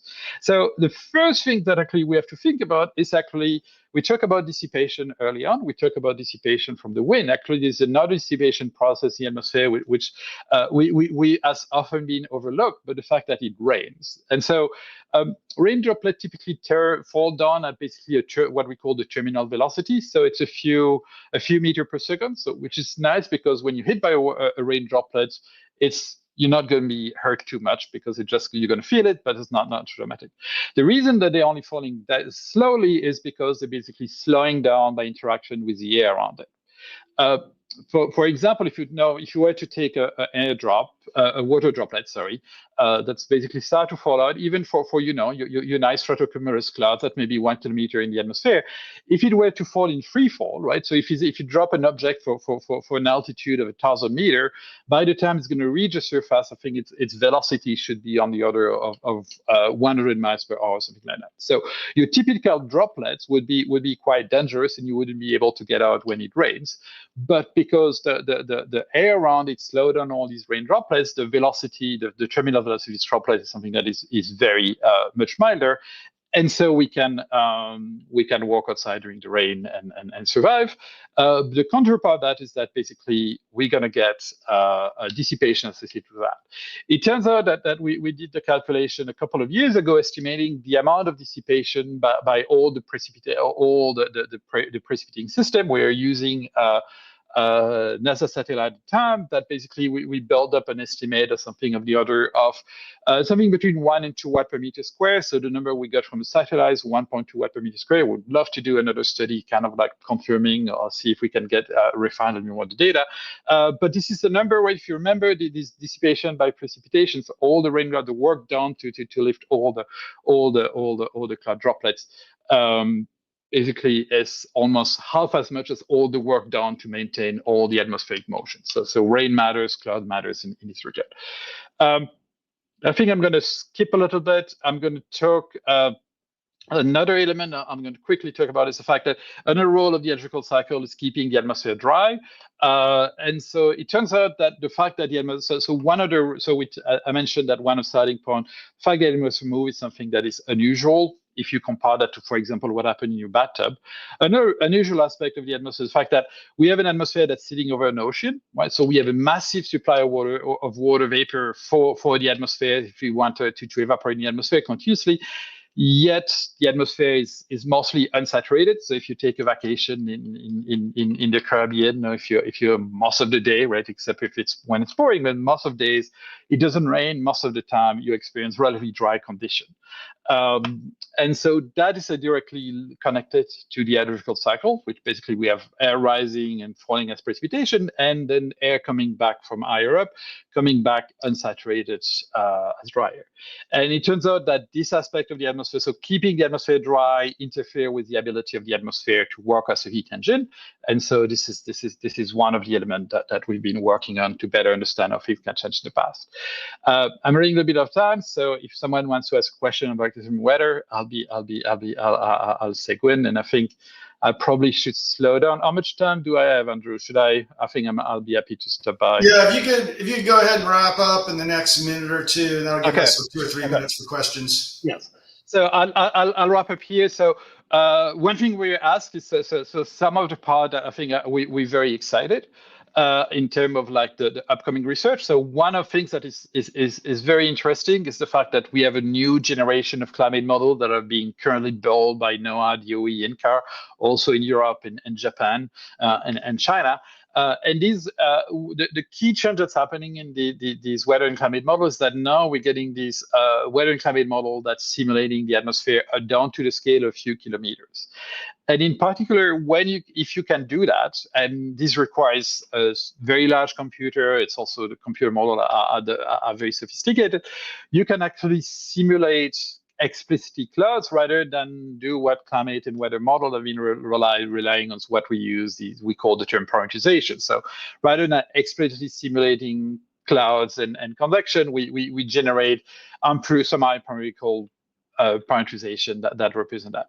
The key effect of that is that this new generation of weather and climate model will actually capture fully this atmospheric heat engine. So we can be able to really capture the energy transport, but also how the atmosphere is going to basically generate motion by itself, which basically, by comparison, the previous generation of climate model, weather model, only accounted for about 50% of that upward energy transport, so missing big chunk of that heat engine. Okay, and I'll stop here. Thank you. Well, thank you. Imagine everybody applauding you. Thank you very much for that really interesting talk. I think we have time for a couple of questions. So there's a really good question from Henry Drake. If we replaced all of our electricity generation with wind turbines, what would that amount of dissipation affect? Affect global wind patterns? I know people have looked at that. What's your opinion on that? I think so. Locally, it might have some impact, but the amount of energy, the current amount of energy is less than 1% of what the atmosphere does on a regular basis. So the amount of energy that we'd be extracting from the atmosphere would be very small. So I don't think. I personally don't think that would be a serious problem. Another element is, I think, like on the dream, right? If we could, for example, tap more of that energy falling in precipitation, right? That's again like just the energy from rainfall is 100 times more than the energy that we get from electricity production. So there's potential opportunity if someone come with a very clever idea to generate energy to use that energy generated by the atmospheric circulation. Yeah, I think if I remember correctly, the work that's been done on that suggests that if you have a big wind farm, it can have local effects on boundary layer dynamics, but it's not. I think you're right. You'd have to have a wind farm that covers all of North America before it starts to, have an effect. Let's see. There was another question which looks like it got deleted, but I thought it was actually a good question, which was about how is climate change going to change these circulations? I mean, that's a broad topic. Maybe I can try it a little bit of one element. So I've talked a little bit about the climate change is going to change the circulation in many ways, and so that's part of it. One interesting element of that is that actually we expect the climate change to slow down the hydrological cycle. So, which is essentially the amount of air. So if we talk about energy transport, right? So the atmosphere acts to transport the amount of this 100 petawatts of energy around. But as the climate warms, there is more moisture in the air. And so more moisture means there's more latent heat carried by air parcels. So in order to do the same amount of energy transport, you need to transport less mass. And I think that's one of the kind of like driving chain for all the change in the hydrological cycle is that all the energy transport that needs to happen can be achieved by moving less air masses in a warmer climate. And this has a lot of implication, both from like things like Hadley circulation, Walker circulation, and we see some of that in climate models. But again, the climate models kind of miss the current generation climate models, kind of missing part of what should be happening because of that reliance of parameterization. But the slowdown of circulation is one of the constant element we see in climate models. All right, well, thank you very much. I think we probably need to move on to our next speaker, but that was really great. I really appreciate you taking the time to explain atmospheric circulations to us. Okay, so So thank you for joining us for our 47 of the Weather and Climate live stream. We have 53 hours to go, and we're thrilled that you're here again. There are about 900 people watching, and I can't tell you how much I appreciate it and all the other organizers do. This really shows us that you all support science. My name is Andy Dessler. I am a professor at Texas A&M in the Department of Atmospheric Sciences, and I'm the host for this segment. We've seen a lot of great talks, and I'll introduce the next speaker in a minute. Before we begin, just a brief reminder that all of our speakers are appearing in their personal capacities and expressing their own views, which may not be those of other participants, their institution that they're employed by, or their funding agencies. However, we're all here with a shared purpose. Americans deserve good weather and climate forecasts, the kind that save lives during hurricanes, help farmers plant their crops, and guide families making weekend plans. U.S. scientists have been world leaders in this for decades. But now funding cuts are threatening areas of weather and climate science. We're seeing weather stations short-staffed just when extreme weather events are becoming more frequent and dangerous. Climate research labs that have operated for decades are shrinking or shuttering entirely, taking with them irreplaceable expertise and decades of climate records. We need your help to save our forecast. Normally there's something rolling at the bottom, but it's not. I'm sure they'll put the link up in a minute. There's a link that you can use, you can click to contact your representatives. And I say this every time, and I'll keep saying it every time. People think their representatives don't listen, but if you call them, they do, because they understand how much effort it takes to pick up the phone and call. A lot of people won't do that. So if you call, they know there's 100 other people that aren't calling. And so your calls have enormous leverage. So please contact your representative and help save our forecasts. So let's move on to our next speaker. Let me introduce Marie McGraw. She has a BS in mechanical and ocean engineering from MIT and has a PhD in atmospheric science from CSU, Colorado State. Her current research focuses on the intersection of machine learning and artificial intelligence with tropical meteorology, including machine learning forecasts of tropical cyclone intensity and using AI to understand tropical cyclone structure. So hopefully, Marie, that was all right. If anything I said was wrong, please correct me. But otherwise, take it away. No, thanks for the great intro, Andy. And yeah, I'm going to give you guys a little whiplash because we just had an awesome talk about very physics guided modeling. And I'm going to kind of go in the opposite direction and talk about data-driven modeling. And I also want to note, so my name is the only name on this presentation. I don't know if my slides are sharing yet. There they are. Okay. So yeah, my name is the only name in this presentation, but everything that I'm showing today is very much a team effort. We have over 24 contributors to the various projects that I'm going to talk about today. They're from all over the world. They're at varying stages in their career, from very early to very, very senior. And they've all contributed in one way or another to this work. So yeah, science is very much a team effort. So I'm going to start just by answering a pretty basic question. What is a tropical cyclone? And this is just an image of Hurricane Otis from fall 2023, which was a very powerful and devastating hurricane that made landfall in Mexico. So if you look for a definition of a tropical cyclone from a reputable source like the World Meteorological Organization, you'll get something like this. Rapidly rotating storm that begins over tropical oceans and varies in speed, size, and intensity. If you run into me out and about and you ask me the same question, I would give you a similar definition. Relatively large rotating storm. It forms in the tropics and it can bring really strong winds, flooding, and huge amounts of rain to affected areas. And I just want to note really quickly, so hurricanes and typhoons, depending on where you live, are kind of a subset of tropical cyclones. If a storm gets strong enough, it gets upgraded to a hurricane or a typhoon. And hurricanes, they're called, the strong storms are hurricanes in the Atlantic and the East Pacific, so sort of in the Western Hemisphere. In the Northwest Pacific, they're called typhoons. And then in the Southern Ocean and the Indian Ocean, they're usually just called cyclones. Okay, so what we've established what a tropical cyclone is, but why should you care, especially if you don't live in Florida? And there are a couple of reasons you should care. One reason is tropical cyclones are really expensive. So even if you don't live in Florida or Louisiana or Texas, they impact you. And by the way, hurricanes impact a lot more places than you might think.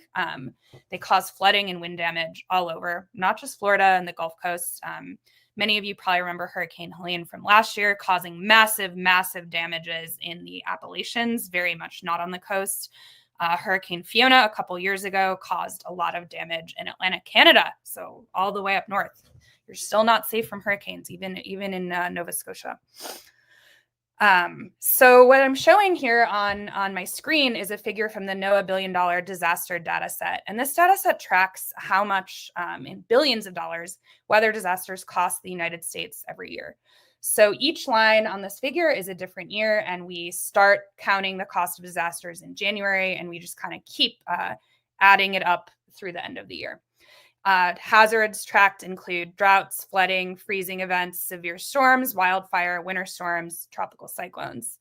And this QR at the bottom will take you to the homepage for this data set, which is super cool. A lot of fun to play around with, good visualizations.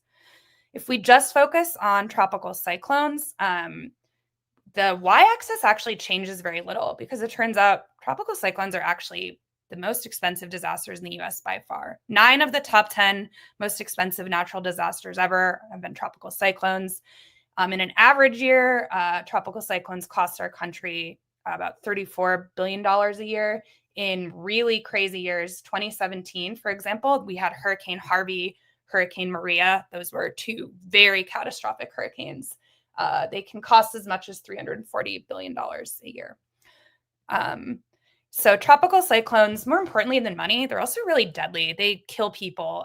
In the US, since 1980, we estimate we've had over 7,000 deaths due to tropical cyclones, which comes out to an average of about 160 deaths per year. And this is just for the US.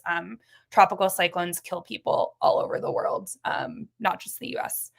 And we've had almost 700 deaths due to tropical cyclones since 2020. And this is despite really, really impressive improvements in our ability to forecast tropical cyclones.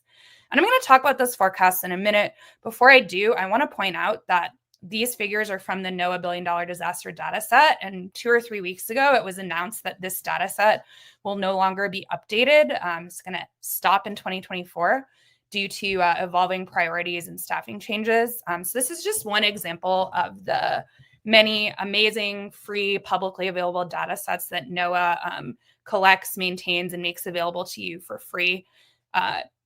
Private companies like insurance companies will sometimes compile this kind of data, but they don't share it. They keep it and they just use it in-house. NOAA really makes sure that this data is getting to all of us. So again, the data is so important. Okay, so back to tropical cyclone forecasting. So meteorologists have made a ton of progress in tropical cyclone forecasting over the years, but it's just a really difficult problem. The experts at the National Hurricane Center use huge amounts of really complex data to put forecasts together and issue warnings and so on. Things like satellite images and that show us clouds, rain, lightning, all sorts of other cool stuff. They use data from weather models, including special hurricane-specific models. They use wind measurements from buoys and airplanes. Dr. Jeff Masters is going to talk about his experience on one of these airplanes that flies into hurricanes later tonight. So check that out. I've read his blog posts about it. Very scary. I do not want to be on one of those planes. We use ocean data like sea surface temperature that tell us how warm the ocean is. And when storms get close enough to land, we also use radar. When they're out in the middle of the ocean, though, we can't usually see them on radar. They have to be close to a radar for us to be able to use radar.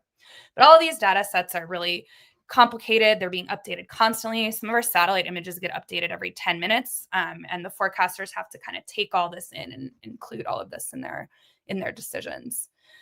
So forecasting is hard, but through the efforts of the NHC, other parts of NOAA, and our universities and cooperative institutes, hurricane forecasts have improved so much. So each line on this figure represents the average forecast error over a decade. And as we go down in time, these lines get lower, meaning our errors are decreasing and our forecasts are getting better. So this is errors for track forecasts. So that's where the tropical cyclone is going, where it's going to impact. So we've improved so much since the 50s and 60s. So this is awesome.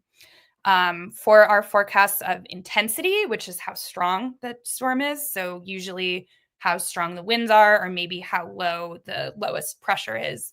We haven't improved quite as quickly, but we have still seen a lot of improvement, especially since 2010. So hard work by the Hurricane Center, our data collection, our data assimilation, our NOAA scientists, our university scientists, our cooperative institutes have all contributed to these lines going down over the years. So that's awesome and a huge success story. So another thing that me and many of my colleagues have been thinking about with AI is AI another opportunity for us to improve these forecasts? So can we use AI to improve TC forecasting? Is that another opportunity for improvements? So obviously this is a really big question. I could spend like 20 hours of this live stream just talking about this. So we're going to break it down into a bunch of smaller questions. So we're looking at things like, can AI weather prediction models make skillful forecasts of tropical cyclones? So models like Google's weather model. Can AI models help us get those forecast errors down and quantify our uncertainty? Can we use AI models to help us get better at predicting rare or extreme events? Can we use AI models to learn more about the physics of tropical cyclones? Because there's a lot we still don't know. Maybe AI models can help us learn some physics. Can we use AI to enhance existing data sets, create new data sets, and use those data sets to find new predictors for our forecast models? And finally, how can we help our fellow Earth scientists effectively, and that effectively is very important, incorporate AI into their own work? I saw a bunch of talks last night from people like Maria Molina and Amy McGovern talking about AI, and we all just want to really emphasize AI models can be a great tool, but they're only as good as the data you build them with and the expertise of the people creating the data sets and interpreting the end results. So really, really key. Okay, so obviously that's way too much to talk about in 20 minutes. So I'm going to focus a little bit more on these top two questions. And then I'm going to do kind of a lightning round through these other four that's pretty much just going to give you stuff to Google and maybe stuff to, you can ask me in the Q&A if anything sounds cool. So we're going to start with, can AI weather prediction models like those developed by companies like Google make skillful forecasts of tropical cyclones? So a traditional weather model solves numerically solves really complicated equations of physics. If you've ever taken a science or engineering class, you probably recognize some of these. If you haven't, rest assured, they are really difficult to solve. But again, they're physics. We understand what's happening. Generally, we understand the results, usually. That said, it is really difficult to model complex, nonlinear, really small, really fast phenomena, or maybe phenomena we don't fully physically understand yet. Modeling small things and big things at the same time is really hard. So for example, things like what happens inside a cloud, very hard to model that at the same time that you make a global weather forecast. And these models that solve these physical equations are computationally expensive and intensive. It takes a lot of resources to run them. So AI models are a little bit different. They ingest large amounts of data, and they just they look for patterns in this data. They're not constrained by the laws of physics, although figuring out how to do that is actually a really hot topic of research. So maybe in a couple years, we'll have some more news on that. But that means the results aren't always easy to interpret, and they really need to be validated thoroughly to make sure that we trust that this is a good result, that it's not just kind of garbage. These models are not as limited by spatial and temporal scales. We can run them at high resolution, and they're really powerful computationally. So Google estimates that their GenCast model needs only 8 minutes to make hundreds of 15-day forecasts of over 80 variables at quarter-degree spatial resolution. So this is using Google's internal computational resources, which are huge, but still, that's crazy. That's really, really fast. So that gives us opportunities to do things like run thousands of simulations of the weather model, which we can't do now. Okay, so so are these AI models? Are they making useful forecasts of tropical cyclones? So a study led by Dr. Mark DiMaria and Dr. Jacob Radford looked at sort of analyzing the AI hurricane model hurricane forecast the same way forecasters at the Hurricane Center analyze our numerical forecasts.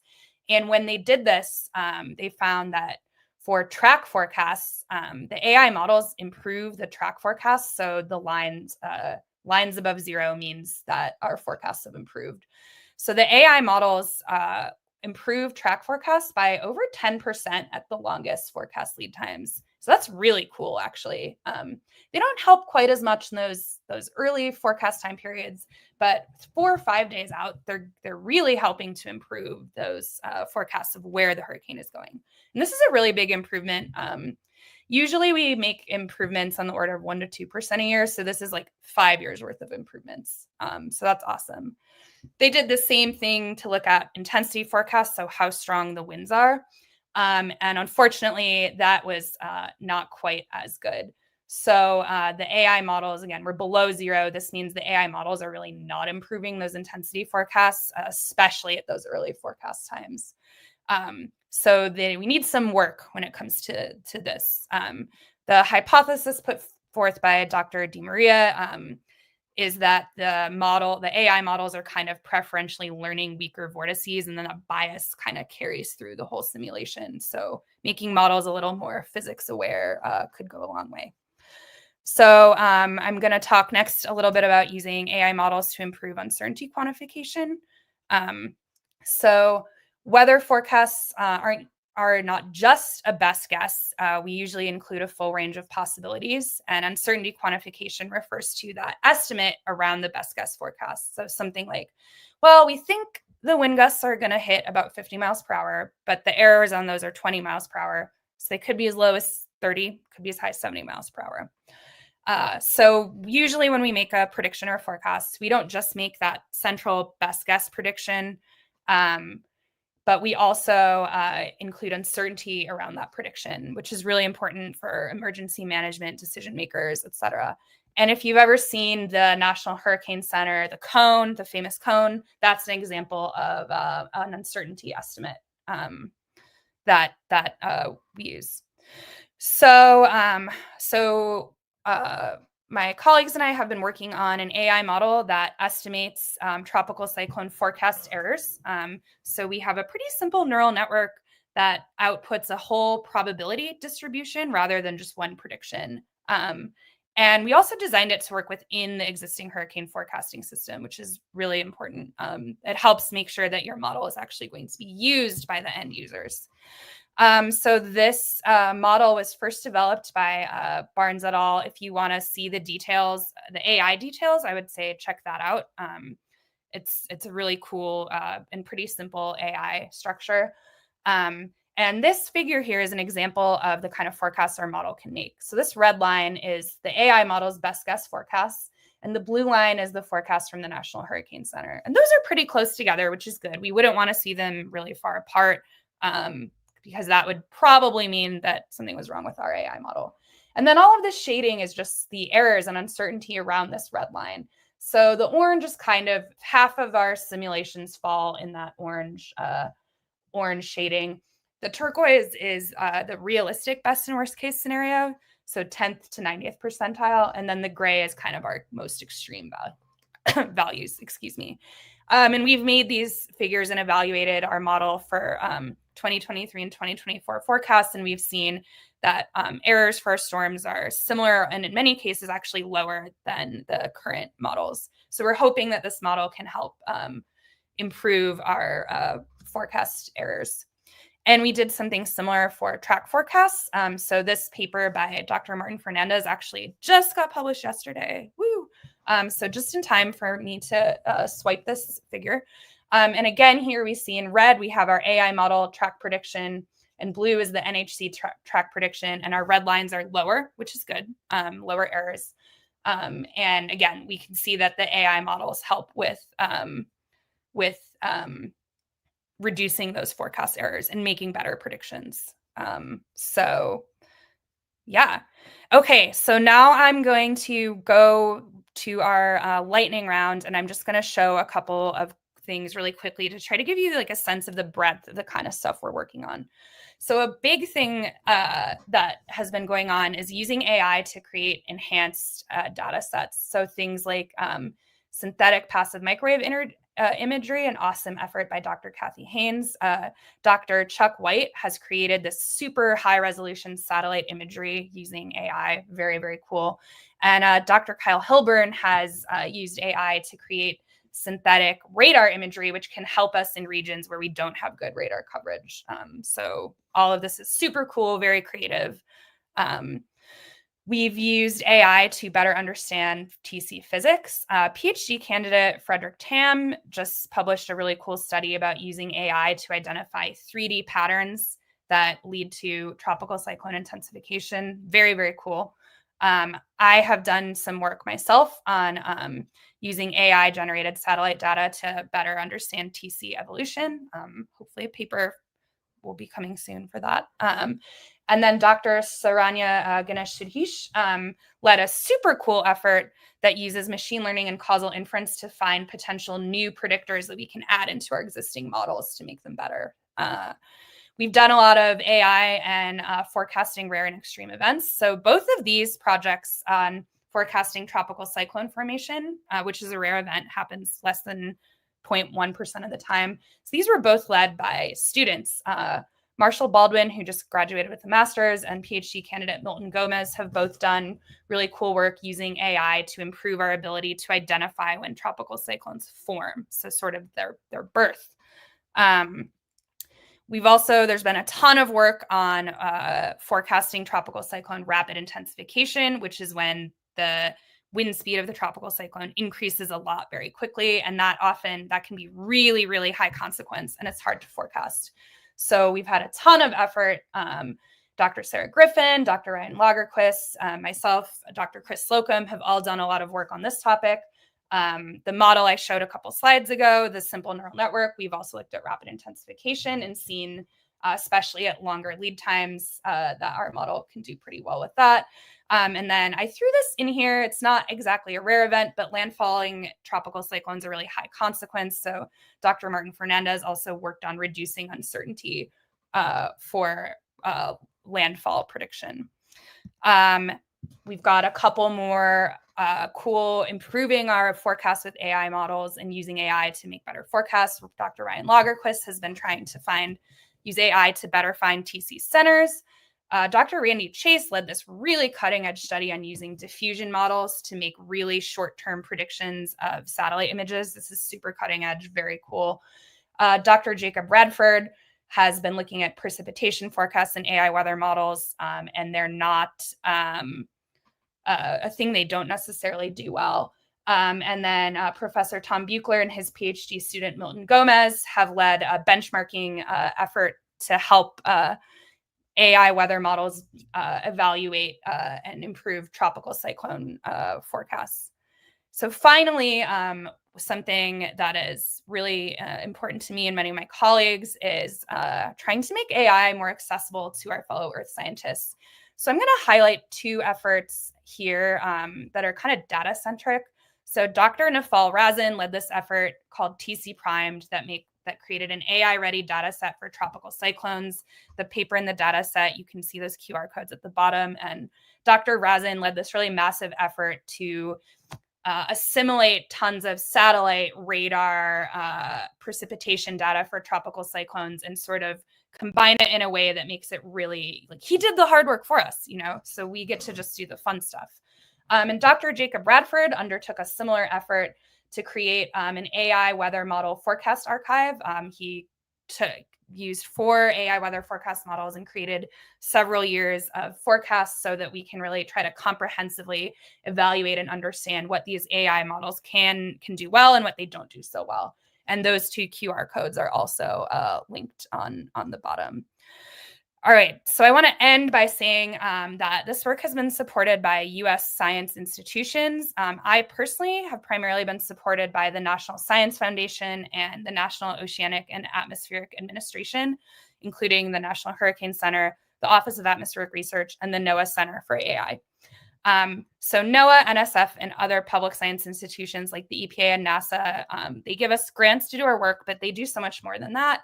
They give us amazing data. And again, they do the hard part, so we get to do the fun part. They make sure the data is good, easy to access, and that we can keep pulling it in as we need it. They give us resources like computational support, satellites, observation networks, etc. They provide training and educational resources for the public. They help us collaborate and share our science, and they really invest in the future. So so this really is an investment in the future, not just of scientists, but of our whole society. Okay, and on that note, I will take a couple questions. Thanks so much for joining me today. Great. Well, thank you for your great talk. Everyone is applauding in the chat. So there are a bunch of questions that actually you can kind of combine into one idea, but Aster asked the question, which is, you said your research focuses on AI, but AI can refer to so many different things. How would you compare what you do to AI, to the AI that's been popularized in the last couple of years? So if I could paraphrase it, are you guys just going to ChatGPT and typing in where is the hurricane going? Is that what you mean by AI? Okay. So this is all very much my personal opinion. It does not represent the opinions of my colleagues or anyone I work with. We do a lot of supervised learning. So that means that we kind of know what we're looking for. ChatGPT is a large language model, which is a form of unsupervised learning, and ChatGPT is like very unsupervised. I personally do not. I think that we have a long way to go before large language models like ChatGPT are going to do a whole lot, are going to be very useful in geospatial tasks like these. We have been getting asked this question a lot recently. I'm usually the biggest hater of ChatGPT in the room. So I think targeted AI models like computational neural networks that have been developed to do image-to-image translation tasks, those work really well. And these AI weather models, which are unsupervised, but they're not the same as ChatGPT, those do some things really well, but there's a lot that they still don't do well. And I think we're still kind of a ways before those models are actually used in an operational context. Yeah. So put differently, this is completely different from ChatGPT. And in fact, so someone else asked about the energy requirements, and the energy requirements are actually far less. People have no idea how big the computers that the Weather Service is running these forecasts on. I mean, your computer probably has 8 cores. They're running on 100,000 to 1 million cores for hours to get forecasts. And these AI models are incredibly cheap. So actually the AI models are actually save resources over the big iron things that the Weather Service. Now, it doesn't mean you can get rid of the Weather Service forecast, because you need to train. Oh my God, no. You need something to train the models on. But I think they're really, I mean, would you agree with that, Brig? Yeah, and I really want to emphasize we need the people. These models are only as good as the people creating the data, training the data, and interpreting the data. And like the experts are key.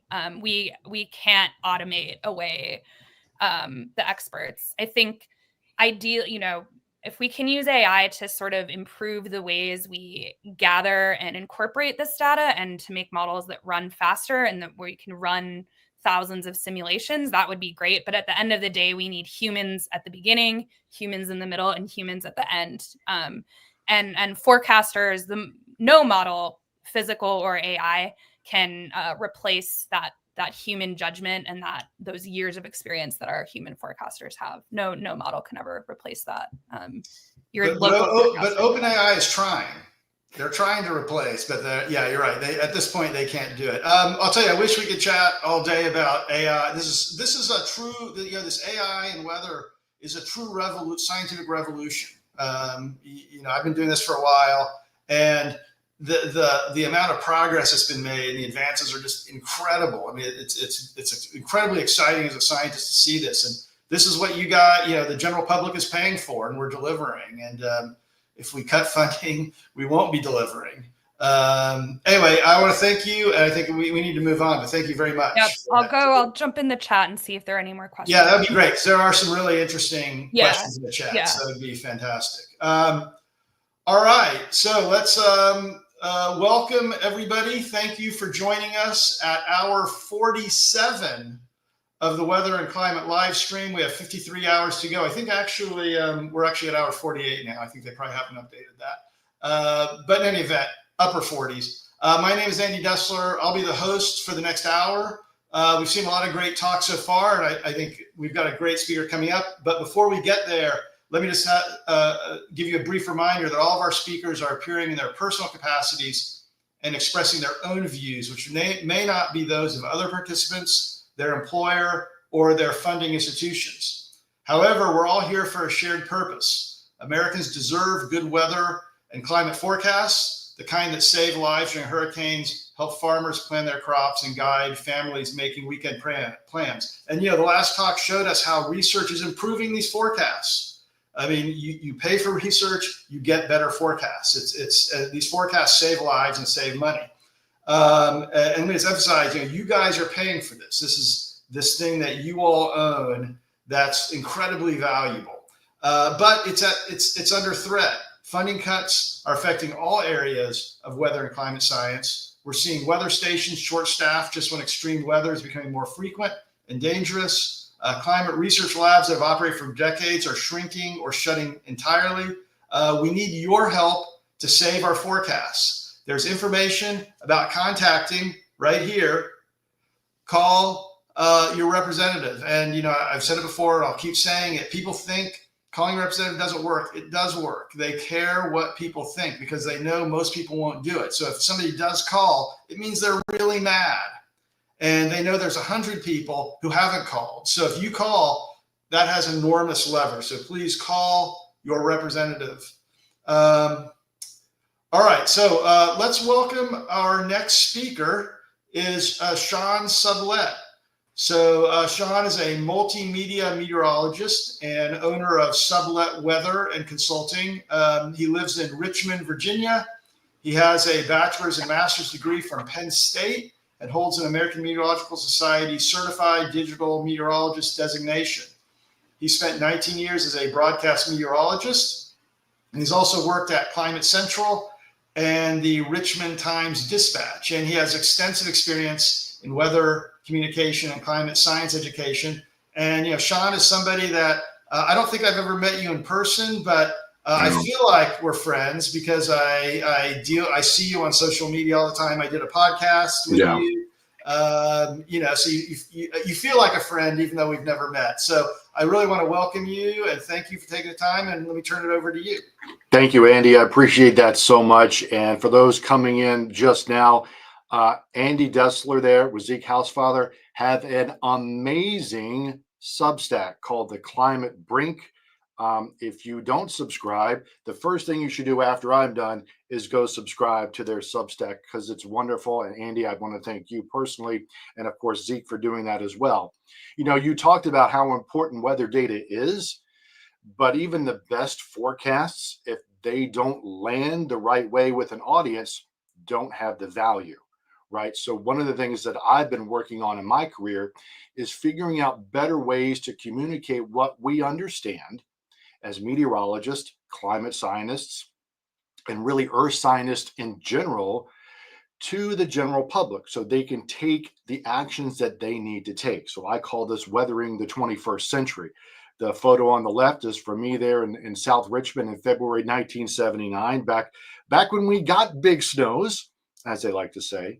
and a more recent photo when we had a lighter snow here in Richmond in January 2022. Just to recap how I got here, after my time in high school in Richmond, Virginia, I went up to Penn State to get the foundational science. I very briefly worked for a government contractor on the site of NASA Goddard Space Flight Center. I wrote a lot of code, and I realized I didn't like writing a lot of code, that I really enjoyed talking about the weather. So for the next 19 years, I did work as a broadcast meteorologist in the Roanoke-Lynchburg area of Virginia. And I did that till about 2015. And then, as Andy mentioned, I worked at Climate Central. Met some brilliant people there, including Bernadette Woods-Plackey and the staff there, learning about climate science, several climate scientists, and also really started to take on some knowledge of the social sciences, understanding how people react to information. So I took that and then came back home to Richmond, worked for Lee Enterprises, which is the parent company of the Richmond Times-Dispatch, where I did multimedia weather and climate communications. As Andy mentioned, we ran a podcast for a while. I wrote articles, I did videos, the whole bit.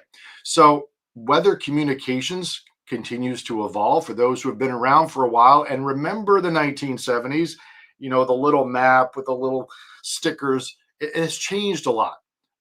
But the demand for relevant weather information remains high, whether it's on a traditional newscast, via social media, or during online video. And that's why weather apps have gotten so popular, right? And often, I know, Andy, you're probably asked this as well, what's the best one? Well, it depends on what you're actually aiming for. And the role of a lot of the meteorologists today is to be that second source, as people still want human confirmation. As AI continues to ramp up, we want somebody to kind of walk us through, hey, is this right? Hey, this doesn't make sense. What does this actually mean? And the other thing I want to remind people is different apps use different data. There is no big one data set that everybody is using to decide weather apps. So there's no real consistency across weather apps. Some organizations use better data sets than others, but there's no one massive data set for everybody. I want to credit Tim Heller down in Houston about this slide, reminding you that the apps aren't going to tell you everything. What is the key weather message on any particular given day? Is it weather severe? Is it disruptive? Is it a little inconvenient? Is it optimal? Or is it just unusual? So what's the key weather message? Whether it's rapidly changing weather, like when does the bad thing stop? Decision support, well, what should I do next? Or just curiosity when you see something that's unusual outside. So let's go back to the classic example here of the severe thunderstorm watch, which most of us have had to deal with at least once in our lives, even on the West Coast where we don't typically have severe weather. We'll have some thunderstorms later here in Virginia, we expect. So we'll use this as a rapidly changing weather situation. Phone goes off, you've got a severe thunderstorm watch. What does that really mean? I mean, we've been doing this as professionally since the 1980s, and we still need to remind people the difference between a watch and a warning. Because if it's not part of your everyday experience, you're not going to remember. So it's incumbent upon us to remind people, what does this really mean? Well, it means in the next few hours, the conditions in the atmosphere are becoming very favorable to produce thunderstorms that are going to do wind damage or hail, and sometimes even tornadoes. So what should I do? Probably nothing immediately, but raise awareness. Hey, there's some bad storms that might come down in the next few hours. Have a plan to be inside if you need that, which leads us to decision support. What are the risks if I'm doing an outdoor event? Let's say I'm having a birthday party for my 6-year-old in the backyard. This thing hits my phone. What should I do? Well, as a meteorologist, one of the things we could do is help. When does the threat end? You get a severe thunderstorm watch for a large area. If you know where you are in that area and you can help the folks, for example, in Richmond, this severe thunderstorm watch goes for 6 or 7 hours oftentimes. But we could say something like, you know what? It looks like the worst window for this is going to be, let's say, between 6, 7, and 8 p.m. So that gives additional information that is absent from the watch through no fault of the Storm Prediction Center, because they do absolutely amazing work there in Norman, Oklahoma. The other thing we need to do better, and we're starting to get better at this as weather communicators and climate communicators, is to relay uncertainties. We all know that we don't know everything, but there are certain things that we can narrow down, like the specific time frame that we think storms are most likely. And we can tell you when that threat is cleared. Maybe the severe thunderstorm watch goes till 10 o'clock, but we know once this particular line of storms moves through, maybe by 8:30, it's all clear after that. And then we go back to unusual weather, improving the messages. And this is where we do a lot of unwinding of terms that have become very popular in the media landscape, like the polar vortex. And I encourage people, don't overthink big terms like this. This is an unusual weather phenomenon to the average person. So be rather with a basic answer. I mean, it's a regular circulation of very cold air around the North Pole, South Pole too. But most of us here are living in the Northern Hemisphere, and it travels in waves. Sometimes one of these waves moves a little farther south, unloads some Arctic air, and it comes down for a little while. Don't overthink it. I mean, we go on and on about the tropospheric and the stratospheric polar vortex and all that stuff. But at the basics, a lot of the public's not going to remember that. But if you draw them a quickie picture, give a brief explanation, that normally works. And now in this social media age with so many photos running around, these are things that have always been out there, but people see them more often now, like a hole punch or fall streak. You've just got these very, very cold clouds high up in the atmosphere, cirrus and cirrocumulus clouds, and they're kind of in this equilibrium. And if something flies through there, it disturbs the equilibrium, and you have these super cooled water droplets and ice crystals that begin to congeal. They weigh down and they fall in that kind of circular pattern. And you see that kind of feathered nature to that. Those are the falling ice crystals, which then tend to evaporate entirely on the way down. But it leaves this kind of unusual pattern in the sky that frankly freaks some people out. Speaking of that, I don't know a meteorologist that hasn't dealt with this. The condensation trails, jet exhaust simply contains water vapor. And jets 30 to 40,000 feet up in the sky are flying through some very cold air. Now, if that ambient air is close to saturation, the vapor that comes out of the back of that jet is going to condense and form a cloud. But this doesn't always happen. I mean, if the air is still cold, but very dry, the exhaust just remains invisible water vapor, and we end up not seeing any actual condensation trail. But it's amazing to me that we still have to somehow explain this every week, something that I've known basically since I was a child in the 1970s. So going back to misinformation and understanding how to improve messages, we can fold this up into climate science. And it's important to know that communicating climate change, as I'm sure Andy will tell you, is a challenge, because it seems to a lot of the general public as something that's psychologically distant in both time and space. But of course, the impacts are already here in hotter days, heavier precipitation, and sea level rise. So to borrow, if not steal, from Catherine Hayhoe, who I just adore, it's important to meet people where they are about this particular topic, which means we have to come to terms with public perspectives. This is from Ed Maybach and Tony Lizerwitz. They do fantastic work there, understanding how people perceive climate change and global warming. And most people are at least alarmed or cautious or concerned about this. A much, much smaller minority of folks are disengaged, doubtful, and dismissive. But you also have to think about, who are you talking to? Where do you want to reach them where they are with common values and come to some kind of conclusion together? And for this, I love to use analogies. This is one that Jim Gandy from South Carolina, I think, taught me first. I was in Philly for a while, so the Rocky analogy plays here. Weather throws the punches, but climate trains the boxer. I'm a Penn Stater, as you could probably see back there. Weather's one football play, but climate's the whole season. I mean, this time of year, we can flip it and say, weather's one inning in a baseball game, but climate's the whole season. And there's a lot of gaming going around nowadays, so I like to think of it as loading the dice. Weather is one roll of the dice, but climate loads the dice. So think about it this way. If you've got a pair of regular 6-sided dice, and you take one of them, change one of the faces from a 1 to a 7, and then just roll it over and over and over again, you're going to get different results than you got in the past. On occasion, you're going to roll a 13, and you never roll snake eyes again. And that way, you've loaded the dice toward warmer weather or higher rolls in this case. So this is how we are loading the climate dice toward warmer weather than we have just a generation ago.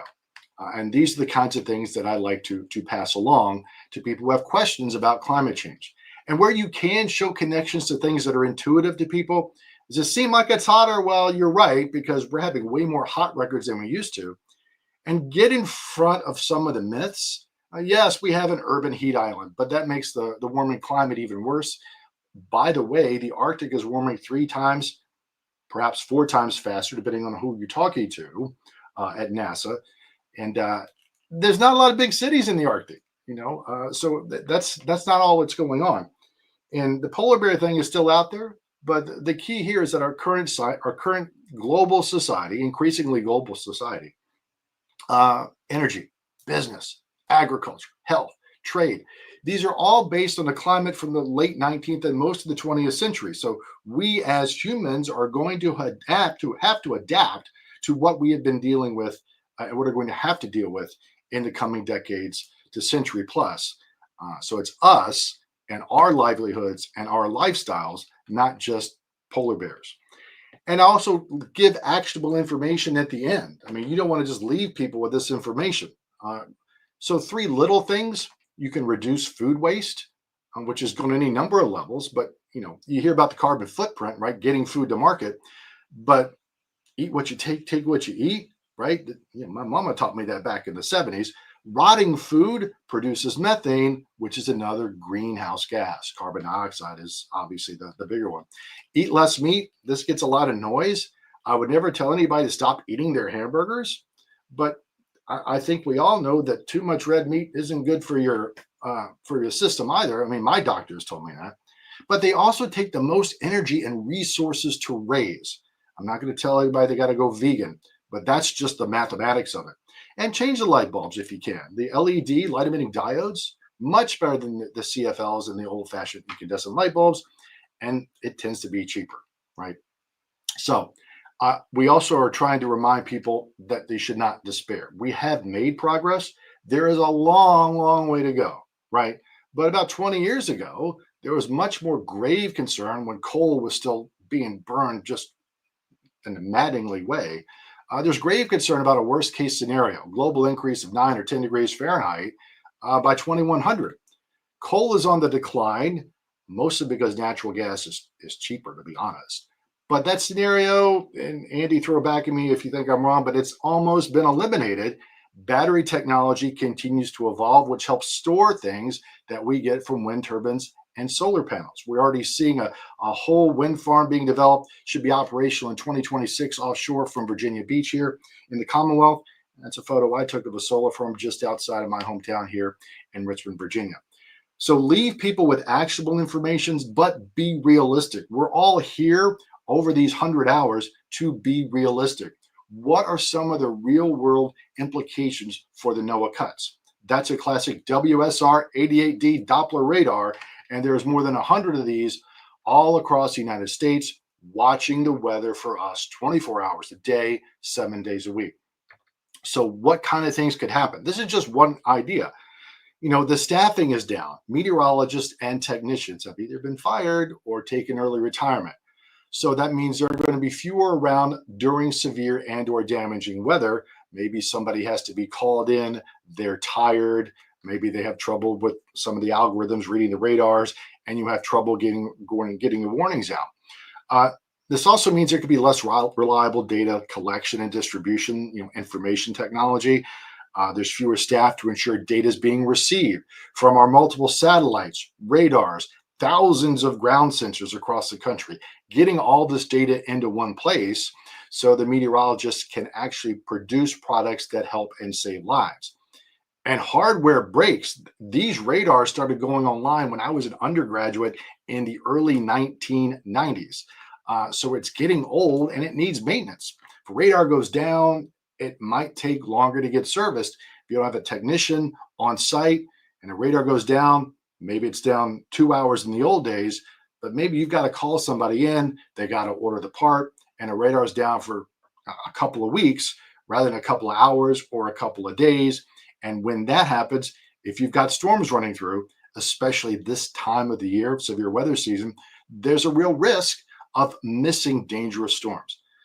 I like to tell people we're not going to miss hurricanes. They're big, right? But a lot of damaging storms like tornadoes, severe thunderstorms are very small with respect to the size of the entire atmosphere. So they have very definable radar signatures, and they can be missed if the critical hardware is down or some people are more tired than maybe they ought to be. And maybe a warning doesn't go out, a tornado is missed, and there is damage or something worse. So there's a lot of things with the NOAA National Weather Service cuts that concern me as a person, as a meteorologist. This is just one of them. So we're all here to raise awareness about this, that these cuts to weather, climate, NOAA, National Science Foundation do have repercussions down the line. They may not seem obvious right away, but another analogy I'll use is this as we wrap up. You know, let's say it's a nice October afternoon, it's 68 degrees outside, and your power goes out. And maybe you're fine for a few hours, a few days, but by the time winter comes around and you don't have any heat, you're going to wonder what happened. You know, if you don't service your car, you don't notice it for a day or two. You don't service your car for 4 or 5 months, you're going to notice problems. So these are things I try to remind people that what's going on now may not be obvious, but it will have repercussions later on. With that, as they say, Andy, I will yield my time and happy to take any kind of questions now. Thanks, Sean. That was really interesting. I've got a bunch of questions. Let me see. See if we have any. Someone, Astra H wants to know where the crab cakes watch versus warnings meme is. That is really a good. That is a good one. Google it. Google it if you haven't seen it, especially if you live in the Maryland area. I've seen the cupcake version of that too. I've seen the taco version of that too. Yeah, but we've just got to remind people of that all the time. That's right. Andrew Williams says we've hit 1,000 viewers. So let me just say thank you so much for everybody who 100 to the 1.5. I guess is that 1,000? I presume it is. So I have a couple questions for you. First of all, or this is more of a comment. You know, you're talking about contrails, and you know, most people don't know that, you know, a lot of the stratospheric research started in World War II because they wanted to figure out how to not leave a contrail. I mean, if you have a bomber flying to bomb Germany and there's a contrail, it's like a big arrow for the anti-aircraft to see. And they say, we don't want to leave contrails. And they did a lot of research in the stratosphere on that. And so this really goes back a long way, but I still have people contact me about, you know, these are, you know, they're spraying aluminum and you know, it's similar to the people who contact you about, like, you know, we control hurricanes. We're trying to punish people who didn't vote for Biden. I mean, how do you respond to people that, you know, that reach out to you with this crazy conspiracy stuff like this? I've been inoculated from a lot of that since I've left the general media space, and now I'm working more as a private consultant. But I still see it, and I try to ask people to bring their evidence, and that normally they start going down a rabbit hole, and I'm like, I've been doing this for a long time. I think I'd know. And this goes back to the beginning of the presentation. There is a real problem with the information infrastructure in the country overall, or else we wouldn't have these problems. There's a betrayal of trust, and we could go down a rabbit hole about why that is.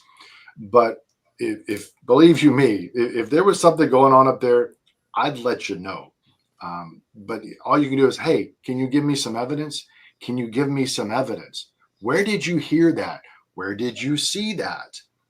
You know, you don't have to go in and just tell somebody you're loopy, you're crazy, because that's antagonistic. But go, now where did you see that? Now why would you believe? So I've gotten emails, and I'll actually do that. I'll say, you know, why do you think that? And then they have pages and pages of evidence. And, you know, they sent me a satellite loop that showed the sky was clear, and all of a sudden these clouds showed up. And they said, you know, what's going on? It's like I wrote back and said, what's going on is you're lifting air near the surface, has a lot of water vapor into the upper atmosphere, and it forms clouds. Yeah. And it's like, oh no, that can't be it. It's these HARP radars. Oh, the HARP thing, yeah. The HARP thing. I mean, it's just I guess I've learned just not to engage.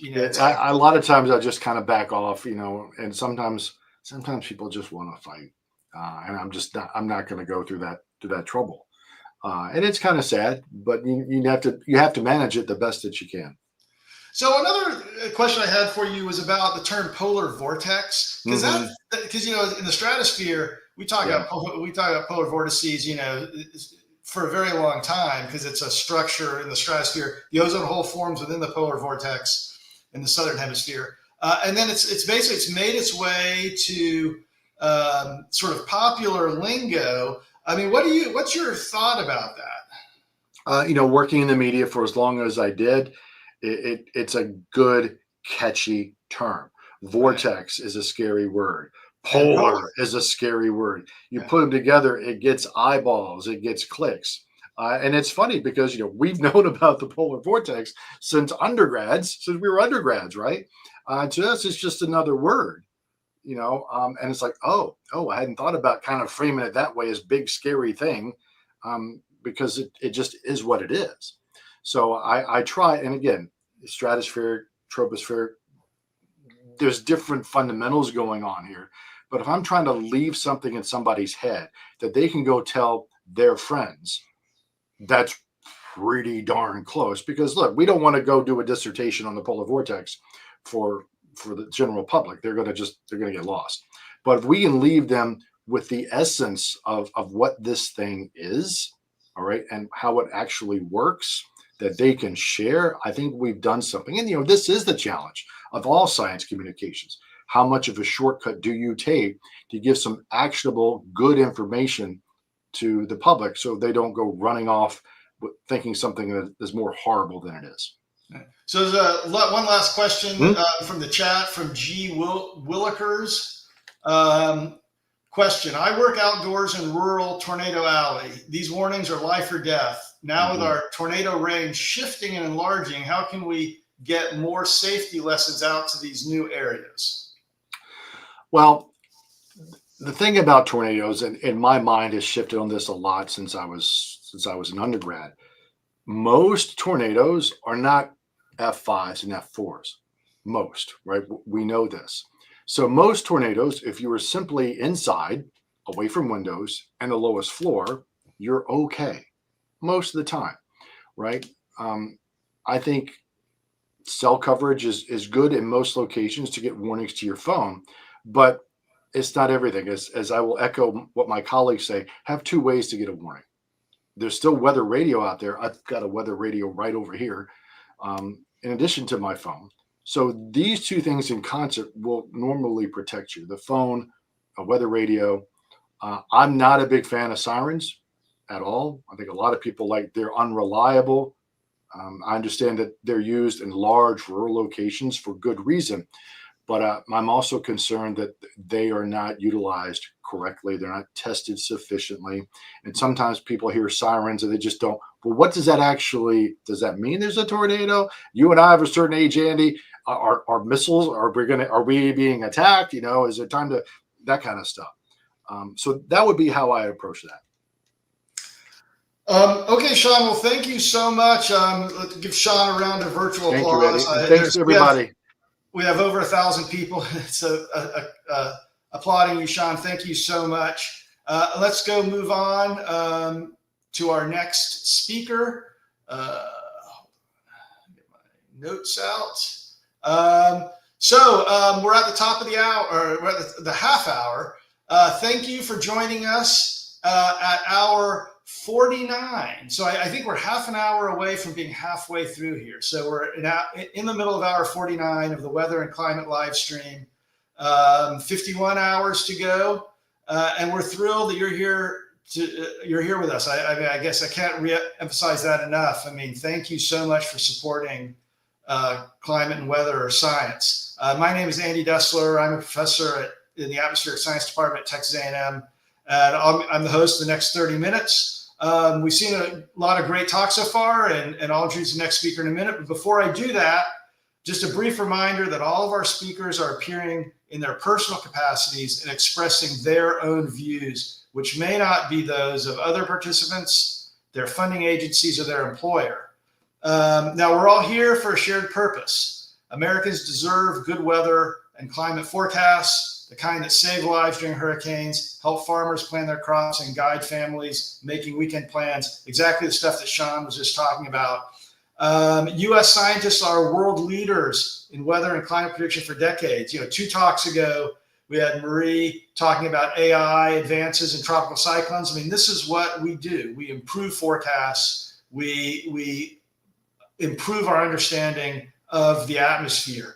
And this scientific excellence exists only because of you, taxpayers, the public. U.S. federal funding for science is essential to maintaining America's leadership in weather and climate prediction.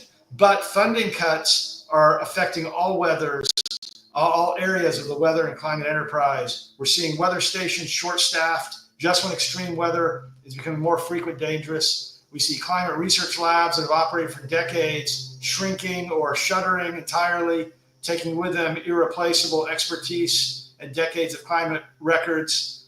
And we need your help to save our forecasts. The link at the bottom, you can click on that and it will give you information on contacting your representatives. And I'll just keep repeating this. People think contacting your representatives doesn't help. Trust me, they know most people aren't going to pick up the phone and call. So if you do, they know there's 100 people like you who are almost as mad, maybe not quite as mad. And so call, trust me, it just takes a couple minutes. The people are very polite because it's their job to be polite. They will listen to what you have to say, and they will note it down, and they'll give it to their congressperson who may or may not act on it. But you don't have anything to lose, and enough people call, it will affect their vote. So please help us by doing that. So let me introduce our next speaker. Meghana Ranganathan is an assistant professor in geological sciences at the University of Chicago. She received her PhD from MIT's Department of Earth, Atmospheric and Planetary Science, and a BA in math from Swarthmore. She held a NOAA Climate and Global Change postdoctoral fellowship at Georgia Tech before joining Chicago in 2024. Her research integrates material science, solid earth geophysics, and applied mathematics to understand how glaciers and ice sheets respond to climate change, ultimately improving sea level rise projections. So let me just say thank you so much, Meghana, for giving this talk, and I will turn the floor over to you. Thanks so much, and thanks to everybody for tuning in. I'm super excited to be able to ring in the 50th hour, but I am especially excited to be able to do that talking about glaciers and ice sheets in Antarctica. So as Andy mentioned, I'm a glaciologist. I study ice sheets and glaciers. Today, I'm going to be talking primarily about Antarctica and how Antarctica is changing and contributing to sea level. And there's a whole host of reasons to be doing this. We study glaciers and ice sheets, and I think the primary conversation tends to be around sea level. And there's been some really fantastic talks that have touched on the importance of sea level, the uncertainties that underlie our sea level projections, and what effect that could have on our coastal cities and on the globe. But there's a whole host of other reasons that we care a lot about glaciers and ice sheets. One example being the effect on ocean circulation. As ice sheets lose ice, that ice tends to go into the ocean. That is fresh water, often a different temperature, a different salinity than that ocean water. And that, when it mixes in with the ocean, can affect global ocean circulation.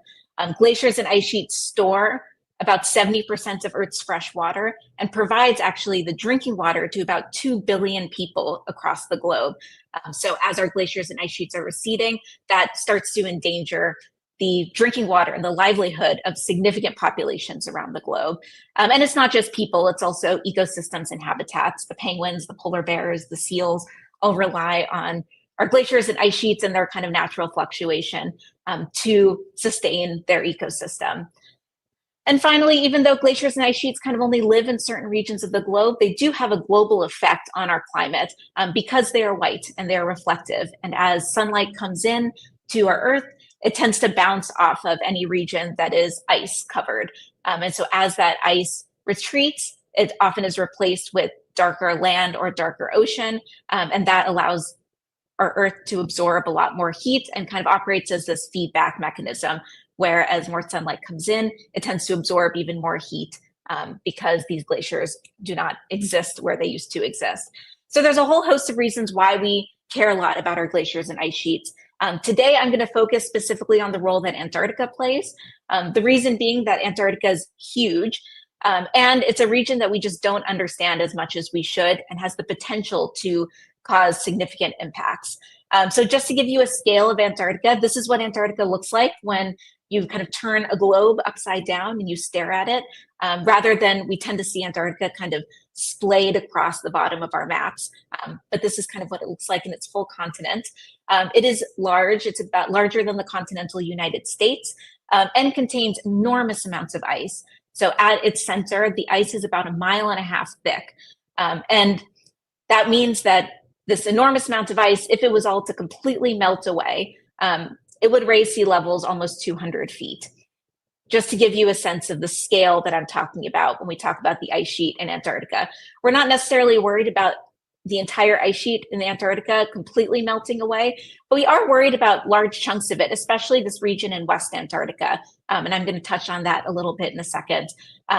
But the reason that we focus so much on Antarctica is because there's a lot that we still don't understand, but we do know that it's changing really rapidly. And it helps to get a sense of just how much it's changed over the last 2 decades or so. So this is some data from NASA's GRACE satellite. GRACE is a gravity-based satellite, so it measures as an ice sheet kind of loses mass or gains mass, it measures changes in the gravity field. And that's how we can get beautiful maps like this and beautiful images, figures like this, that shows, for example, how much mass Antarctica is losing every year this goes from 2002 all the way to 2023. And the summary being that Antarctica is losing more and more ice every single year, as you can see by this fact that this line is decreasing in time. But it doesn't lose mass kind of everywhere on the ice sheet. This map of Antarctica is showing where Antarctica is losing ice, and in some regions where it's gaining ice. So all of the red regions are where Antarctica is losing ice, and all of the blue regions are where it's gaining. The kind of takeaway is that even though there are regions it's gaining ice, those are massively outpaced by the regions where it's losing ice. And the region that we are most concerned about is this one right here. This is known as the Amundsen Sea embayment. It houses a glacier known as Thwaites, which is often known in the news as the Doomsday Glacier. And this is part of the reason why, because it exists in this region that is losing so much ice. And there is serious concern that if Thwaites were to continue retreating and retreating, it could have a cascading effect that could affect large sections of the ice sheet, for example, this western portion right here. So there's a lot that we really want to understand about why certain regions of Antarctica are losing ice, why certain regions are gaining ice. And the underlying reason is complicated, and more complicated actually than just it's melting. Antarctica is still in the southern pole, and it's actually still pretty cold. There isn't actually a lot of melt that happens. The way Antarctica really loses ice is because ice flows. And I think this was something that possibly 1 or 2 other talks have already touched upon. But ice is this viscous fluid. It's not this static block of ice that just kind of sits and melts. It actually moves. And for those of you that are fans of the Frozen franchise, you might recall this scene from Frozen 2 where one of the characters expresses, oh, glaciers are actually rivers of ice. And that's actually a really lovely and completely accurate, I think, representation of what ice is. For kind of a more realistic configuration, this is a glacier in Canada.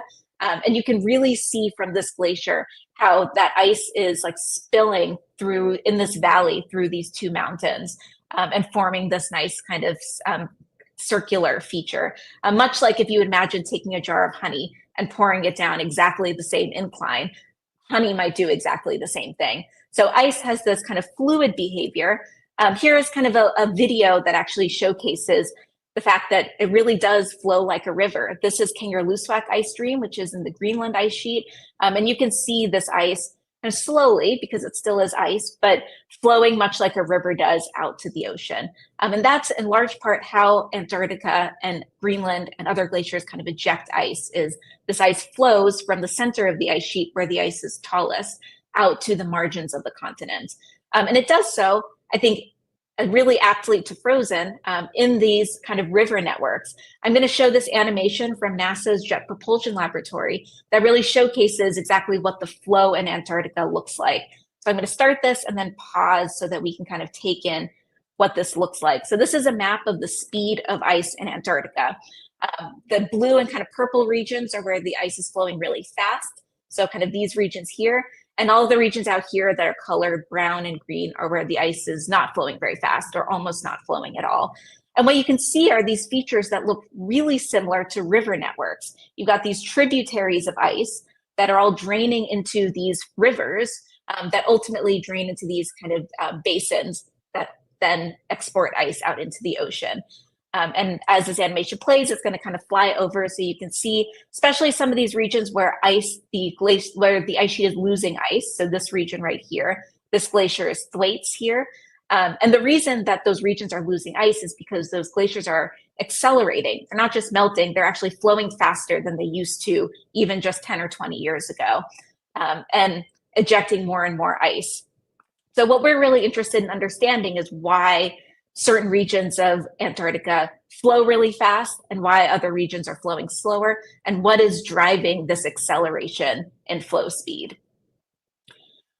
So the other cool thing that ice sheets do is not just flow, but also break. And this is, I think, what I find fascinating about ice is it is one of the very few natural materials on Earth that both behaves like a fluid and flows, but also behaves like a solid and breaks, and does so at exactly the same conditions, and often does so simultaneously. So we both want to understand how ice works as a fluid, but also as a solid and why it breaks. And this is a really nice kind of illustration of this big rift or this big fracture through the Larsen C ice shelf. And when ice breaks, it typically does so once that ice hits the ocean. So ice flows out to the ocean. Then once it hits the ocean, it starts to break up and form these icebergs. So this is a video from the Brunt ice shelf, which is right up here in Antarctica. And you can see these fractures kind of form, propagate, and ultimately create these icebergs that then float away. And these two processes are really how Antarctica and Greenland and plenty of other glaciers lose ice, is due to the flow of ice out to the ocean and then the fracture of ice to create these icebergs. Of course, the Brunt ice shelf kind of breaks off these big chunks of ice, these huge icebergs, every few years. There are plenty of glaciers that kind of break up in much more dynamic ways. So this is a video of Thwaites. So this is all of the ice here. What you can see is just kind of a mess of fractures, tiny little icebergs that are constantly getting created on a really rapid basis. And again, this is part of the reason why we're so concerned about this glacier Thwaites, is because it really feels like it's disintegrating. It looks like it's kind of holding on for dear life through some small regions of structural integrity. But there's serious concern that those small regions of structural integrity are likely to disintegrate in the coming years. And we really want to understand how likely that is, when that's likely to happen. So what that means is, as a glaciologist, I'm really interested in these kind of fundamental physics questions of how does ice flow and how does ice break? And the answer to that really gets back to the question, what is glacier ice? Because glacier ice is actually structurally different than the ice that you would find in your freezer. The ice in your freezer is frozen water. Glacier ice is actually compacted snow, which produces kind of a structurally different material. This is a nice kind of picture of a bunch of layers of snow on top of each other. What happens is, as snow falls, it starts to compact just because of the weight of the snow that's falling on top of it. And over time, it compacts and compacts, it squeezes out air, and ultimately forms ice. And so if you were to take a core of an ice sheet, what it would look like is those first few layers would be snow. The kind of secondary layers would be this intermediate material called firn, which is kind of a halfway between snow and ice. And then those kind of deeper layers would be pure, what we call glacier ice, where so much air has been squeezed out by compaction that it's now formed ice. And there's still some ice that kind of retains some of those bubbles. This is a picture that I took from the Greenland ice sheet, This ice is about 30,000 years old, and you can see that it's still full of air bubbles. It hasn't formed deep enough to really squeeze out a lot of that air. And this is how people get records of really, really old air from millions of years ago, is by going into these ice cores, taking these samples of air trapped in these air bubbles, and sampling them for CO2 and to try to understand what old atmospheres used to look like. But from my perspective as a glaciologist, I'm really interested in these very deep layers where the ice has squeezed out a lot of air and is really just kind of almost pure ice. And what I like to do is think about it from a really small scale perspective. When glacier ice has been formed, really what does it look like? And to do that, we can take glacier ice and put it under a microscope, in which case it looks something like this. This is an ice crystal, a single ice crystal. You can see the boundary by these kind of shadowy lines. And in this picture, there's actually many ice crystals. There's more over here, there's another one here, and they're all kind of bounded together. These ice crystals are about 1 millimeter in size. They can vary in size and shape quite a bit, but these ones at least are about 1 millimeter. And what is really kind of fascinating when you start to look at glacier ice from these scales, so from these really kind of small scales of zooming into the individual crystals, is you start to see some surprising comparisons between glacier ice and other materials. So one example is, if you were to do exactly the same thing to steel, you were to take a bit of steel and put it in a microscope and really zoom into what that steel looks like, it looks like this, where you've got a bunch of steel crystals that are all bonded together in this kind of what we call a polycrystalline structure. And what's cool is it looks exactly like the glacier ice at this scale. They're all crystals that are bonded together in actually physically almost exactly the same ways. There's different chemistry within the material, but the physics operate really, really similarly. And what I think is really fabulous about this is we know a lot about steel. Structural engineers, mechanical engineers have spent decades trying to deeply understand what causes steel to break, why steel deforms and under what conditions, because we build our buildings out of steel, we build our bridges, we really want to know when steel breaks and how it breaks. And we can actually use all of that insight that people have gotten from steel and aluminum and nickel to understand how glacier ice breaks in our ice sheets. Just to really drive this kind of comparison home, if you were to look at, for example, a fracture through a bit of steel, just by eye, it does look really similar to a big fracture through an ice sheet. And a lot of what I'm really interested in is trying to learn a lot of these insights about what causes steel to break in this way and apply that to understand how our ice sheets are going to be breaking. And these comparisons exist even just outside of metals. If you were to look at a sample of rock, it has exactly those kind of similar features. So this is putting a sample of rock through a microscope. You can see all of those individual rock crystals that are all bonded together in very similar ways that the glacier ice works. Of course, these crystals are of different sizes and slightly different shapes, but the physics are all very similar. And so what we can do is learn a lot about the insights that we've gotten from rock, for example, lava flow, and use that to understand how glacier flows. So if you were to look at lava, which is molten rock, how lava flows, those features, those viscous kind of flow features are very similar to what we find in ice. And so we can borrow a lot of what our colleagues in the rock world have learned to understand glacier ice. And so ultimately what that means that we can do is kind of take some of these microphysics insights that we can learn from other fields like metallurgy and material science and use that to try to understand how and why our glaciers and ice sheets are flowing faster and are breaking from these kind of physical principles. And practically the way that we do that is by kind of borrowing some of these ideas from other fields and trying to see kind of in a lab and in field settings how well that applies to ice. So the way we do that is by kind of going into the field, gathering samples. So these are ice cores that people can gather and actually visualizing them under microscopes to understand in different regions of the ice sheet, how do the crystal structures look different? Or there are people that actually have a lab set up or they have a big squishing device and you can make synthetic glacier ice, put it in a big squishing device and actually squish ice in the lab and see what happens and try to see how much it mimics these other materials. And we can use all of those insights to, for example, build models of microphysics of ice. So this is an example of actually an output from a model trying to represent how those crystals are changing with temperature and different kinds of pressures. And all of that we can use as insights to better build these big models of large-scale ice flow. So if we combine these kind of microphysics insights with observations that we get from satellites, we can use that to actually build more robust and better ice sheet models that can project what's going to happen to Antarctica out to hundreds of years in the future. And ultimately, that's kind of the goal of this field, is to build these models that can tell us how Antarctica is going to change in time. So this is one example from a paper from 2 years ago that was trying to do exactly this, set up a big simulation of Antarctica and step it forward in time and see how Antarctica is going to lose ice or how it's going to change on the time scale of about 300 years. We can see from 2015 stepping forward to about 2200, Antarctica losing large chunks of ice, out to 2300, losing ice that's equivalent to about 2 meters or about 6 feet of sea level rise.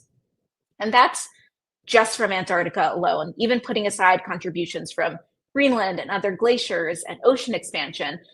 6 feet just from one location is an enormous amount of sea level. And a big part of our field is really trying to hone in on these numbers, make them really certain, and really produce better projections for what we're likely to see in the coming decades and centuries. And there's been a huge number of advances in the field of glaciology that has allowed us to get to this point. Glaciology, kind of in comparison to especially a lot of the climate sciences, is a pretty young field and has made a lot of advances very quickly. And that's really due to, I think, 2 opportunities that we've had. The first is the massive advent of satellite data. So having Earth-observing satellites pointed at our poles has kind of really kind of almost created a revolution in our understanding of glaciers and ice sheets. And just to kind of put some illustration to that, this is an image of what kind of satellite data of ice sheet velocity used to look like in 2003. So you can see these little patches of data, but they were really scattered and very sparse. Our satellites, were not often pointed at our poles, and we just didn't have as much of the data. Only like less than 10 years later, more satellite data, more funding for these kind of Earth-observing satellites, and scientists were able to produce a complete map of surface velocity of Antarctica, the same map that I showed you in that animation earlier. And this map was huge in the field because what it allowed us to do is really see, here are the regions where Antarctica is losing mass, here's the regions where the glaciers are flowing fast and not flowing fast, and we were able to start to kind of hone in on much clearer scientific questions for how we wanted to where we needed to look in Antarctica to understand how it's changing. And since about this time, about 2011, we've had repeat data. We've had satellites that have been able to give us yearly updates to this map. So what we can do is go into specific regions and say, here's how a glacier is actually changing in time, which is not something we could have done even 10 or 20 years ago. But we can look at, for example, this glacier here and say from 1996 to 2016, this glacier has doubled in speed. And satellite data, especially from NASA, has really allowed us to do this. The second big kind of piece of kind of opportunity that we've gotten is the ability to just go to these locations and actually dig up samples and do field work in remote locations like Antarctica. So this is a picture of me on Thwaites Glacier in Antarctica. And we're able to do this because NSF maintains these big stations in Antarctica. United States has 3 Antarctic stations, the biggest one being McMurdo Station. At the height of its season, McMurdo houses about 1,000 people, scientists and people who are there to kind of support the science and keep the station running. And this allows us to go dig up samples, understand even those microphysics questions that I was talking about earlier. We're able to do that because we can actually go to these locations. The difficulty about these stations is that they need to be maintained year-round. There are people at all of our stations continuously throughout the year maintaining the station, because the minute you don't have people maintaining it, the station freezes over, it gets buried by snow, and it's really hard to bring that station back. So kind of continuous maintenance through NSF's United States Antarctic program has been kind of fundamental in our ability to understand these regions. And all of that is really in service of wanting to understand how glaciers and ice sheets are going to change and what that means for the Earth system and for societies. And with that, I'm going to say thank you very much, and I'm happy to take questions. Well, thank you for that really interesting, excellent talk. There are a lot of questions, but we have time for probably a few of them. I'm going to start off with Henry Drake. This is really a good question. I had exactly the same question, which is, so you showed that plot of the gray time series, and it's going down. Then in 2020, it pops up and stays. And I remember, in the news, climate skeptics have been saying, oh, Antarctica is not losing ice. Can you comment on that, like why it happened and what the implications are? Yeah, there's some complexities with the competing processes of what happens to all of the ice as it gets ejected, and then the ice being added to the continent. And I think what's happening is, because of changes to the atmosphere, Antarctica may be losing ice, but it's also experiencing a lot more precipitation and snowfall, especially in the eastern part of Antarctica. And that, some people argue, could be kind of on a short term, potentially balancing out some of the mass loss, because as you're getting more snowfall, you're going to get more ice being added to the continent. I think this is something that it's not clear if that's going to be a long-term trend or if that's something that is just a blip for 3 years. 3 years is a relatively short period of time, so it's hard to know if that is an anomaly or something that we're likely to see kind of consistently through the next few decades. But what we do know is that as the snowfall may be increasing, our ocean temperatures are warming really significantly on kind of the other side of the continent. And that is driving significant amounts of mass loss. So we're really trying to understand this kind of competing processes of snowfall and ocean heating, and which is going to kind of outpace in the coming decades. Yeah, so I mean, just to follow up on that and confirm, because I think you said this, but confirm this. So, most of the ice loss in Antarctica is not coming because the air is warm and it's melting.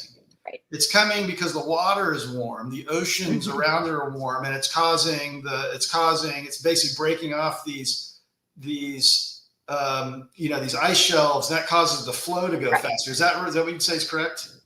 That's exactly right. People say Greenland melts from the top because the Arctic is pretty warm, but Antarctica melts from the bottom because Antarctica is cold, but the oceans are warm. And so what's happening is the ocean warming kind of eroding the underside of glaciers in Antarctica. So Sarah Filippini asks, is there a reason why the region right uphill from Thwaites, the Doomsday Glacier, is gaining ice? Is there some kind of compensating mechanism? So there's a glacier right there that's actually been slowing down over the last few decades. We think it's in the process of stagnating. So these glaciers can actually turn on and off over long time scales, like geologic time scales. And so we've seen it happen before in the geologic record. And there's evidence that one of those glaciers in that uphill region is actually stagnating and possibly turning off. And that might be, that's kind of causing some less mass loss than is typical in that one region. Claire Rubelke asks, when you say ice flows fast, what's the approximate speed? And I'll add to that, why is it flowing faster in some places than other places? Yeah, those are both great questions. So fast means different in different places. So for Antarctica, the fastest glacier moves at about 4,000 meters per year, which I could probably do the conversion to feet in my head, but I don't want to say something wrong. So you might want to look that up. In Greenland, the fastest glacier moves at about 14,000 meters per year. So glaciers in Greenland are moving way faster on average than the glaciers in Antarctica. And to answer the kind of second question about why some move faster than others, some of it is just interaction with the ocean. Some places the ocean is warmer than others, and that's driving some of the flow. Some places it's because of the actual bedrock underneath the ice sheet. That bedrock is tilted more, and so allowing kind of gravity to drive some of that flow faster.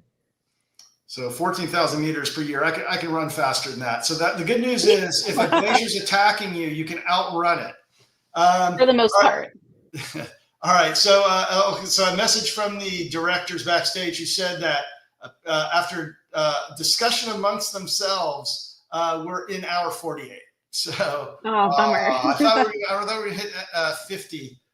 Basically, actually, right now I'm over time. This is so interesting. I could keep asking you questions all day.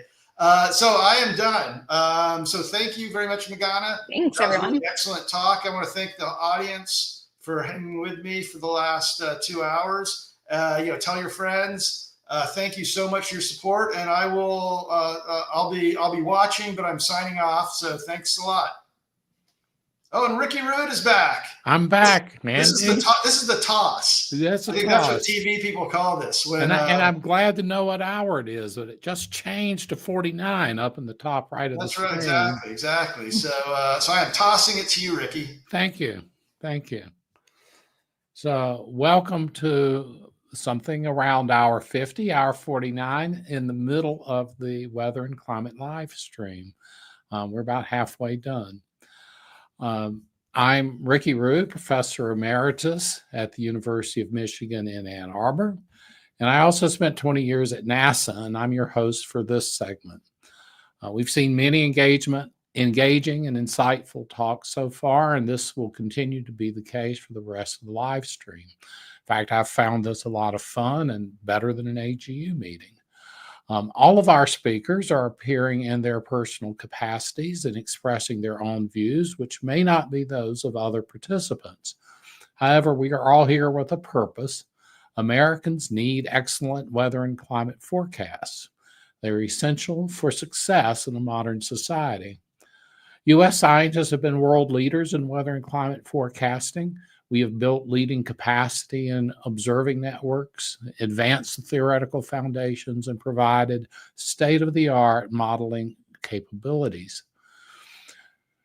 Our models provide guidance that protect life and property and allow us to plan and act on time spans from hours to decades. With this knowledge, we can anticipate risks and be more resilient in the face of weather and climate challenges. This excellence is because of investment by the public, and U.S. federal funding of science has been essential for our economy and security. But now, funding cuts affecting all areas of weather and climate scientists, and we need awareness of the benefits of forecasts to help us save our forecasts. We need to be present. We need to be speaking. We encourage you to call your representatives and governors. We need to maintain a presence and a constant vigilance of the importance of environmental predictions. There is information on the bottom of the screen that will help you make these contacts. And now I'll be introducing the upcoming speaker. So our speaker is Mike Wallace, who I've not seen for a while. Mike is a professor emeritus at University of Washington. I am a professor emeritus, and I think what emeritus is the Latin word for old and male. Mike is one of the most distinguished professors in our field, and today he's going to be talking about wildfires. It's yours, Mike. You're on mute.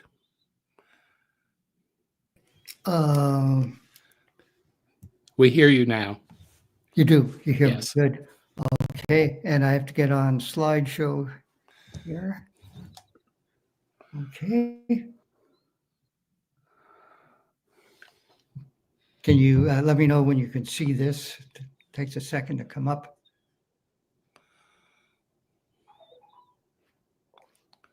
Are you seeing? I'm not seeing it yet, Mike. I want. And our producer says that he cannot either. Give it. The little wheel on my computer is spinning. I tried. I've gone. I practiced this morning. Is that it now? We still do not see it.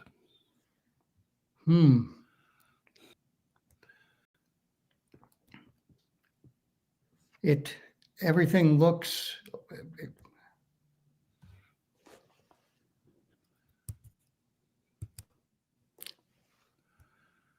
I don't know what I can do here except.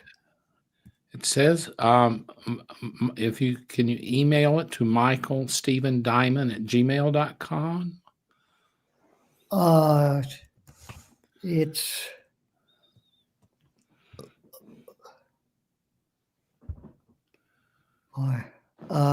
I probably can, but that's going to take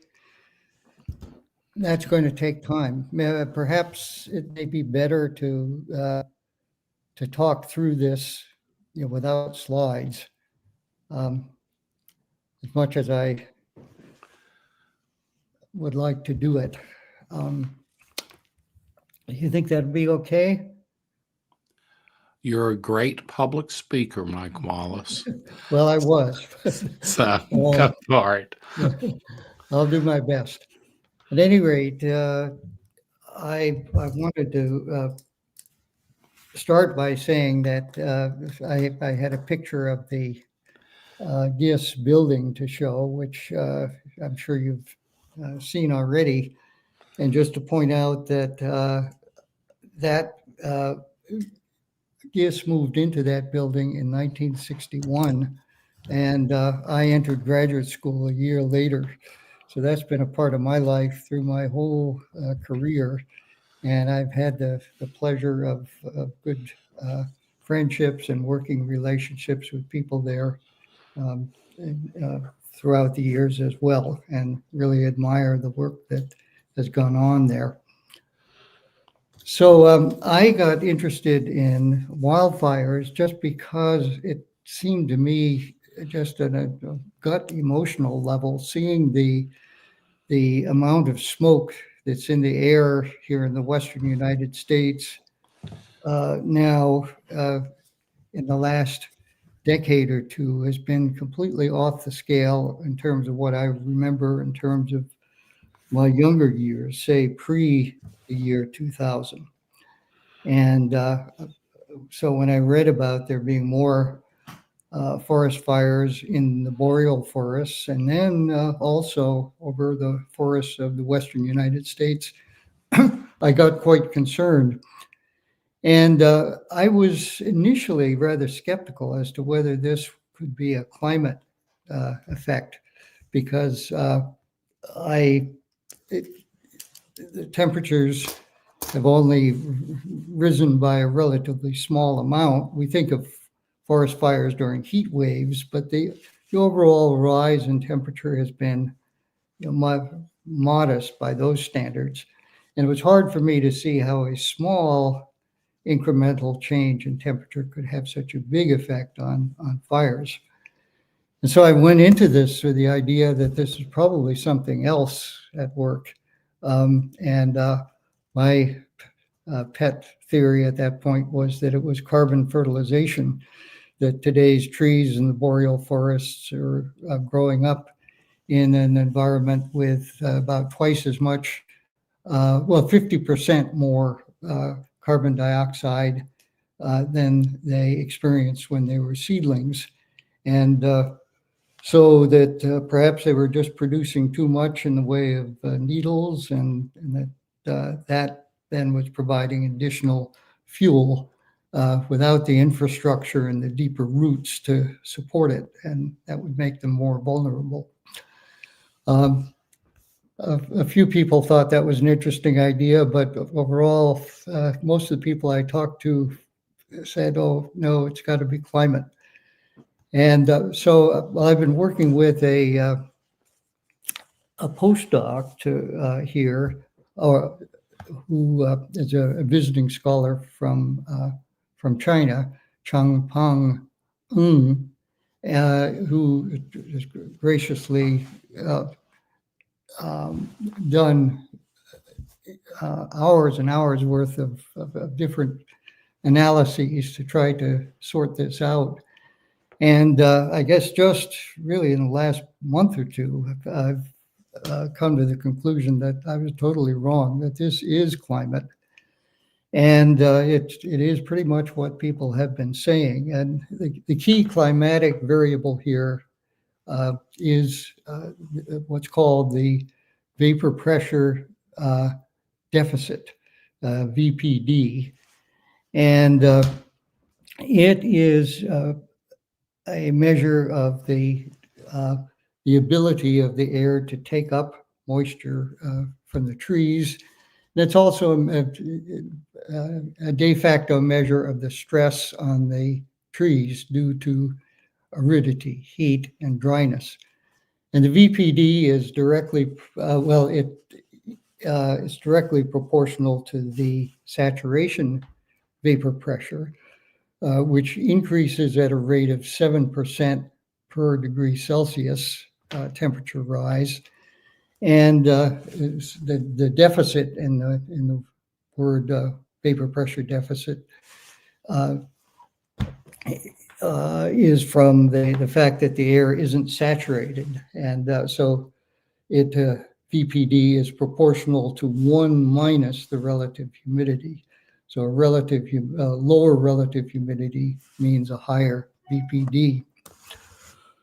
Well, I was going to show you a pair of slides, just toggle back and forth between the daily emissions of fire-related carbon emissions, which is something NASA has been monitoring back since about the turn of the millennium. NASA has this global fire emissions database, and they have maps of that every day. And so if you take the maps of fire emissions on the days when the VPD is above normal and compare them to the days when it's below normal, it's a factor of 10 difference. And it makes a striking slide. You can see the outlines of the fire-prone areas in both, but there's just 10 times as much when the VPD is above normal. And that's not huge departures from normal. It just has to be, it looks like the ecosystem is very finely tuned to the seasonally varying normal. And even as early as now in the season, if the VPD gets above normal for a while, the forests are very vulnerable. And we're seeing this in Canada this week. I went online this morning and I looked at the temperatures, and it is warm. It's probably warmer than normal, a few degrees there. But in the area of the fires, Hi, Mike. One second. My name is Andrew. I'm one of the backstage people. Do you want us to spend just like 1 minute trying to get your slides up? Would you be? I can try them again. Yeah, from here, sure. Yeah. Do you want to? Could you phone us really quickly? Is that easy? Let me just. Okay. I've done a share, the red button. I pushed that. Let's see.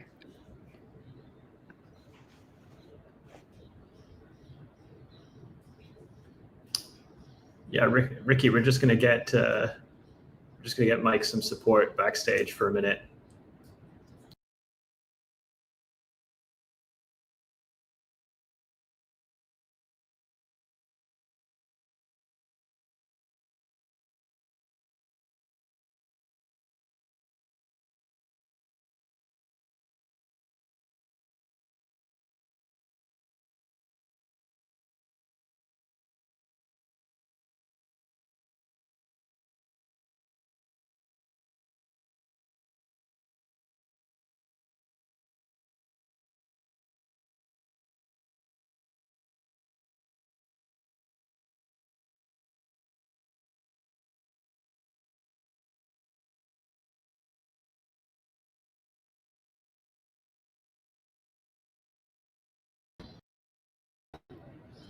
Hey, Ricky. Sorry, we're still backstage. We're gonna get those slides up and running really quickly. Do you have an algorithm that is likely to work? Yes, I think we're gonna get that. I think we're gonna manage to get that going as soon as possible. thank you for all of your help hosting. I think we've had, to be fair, it's been pretty amazing. We haven't had that many technical issues in the stream so far. It's bound to happen at some point, but I think we've been pretty lucky. And thank you, Ricky, for doing so much hosting. You're welcome. It's actually been sort of fun. Are you in Boulder? I live in Boulder. Yes. Nice. Yes. And so you talked a little bit about this in your talk the other day, but how long have you been? You're at NCAR, right? Are you? I just have an office at NCAR because they are gracious and kind.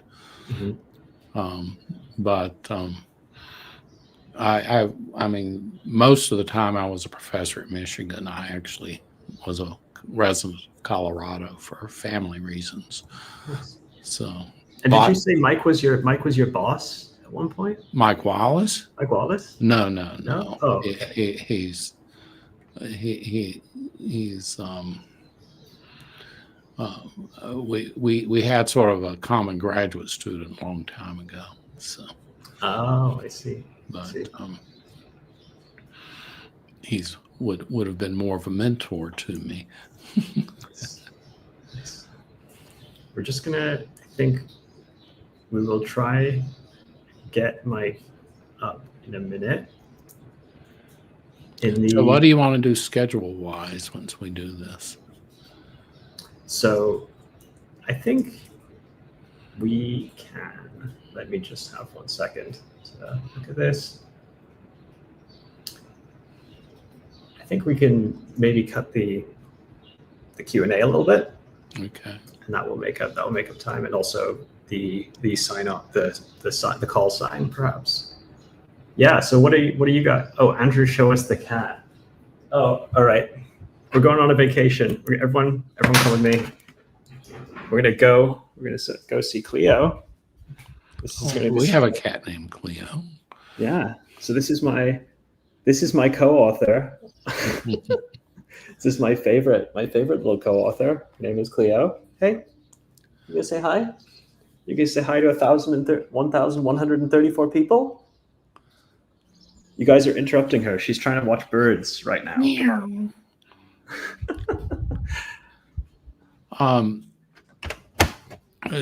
But do you want me to?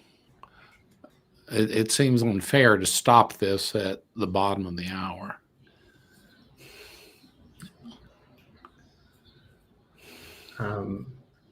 We'll work that out in the private chat, I think. Okay. Yeah. Cleo, how does climate affect bird watching? I know there is some literature. I don't know if anyone else knows about this. There is some literature about climate change affecting migration patterns. So I don't know if Cleo's going to get better bird coverage soon. I don't know. We're trying to call Mike right now just to let everyone know we're trying to call Mike on his phone just to give him some technical support. I know everyone in the chat wants to see these slides. So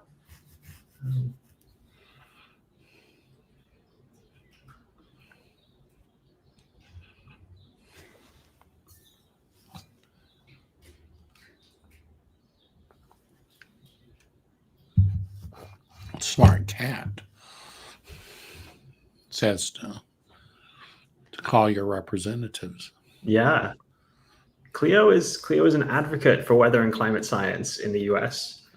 And strongly opposes the cuts. I think that is. She doesn't speak often, but when she does, she speaks out against the cuts. That's clear.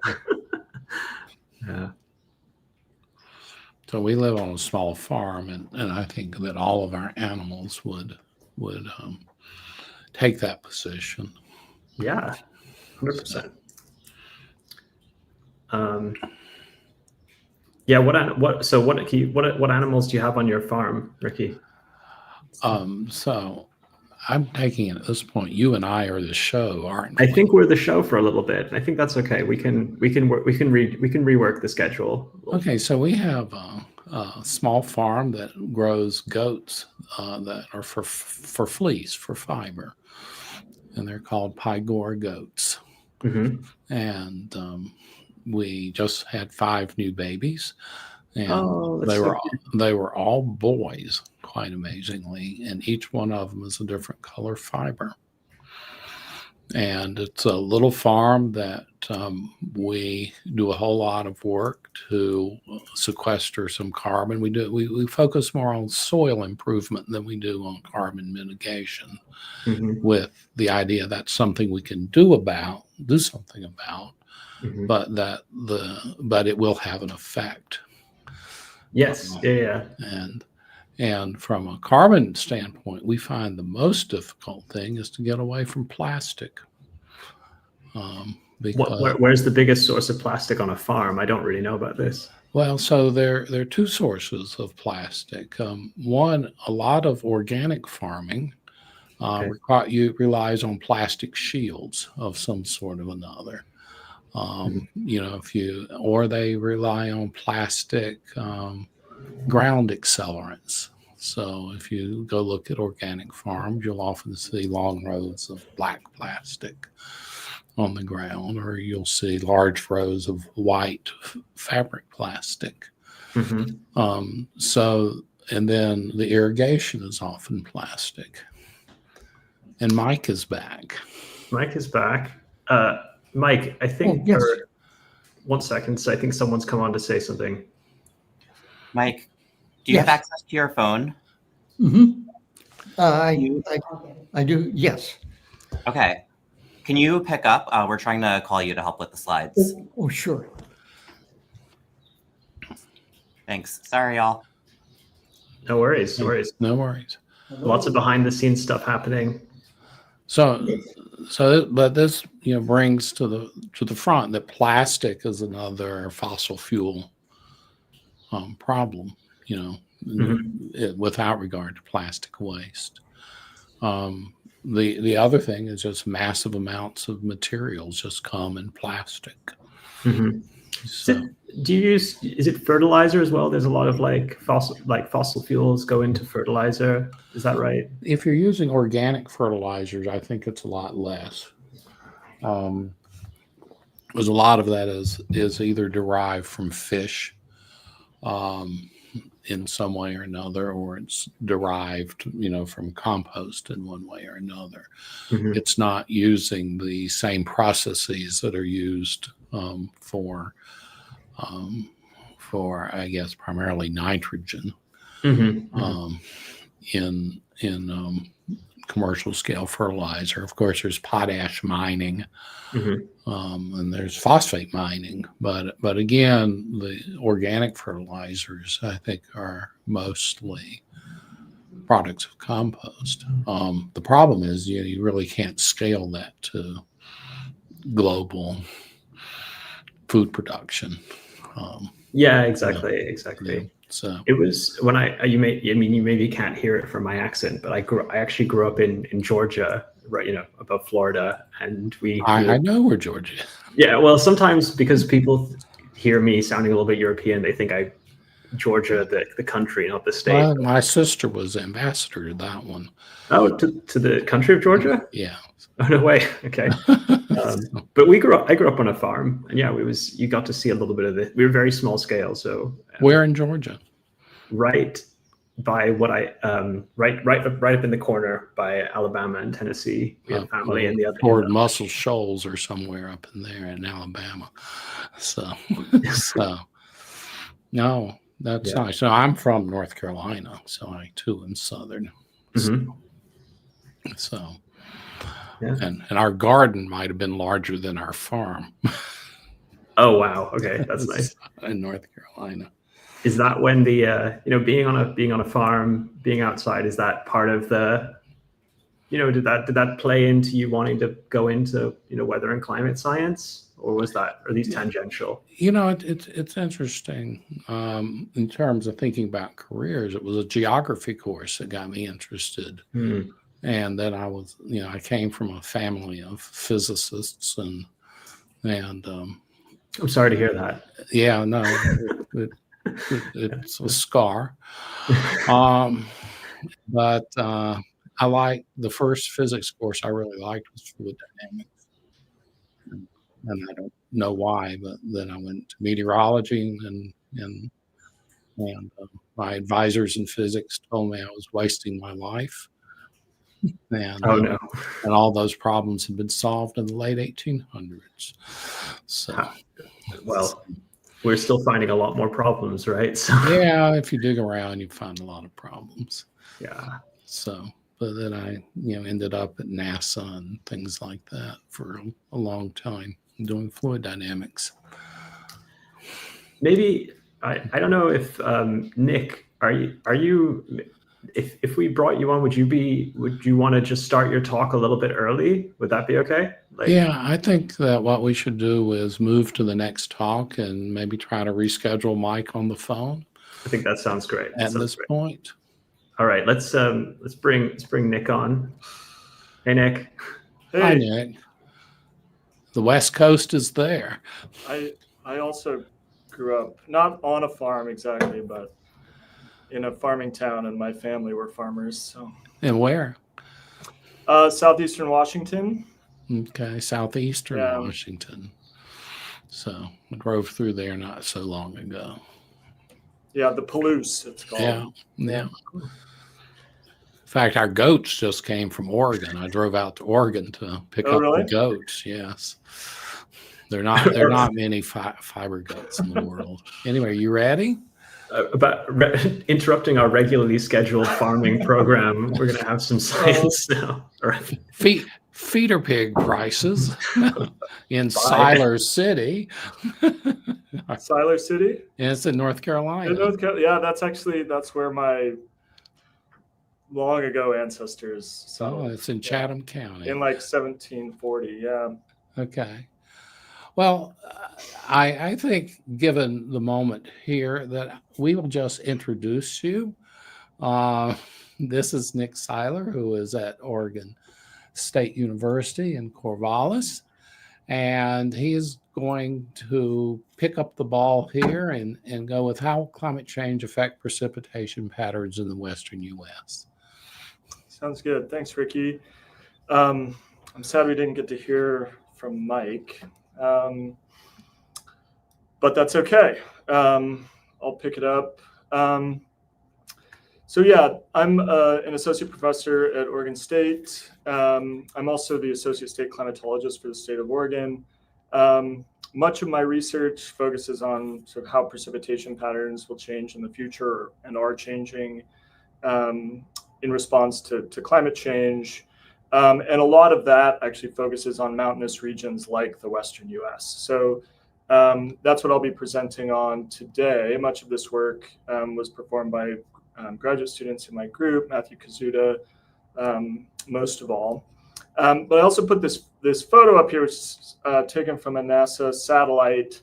I'm not going to tell you where this is. You can enter in the chat perhaps your guesses, but it is somewhere within the United States. So we'll revisit that at the end of the presentation.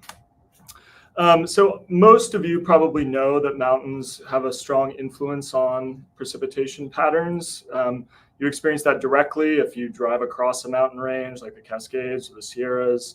If you're driving from west to east across the Cascades, say driving east from Seattle, for example, you travel through rainforest, mountainous peaks, and then end up essentially in the desert on the eastern side. And these precipitation patterns are also captured to some degree within the models that we use to simulate climate. But they're not captured very well by the global climate models. Over on the left here, we have an example of one of these global climate model simulations, or GCM simulations, that has roughly 100-kilometer grid spacing. You can see, it captures some of the increase in precipitation over the Himalaya, but doesn't really capture much of the precipitation gradients that we see in places like the Western US, because it just doesn't resolve the mountains very well. On the right, though, we have what's called a regional climate model simulation, or an RCM simulation. And this one is run with fine grid spacing, 6-kilometer grid spacing, which really captures most of the sort of ridge to valley variations of the terrain in the Western US. And as a result of that, you can see it does a much better job capturing these precipitation gradients. And in particular, I just want to highlight these dry regions on the eastern side of the Cascades, the Sierras, and the Rockies also. These are regions that are dry because the mountains are essentially sort of wringing all of that moisture out on the western side. So we call that a rain shadow. It's an example of the rain shadow effect. What's perhaps less well understood is that mountains can also have a strong influence on how precipitation changes in the future. And this is something that we really only see in these higher resolution regional simulations. If we look here on the left panel again, we have a GCM simulation showing the change in precipitation. We really see almost uniform patterns of precipitation change, at least in places like the Western US. But if we look at previous RCM simulations from studies that have been published over the last 10 years, we see a lot more spatial variability. And one of the kind of signatures, that's common across a lot of these simulations is the larger increases in precipitation that we often see just on these eastern sides that in the current climate are quite dry. So this is something that this sort of represents a decrease in that precipitation gradient across the mountains. And some people have called that a sort of weakening of the rain shadow effect. So this is something that my group has been investigating and trying to understand. So there are kind of 3 points that I'll hit on today. One is that it's really not just rain shadow weakening. It's actually sort of a more general decrease in how mountains influence precipitation in the future. We think we have a good idea of why this happens. I'll do my best to sort of explain that. And it also has implications for something called precipitation flashiness. And so I'll touch on sort of all 3 of these now. And I'll maybe, Ricky, do you want me to kind of string this out to 10:55 just so that we get back on track? Or I think you're muted, but that's okay. I won't go too long. Okay, so I think making it to 10:50, we'll probably have plenty of questions. Okay, I'll see what I can do. Okay, so we're going to mainly be looking at simulations that are run in something called pseudo global warming. So this is sort of a way of simulating global warming at these regional scales, and it's asking this question: if historical storms were repeated in a warmer climate, how would their climate change? And we're really focusing on how would their precipitation change. So to run this sort of a simulation, you first have to run a simulation of the historical climate. And we're really simulating the observed weather over a 30-year period. And then we run the same simulation of the exact same weather events, but we're just adding an increase in temperature and changes in winds that are consistent with what these global GCM simulations are telling us. And so we're sort of comparing some future climate period, 2040 to 2070 roughly, with this historical climate period. And we do this for 5 different GCMs. So we get this sort of spread of different possibilities. So this is the result in the middle panel showing the change in precipitation from these simulations relative to the historical simulation on the left.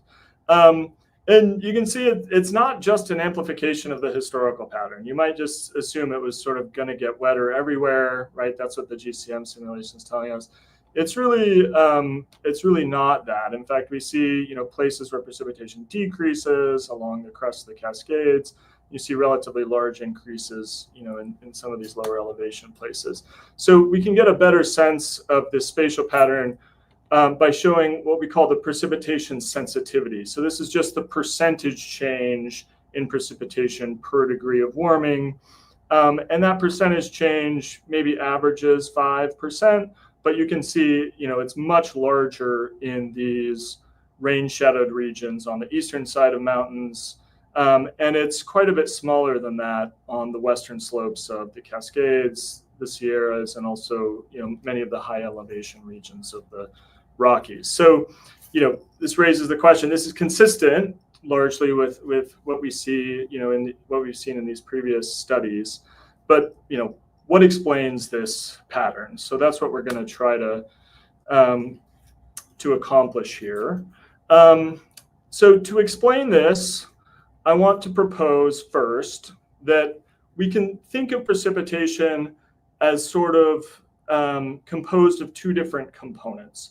One is what we call the synoptic scale component, and synoptic scale is just a fancy term that refers to weather systems that exist on the order of about 1,000 kilometers. So these are the sort of, the big kind of mid-latitude cyclones that have the fronts and the atmospheric rivers associated with them. And that produces, patterns of precipitation that are not really, that we can think of as being sort of separate from the mountains. Then there's an orographic component. The orographic component represents sort of how the mountains are modifying that pattern of precipitation. So we just get this synoptic scale component by essentially just smoothing this pattern to the left. And you can think of this as sort of a rough approximation of what we would have if there were no mountains modifying the precipitation. And then if we subtract that from the total precipitation, this represents the orographic component, the influence of the mountains. And you can see, it's basically positive on the western slopes where precipitation is strongly enhanced, and then it's negative in these rain-shadowed regions where precipitation is suppressed by the mountains. So the key point here in explaining this pattern of precipitation change is that this orographic component becomes less important as the climate warms. I'm going to skip over exactly why that is for now, and just tell you that for sort of theoretical reasons, we think that this orographic component should become less important at a rate of about 3.2% for every degree Kelvin of warming. So we can write up a really simple model that assumes this this sort of relative scaling of the orographic and synoptic scale components. And then we can test how well that model reproduces all of the patterns of precipitation that we get from each of these individual RCM simulations. So on the left, we have the ensemble mean, and then here are each of those 5 individual models. And when we try to reproduce these patterns with this simple model, just based on this really simple assumption of just diminished orographic influence, we can reproduce these patterns actually remarkably well. So this gives us confidence that this really is, in fact, what's governing this pattern of precipitation change, even though, these synoptic scale patterns of precipitation change are quite different across these models. This the smaller scale structure is really well explained by this simple scaling, this simple difference in scaling between the orographic and synoptic scale components. So why does this happen? This is not the way we explain it in the paper. Actually, that's sort of a complicated explanation. I'm sort of wishing we went with a more hand-wavy explanation. But I'm going to try that out here for you today. So let's sort of imagine a mountain here that has height h. And then, if this is the Cascades or the Sierras, we're sort of looking north. North is sort of into the page, right? We have west to the left, east to the right. So the storms are coming off the Pacific. And the blue colors here represent sort of the concentration of water vapor. So you can see, the atmosphere is bluer in the lower part of the atmosphere than in the upper part of the atmosphere. And that reflects the fact that water vapor is really concentrated near the surface. And one way that we kind of quantify that is through something called the moisture scale height. If we just sort of plot the concentration of water vapor here in the left panel as a function of height above the surface, C, we see, it decreases roughly exponentially. And, the moisture scale height is sort of a measure of how fast that decrease happens. And in the current climate, that's maybe 2 kilometers, 2.5 kilometers, depending on the conditions. And so, these dashed blue lines here represent sort of the rate of precipitation. Where they become denser on the windward side, the precipitation rate is increasing. And then the precipitation really dies out in the rain-shadowed region because a lot of this moisture that's below the mountain height has been rained out as it ascends over the mountain. Okay, so what happens in a warmer climate then? Well, in a warmer climate, you get more water vapor. I think many of you probably know that. But it's not just that you actually get more water vapor. The water vapor also penetrates further up into the atmosphere. In other words, this moisture scale height increases. So it's not just that we have kind of bluer colors everywhere. In the left panel here, we have this red line kind of representing, again, the concentration of water vapor as you go up. And it's higher at the surface, but the increase is actually greatest above the surface because it's not simply that water vapor is increasing, but that this moisture scale height is increasing. And so we generally get precipitation increases everywhere, but in a relative sense, we get the largest increases in this rain-shadowed region because it's above mountain height where a lot of that moisture increase is occurring. And so, if we think about orographic influence as being controlled by this ratio of the mountain height to the moisture scale height, the mountain height's not changing in a warmer climate, but this moisture scale height is changing, right? It's increasing. And by increasing the denominator here, we're essentially getting a decrease in the total orographic influence on precipitation. So you can think of it as like in a sort of non-dimensional sense, right? If this is a non-dimensional mountain height, mountains are essentially becoming smaller. Not in sort of physical space, but in this non-dimensional space. So that's how I think of it. Okay. So I want to, my last point here is just that this has implications also for what I'm calling precipitation flashiness. So these global models generally predict that extreme precipitation is going to increase at a greater rate than mean precipitation. And I should have taken this figure out because it's a little bit complicated, but let me try to explain it here. In the control climate, we have this sort of percentile of the distribution. So if you kind of sort all time periods from least precipitation to greatest precipitation, this is the really extreme percentile of precipitation over here, and then you have more moderate percentiles over here. And this green line kind of represents the percentage change across each percentile of the distribution. So in these lower percentiles, you're often getting decreases in precipitation, but you're getting really large increases at these high percentiles of the distribution. So this is sort of representing something that you've probably heard, which is that both droughts and floods are likely to increase. We're likely to see kind of an increase in extremes on both ends.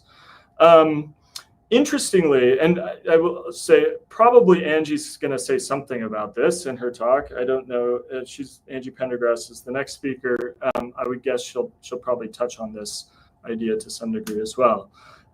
What was really surprising to me, at least, was that these regional models really don't predict this to be true, at least not everywhere. There's actually a lot of sort of orographic difference here on the western side versus the eastern side. If we look at changes in extreme precipitation versus mean precipitation, this is the difference over here. And all of these blue regions are regions where, as GCMs predict, we see larger increases in the extreme than in the mean.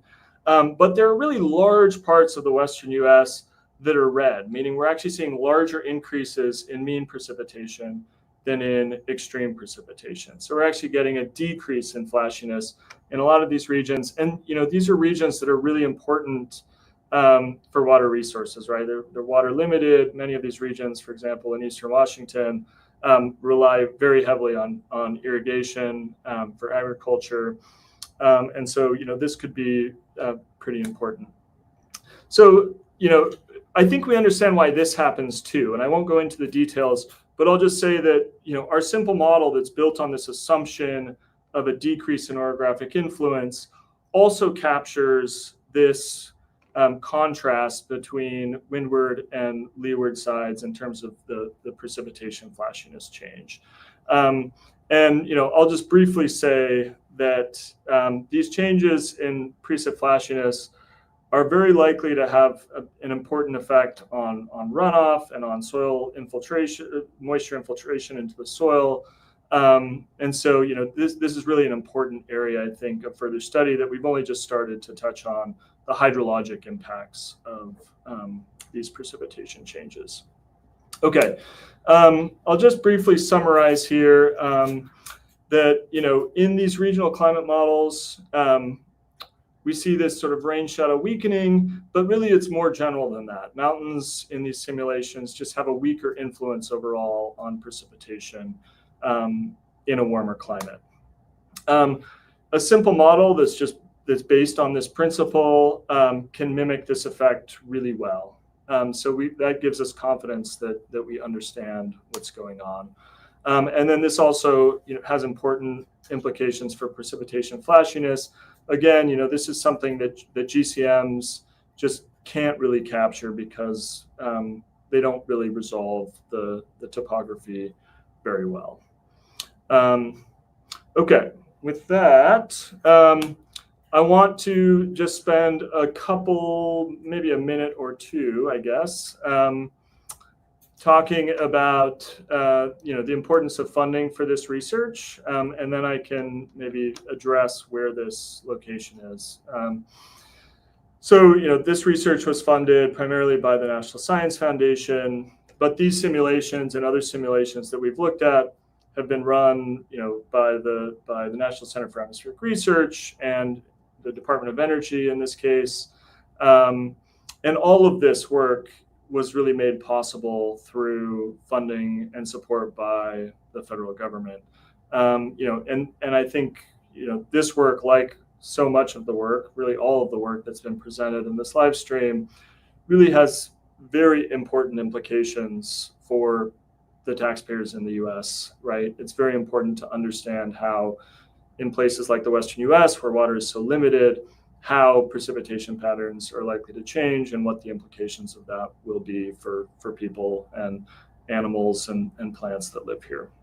So I do think this is important work, and I'm really grateful to the federal government and National Science Foundation for supporting it. And I hope support like this continues into the future. So Ricky, I'll hand it over to you. And maybe hi Nick, I'm back again, and so lots of stuff has been happening behind the scenes. Thank you for extending your talk so much. Basically, bye Nick. Basically what we have now is we do have Mike Wallace, and in the time before the next speaker, we're just going to bring him on with his slides. We've managed to get the slides up and running, and we're going to give Mike a chance to talk through his results and to share some of his research with you. So, Emeritus Professor Mike Wallace, can you hear us? Okay? Yes. Amazing. So if you just click, say when to click forward. Yes. Very good. Well, I mentioned this slide, and let's just move forward and to the next one. And just this is a screenshot from this morning highlighting the fires over Canada. Big news, and with the lack of being a wall at the border, the smoke is coming across the border and causing a lot of problems. So it's kind of timely for my presentation. Next slide. Just want to acknowledge the young man who put this all together. He is a visiting scholar from China, and he is his host is the Pacific Northwest Labs, Department of Energy. Okay, next. So I had mentioned this comparison of the fires, the extent of fires on days when the vapor pressure deficit is above and below normal.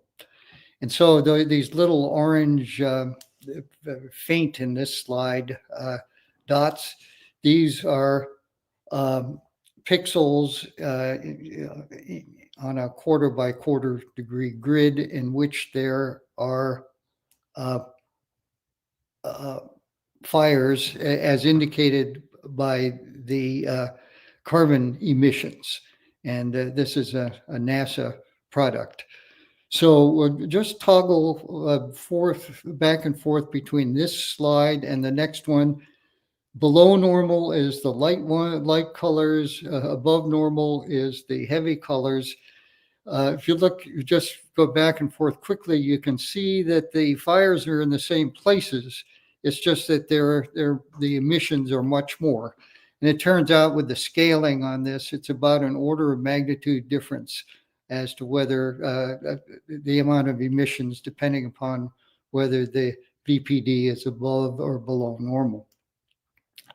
So that might make you wonder, since VPD depends upon temperature, it increases by 7% per degree C.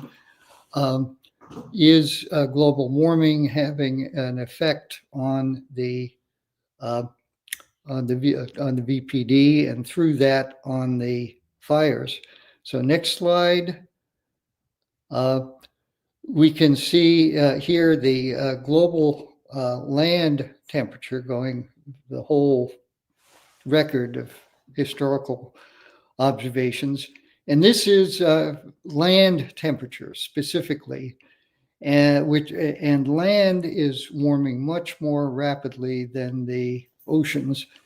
And if you just focus on the last 25 years, say from 2000 onward, you can see that there is a warming of about 1 degree C during this 25-year period. I should say I'm going to focus on this period because this is the time for which we have the satellite data. And so we've seen a degree of warming during this period, and that is true for the areas of interest for the fires as well. It's just about a degree temperature rise in 25 years. So next slide.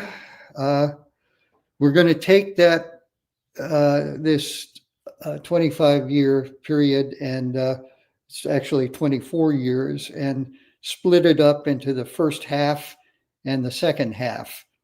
And I'm going to show you a pair of slides, and we'll toggle back and forth. And I should say that these next slides it's a different color bar. Here in these next slides, the color bar is the depth of the color is proportional to the carbon emissions directly. So it's a very good indicator of the carbon emissions. So back and forth, first half, second half, first, second. You see more in the second half, especially over Canada. So, and you can see that very nicely in time series. Okay, next slide, same thing, toggle back and forth, and this is aerosol optical depth. And the increase, especially in Canada, in the second period. And of course, we're seeing that aerosol optical depth today. Okay, next slide. Okay, this one I'm going to take a little longer time on. This is a longer time series. If you look at the time axis here, this goes back to 1984. This is not from the NASA data set that I was showing you before. It's a product that James Adegoke at UCLA put together, just a time series for the Western United States from satellite imagery. And it's an indicator year by year of how much of the forest had burned over this big area of the Western United States. As I say, just a single time series. This is correlated with the corresponding NASA data that I showed you before for the period you can compare it from 2001 onward. They're correlated at a level of 0.94. So they're virtually the same. This is virtually the same thing. And so the VPD is the dashed curve, and the solid curve is the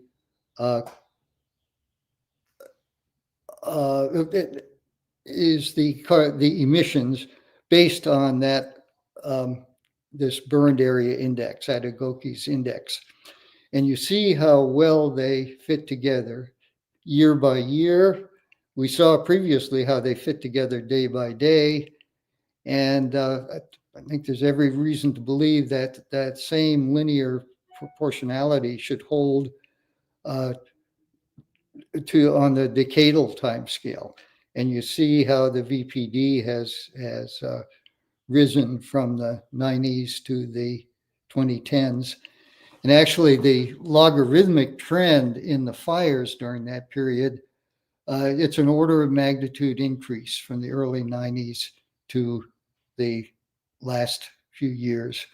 So the Western United States, even though it's not as spectacular in the imagery that I showed you earlier, it is experiencing similar increases in the number of fires. Okay, next slide. If we show this animation, just click, yep. And so this is the same data set, but animated, showing the actual fires in real time. There's a somewhere on here, it's too small for me, there is a clock, but we go through the whole wildfire season here oh, there it is. So we're into mid-summer now, and you see that fires are all over the place, over Siberia and the boreal forests of Canada. And the plumes just covering wide areas of the Arctic and the surrounding landscape. So we can move on to the next. I guess just click again, I think. So now I want to show you a few slides from a group at the University of Maryland. They put together this global land analysis and discovery data set, GLAD. And next slide, if you go to their website, you'll see this map, and you see those red dots over the boreal forests. That's what we've been looking at. And on this, so this is just the entry to their page, but this, their data set here is on a Google Earth platform. So you can zoom in and as far as you want. And this is Landsat data that they've created this map of area destroyed or area consumed by fire year by year. And on their website, you will see the cumulative loss of forest from starting in 2000 and ending in the last year, ending in the current year. So right now you see the losses over 24 years. And so if we could go to the next slide, just a couple of close-ups. The red blotches here are just from their data from their site. You can see this for yourself. And we're looking here at Siberia, and the biggest city there on this is the Lena River. That's Yakutsk, just toward the lower right side of the slide. You can see the bigger letters there. And so this is the center of their logging industry. And you can see that in that area, there's more forest that has burned than has not burned. It's consumed almost all of it. And there still are fires in those areas, but they're burning again for a second time. And here we're seeing only, we don't see anything for multiple burns. We just see if an area has burned at all during this, at least once during this time. So next slide, we'll see a counterpart of that for the area around the Great Slave Lake. And there's Yellowknife on the north shore, a little bit to the west. Yep, that's it. That's the most heavily impacted area of Canada. Next slide.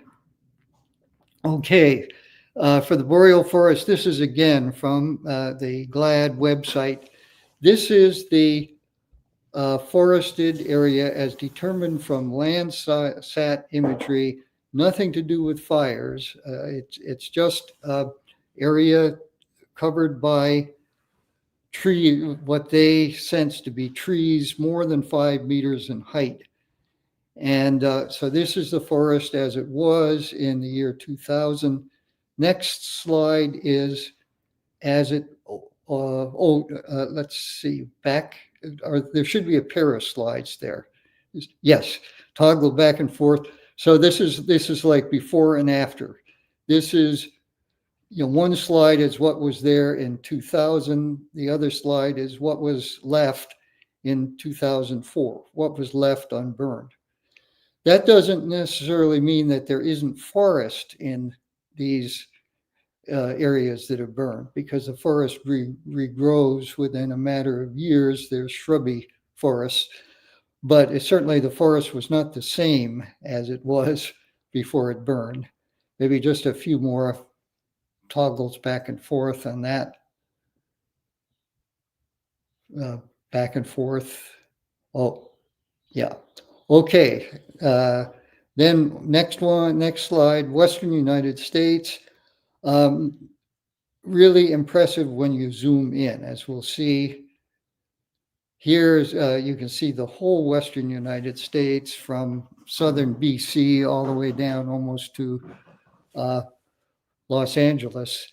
And the red dots are wildfire, loss of forest by wildfire since the year 2000.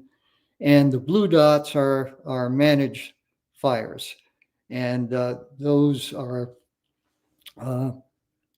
a big, you can see that they're important in the Pacific Northwest. We're just concerned here about the red. Next slide, we'll see a zoomed in version of Southern Oregon. You see Ashland and Brookings at the top, and Northern California. You see Susanville over to the right there. And you see how heavily the forests in this area have been impacted. And let's see, are there any more? This may be the last one. Yeah. So I'll end there, and if we have any time left, I'll leave it open for questions. Thank you so much, Mike. That was really good. And we have a lot of comments in the chat. One of them is that these slides were so worth it. So people are really happy to see that. Oh, I'm glad you persisted. I was ready to give up. I think I'm just trying So there was a comment I'm going to put on the screen now, which is it's a question. Is it possible for wildfires to burn a land area so bad that the fires decrease because you run out of vegetation? I think that's a good question and a very difficult one to answer. I think in the short term, there will be more fires. It won't take long before there'll be enough vegetation there to be vulnerable again. And I'm not aware that there's any preference of fires for old growth versus new growth. But in the long run, if the vapor pressure density keeps decreasing, and we may reach the point where the trees that grew in those areas are not sustainable, and it'll be very different. If it is forest, it'll be very different forests that favor the trees that can grow very, very quickly and aggressively. Things like blackberries in our part of the country. Yeah.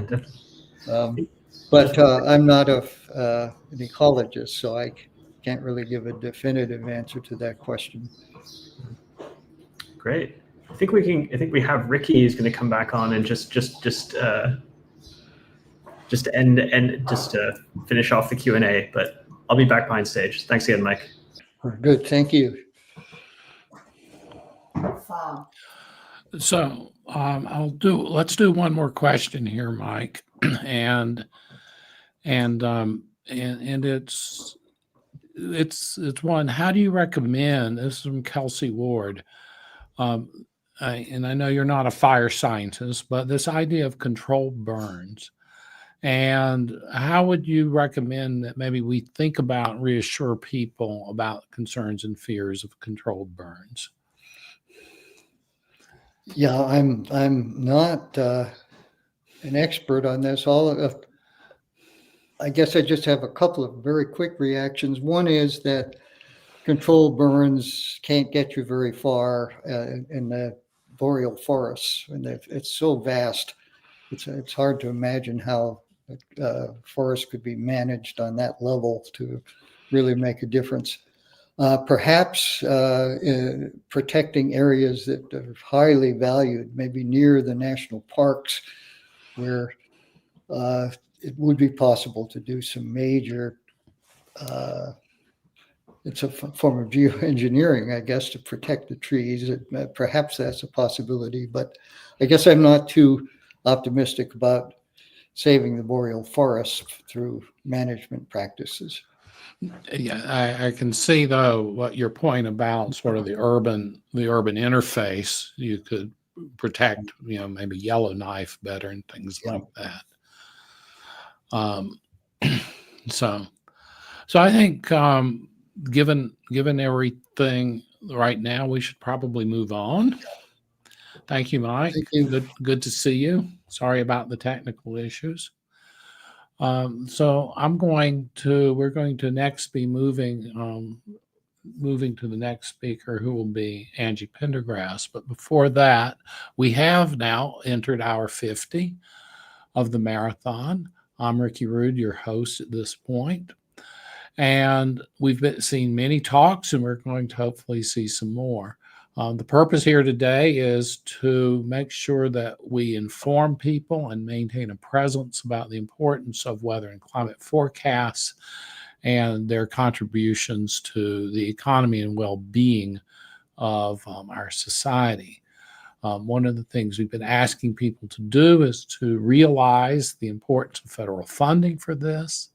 The threats to federal funding that some have occurred and more are threatened, and the importance of maintaining presence and speaking out, including speaking to our representatives and governors in order to maintain interest about the importance and funding for this research and the operational capacity that we get from it. There is a way to contact your representatives in the link in the crawl at the bottom of the screen. So with that, we're now going to move to the next speaker, who is Angie Pendergrass, who will be talking about precipitation and how it is changing. And Angie is from Cornell. Thanks so much, Ricky. And can you hear me? Yes. Awesome. I want to thank all the organizers for putting this together. It seems really great, and I'm honored to be following Mike Wallace, who was a professor where I did my PhD. He's an awesome teacher.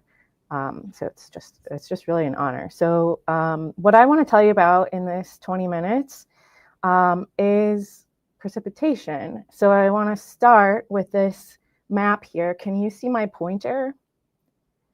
I think you can see my pointer. And so this is a map. Yes, we can. Awesome, thank you. This is a map of precipitation everywhere on the globe for about 20 years or so from the Global Precipitation Climatology Project. So let's see if I can go to the next slide. Perfect. So what you can see here are some of the features of precipitation everywhere in the world. And this is made from data sets that are collected by satellites run by NASA and also by observing stations on the ground in countries all over the world. And those data are merged together to form this, this precipitation data set. So we can see all kinds of interesting things here. One of the things that jumps out first is this area that has the heaviest precipitation on the planet. And so that's kind of focused here in the southwestern Pacific. And it stretches through this thing we call the intertropical convergence zone all the way across the Pacific. We can also see there are some areas of heavy precipitation in the deep tropics over this kind of island continent and over South America. We can see there are these regions of relatively little precipitation on the eastern edges of the ocean basins in the subtropics. So we can see that just off the coast of California here, and also off of Mexico. We can see it off of the coast of South America. We can also see it off of the west coast of Southern Africa, and also off of the Sahara, as well as heading eastward from Australia. And in the Middle East. So we can see in mid-latitudes, there are these things called the storm tracks. Those are regions of relatively heavy precipitation. And they start kind of from the eastern edges of the continents in mid-latitudes and head out to the ocean from there. Oops, sorry, moving forward too quickly. And so I am in Ithaca, New York right now. So that's right around here. So it is relatively rainy here. I did my PhD in Seattle, which is over at this edge here of this rainy region where the Pacific storm track kind of hits out. Okay, so there's all kinds of things going on here. And this is just a view of annual mean precipitation over a long time period in all of these places. If we look over a shorter time period, so this is one snapshot from another NASA product, the Global Precipitation Measurement Mission, IMERGE product, that I just pulled off last night. And this gives us a snapshot, a 30-minute snapshot of precipitation all over the world. So instead of this annual mean over many years, this snapshot of just 30 minutes from last night. And we can see that there is a little bit of heavy precipitation here. There's a lot of dry regions, the whole western US. It's not dry in Alaska, and there's something else that's probably going to be coming to Alaska. It's also not dry. It's super dry over the Sahara. There are some bands of precipitation over the ocean in the Atlantic and also in the South Atlantic and the South Pacific. We can see some things that look like kind of mirror images of the Northern Hemisphere and the Southern Hemisphere mid-latitudes, if you kind of squint.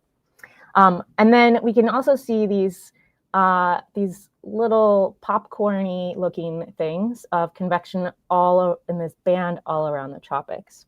But you can see that these look really different than the kinds of structures that we see when we look at the annual mean.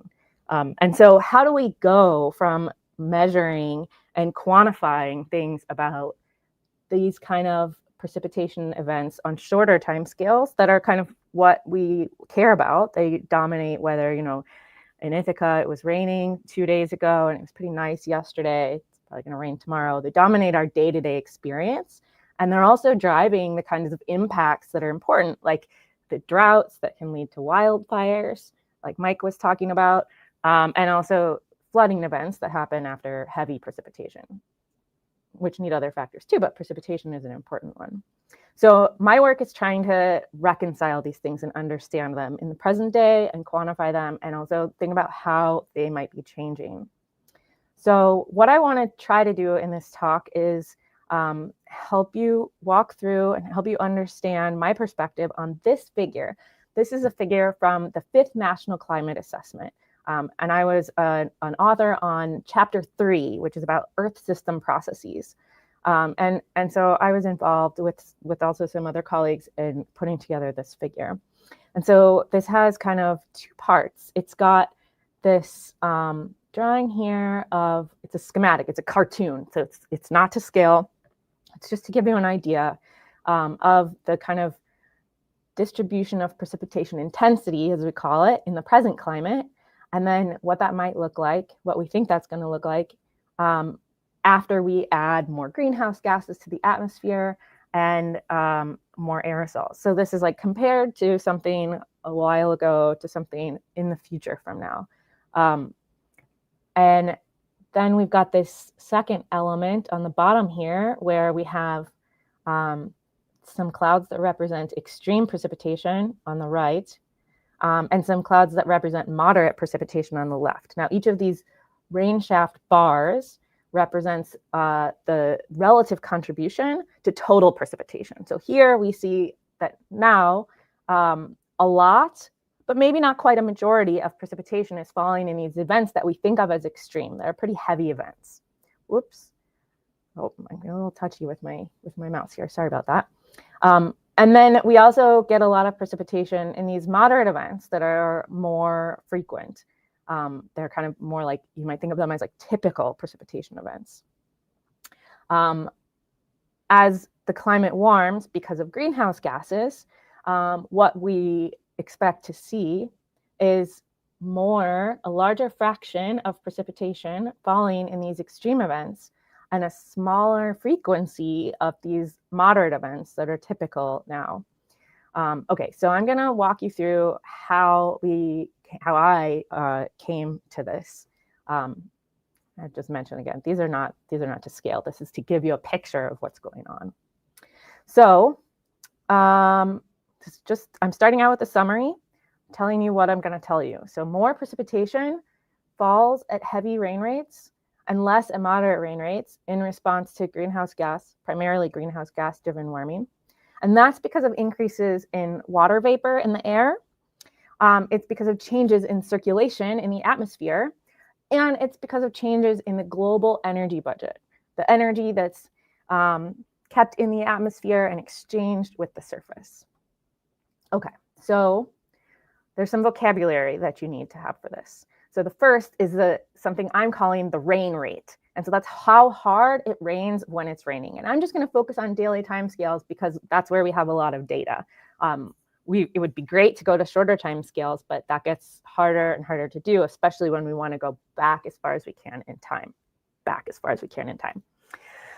So this is daily rain accumulation in millimeters per day. This can also be precipitation accumulation, so including snow when we think about the water, the melted water that is consistent with that.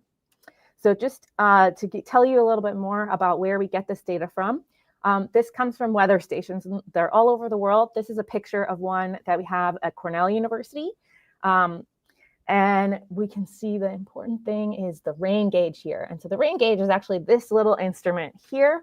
And then all around it, we've got some wind chime looking things that just kind of damp the wind that's coming through there so that the rain can fall a little bit more directly straight down into that bucket that's measuring the precipitation. So from these data sets, from these rain gauges, we can get time series of precipitation. And a lot of times those will look like a bunch of days with no precipitation, and then they'll have varying amounts, widely varying amounts of precipitation from day to day. So some examples of that, if you want to know a typical rain value in New York City, The median daily rain rate at Central Park is 4.6 millimeters per day. So I'm not going to try to convert that to inches right now, but that is definitely something that's very Googleable. And then we've got this picture down here, and this is a screenshot from a webcam that is on the roof of the building, the Atmospheric Sciences building in Seattle at the University of Washington. And it coincides with a time, a 5-minute period where there's the equivalent of 4.6 millimeters per day. So that's something that, like, kind of, it's a gray day and you've got that rain that's coming down all day. That's something that might be 4.6 millimeters per day. Now, we're talking about heavy rain in New York City. The maximum day of rainfall at Central Park in the records, starting from, I think, 1893 until a few years ago when I made this calculation, the heaviest day was 192.3 millimeters per day. So that's a lot bigger than this 4.6 millimeters per day. So that is like not quite 100 times bigger, but it's a lot bigger. And so you see there's these orders of magnitude that make precipitation something hard to deal with. And then if we expand out from there to the whole world, at least in this one particular data set of station data I'm using, which is listed down here, this Global Historical Climatology Network, which it's compiled by NOAA, though it has contributions from countries all over the world. The heaviest rain rate at any station in this data set as of a few years ago was 750 millimeters per day, which is 1.75 meters of rain, or 5 feet 9 inches. And that's in New Caledonia, in that Western Pacific region where the heaviest precipitation is on the planet on average, and also on individual days. Okay, so those are some examples of precipitation averaged over just one day. Now, another concept we need is the rain frequency. So that's how often it rains. And it can also be how often it's raining at some particular rate, close to some particular rate. It can be like the fraction of time that it rains. Okay, then we need to have the idea of the extreme rain rate. So how hard the heaviest rain events are, how hard the hardest rain events are. And there are a lot of different ways that we can specify that, but this general idea of extreme rain rate is just how hard the hardest events are. And then finally, the thing I like to work with is the rain amount. So that's how much it rains over some time period. I'm going to walk you through that a little bit more now. Okay, so say we have this time series, and this is over a 2-month period almost. And this is actually from Boulder, Colorado, where I worked for a while at the National Center for Atmospheric Research. And what we want to do is we want to categorize these into a graph that I call a rain amount. And so what we're going to do is we're going to take all the days that have no precipitation first, and we're going to figure out how much precipitation is falling on those days. It's 0, and we're going to put that at the left side of this plot. Okay, there's no rain on those days. We could calculate the frequency of those days if we were worried about the rain frequency distribution, but we're not. So then we take the days in this next bin where there are measurements from 0.1 to 1 millimeters per day. And those actually have a little gray bar here, but they're pretty small. And we add up all the rain that's falling on all of those days in our time series, and we put them in this bin here. Then we want to go to the next bin, which is from 1 to 10 millimeters per day in this case. And that is getting all these things in the middle here. So there are a similar number of days to the days that are in this first bin, but they have a lot more rain because the rate is heavier. And then finally, we get to this last bin from 10 to 100 millimeters per day. And in this particular time series, we've got 2 of those days, but they contribute almost as much precipitation as these days with slightly lighter rain because there's more rain falling on those days. So this is useful for a few reasons, mostly because it gives us a way to tie back in some of these things that are happening with the day-to-day precipitation and these statistical distributions back to some of the physics that are important for this. Specifically, the physics of energy being transported to different parts of the climate system. Okay, so the final thing we're going to do is we're going to take our rain amount distribution and we're going to average it. We're going to divide it by the total number of days that we were looking at there. And that is going to give us something that looks the same but has different values on this y-axis here. This is something I'm going to call the rain amount distribution. And this is just a kind of cartoon version for you, but normally we're going to have a lot more bins that are a lot smaller so we can get more detail with this and then do some calculations with it.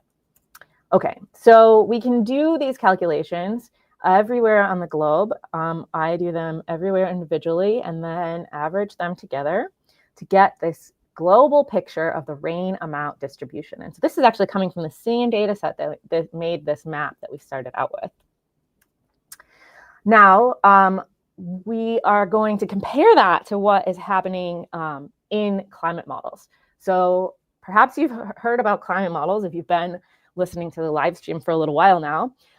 But what I mean when I say a climate model is it's a model that is simulating the atmosphere, the ocean, the land surface, and the sea ice.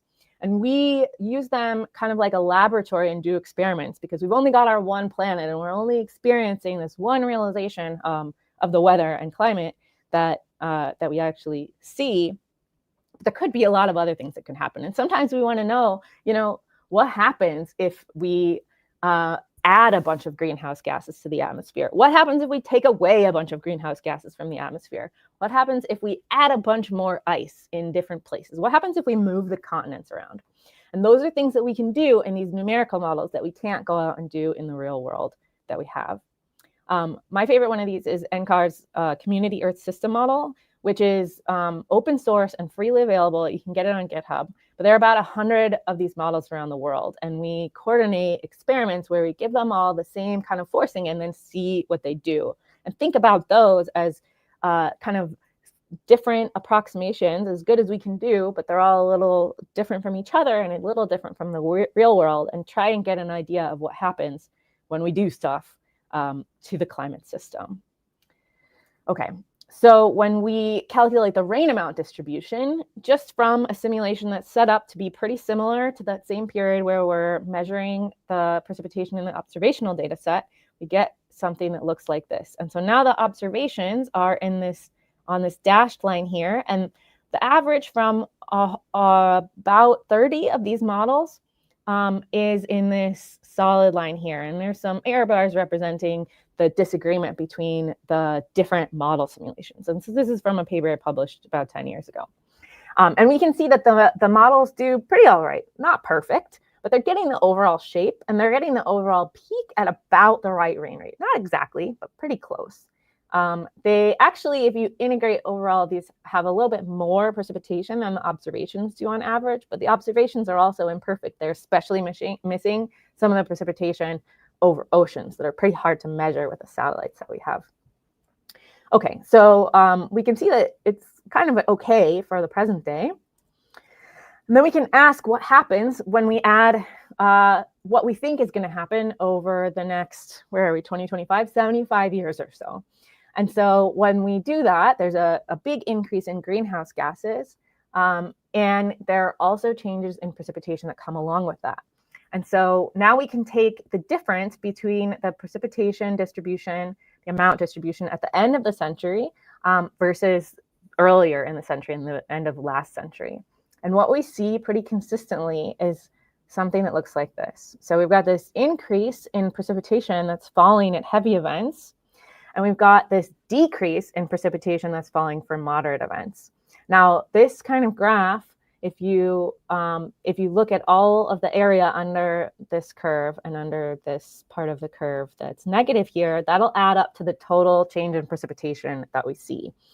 And so that's actually 1.5% per degree Kelvin of warming in this particular set of simulations. And it's one generation ago, but it's not different at all in the most recent generation, at least not in any meaningful way.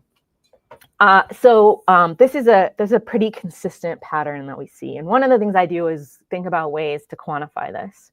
But this is an important concept behind what we're seeing in that graph that we had in the National Climate Assessment that I told you I was going to try to help you understand. Now, we don't have a lot of time left here because we're going to try to get back on schedule. But let's see, I might give you one or two more slides.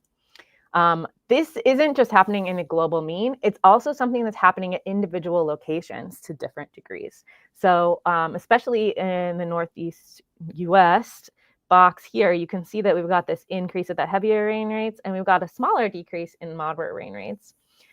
If we look over the tropics, then we get changes that are a little bit different, and they're a little bit different in different places as well. But overall, this kind of qualitative pattern is pretty similar.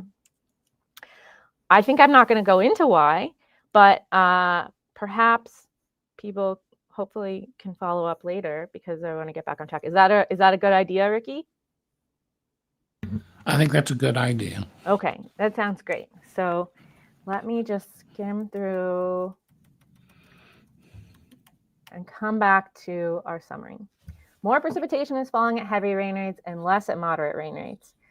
I didn't tell you why, but the reasons are because of increases in water vapor, changes in circulation in the atmosphere, and changes in the global energy budget. You can read a little bit more about that in the National Climate Assessment. And thanks so much for listening to me and to everyone else on this live stream. And thank you for your flexibility in your talk and schedule. So there's one sort of big question in the chat here, which I think a number of people would be interested in. What are the basic causes of the convergence zone across the Pacific and that big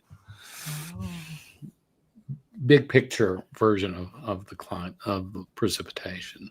Well, so there are a few different factors in here. A lot of it is we have air that's kind of coming together toward the tropics from both the northern and southern hemisphere.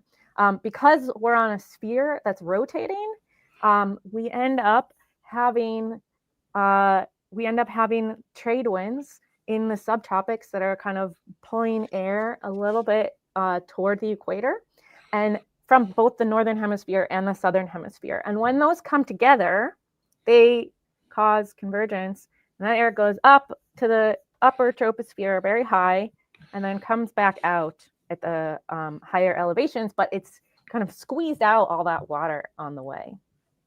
So hopefully that's So that's really a pretty fundamental attribute of the planet. It's heating and the fact that it rotates, which organizes things.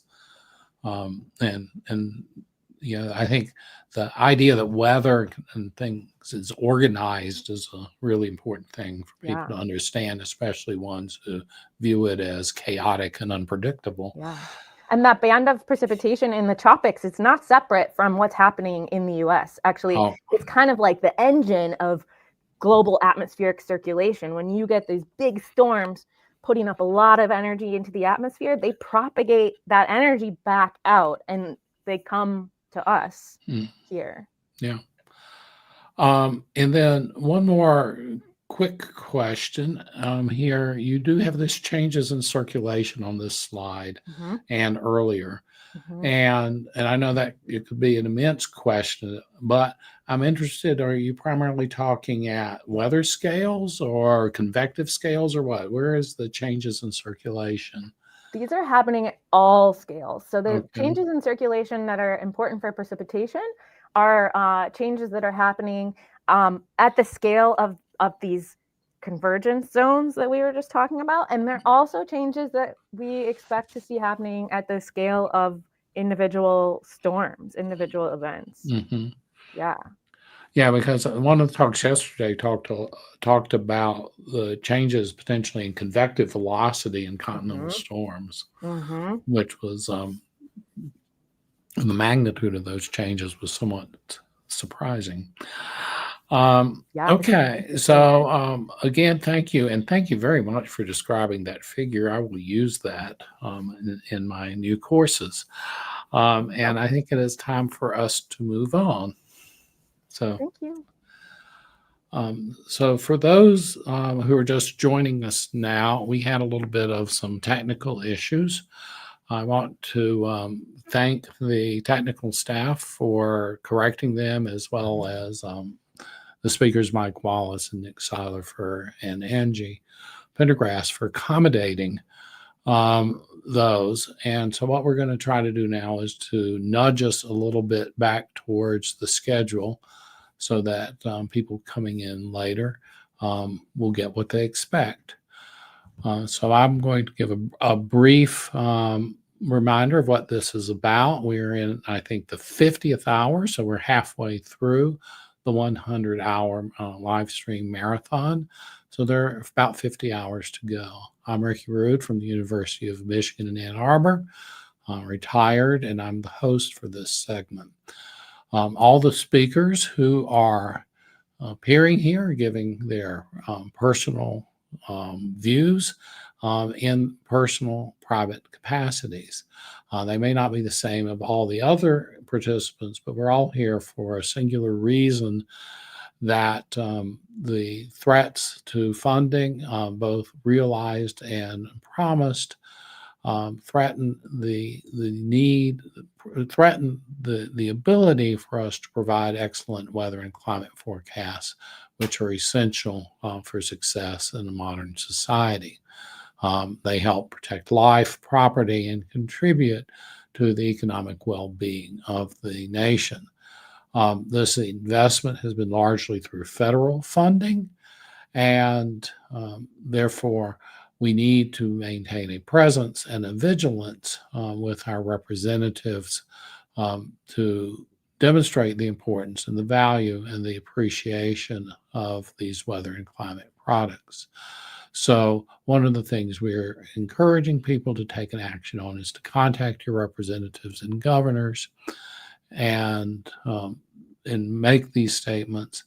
And to help you do that, there is information at the crawl at the bottom of the screen. So now I'd like to introduce the next speaker. And the next speaker is Shaina Sadai, a professor of, Shaina Sadai, who will be talking about the global impact of the Antarctic ice sheet in a warming world. Hi, everyone. Thanks so much for having me. So I'm going to talk to you a little bit about my PhD research, which was federally funded, and I'm extremely grateful for that funding, for allowing me to have the education and to get my PhD. I've listed here some of the amazing people that I worked with throughout my dissertation work. And yeah, so we're going to think a little bit about how Antarctica affects the rest of the world.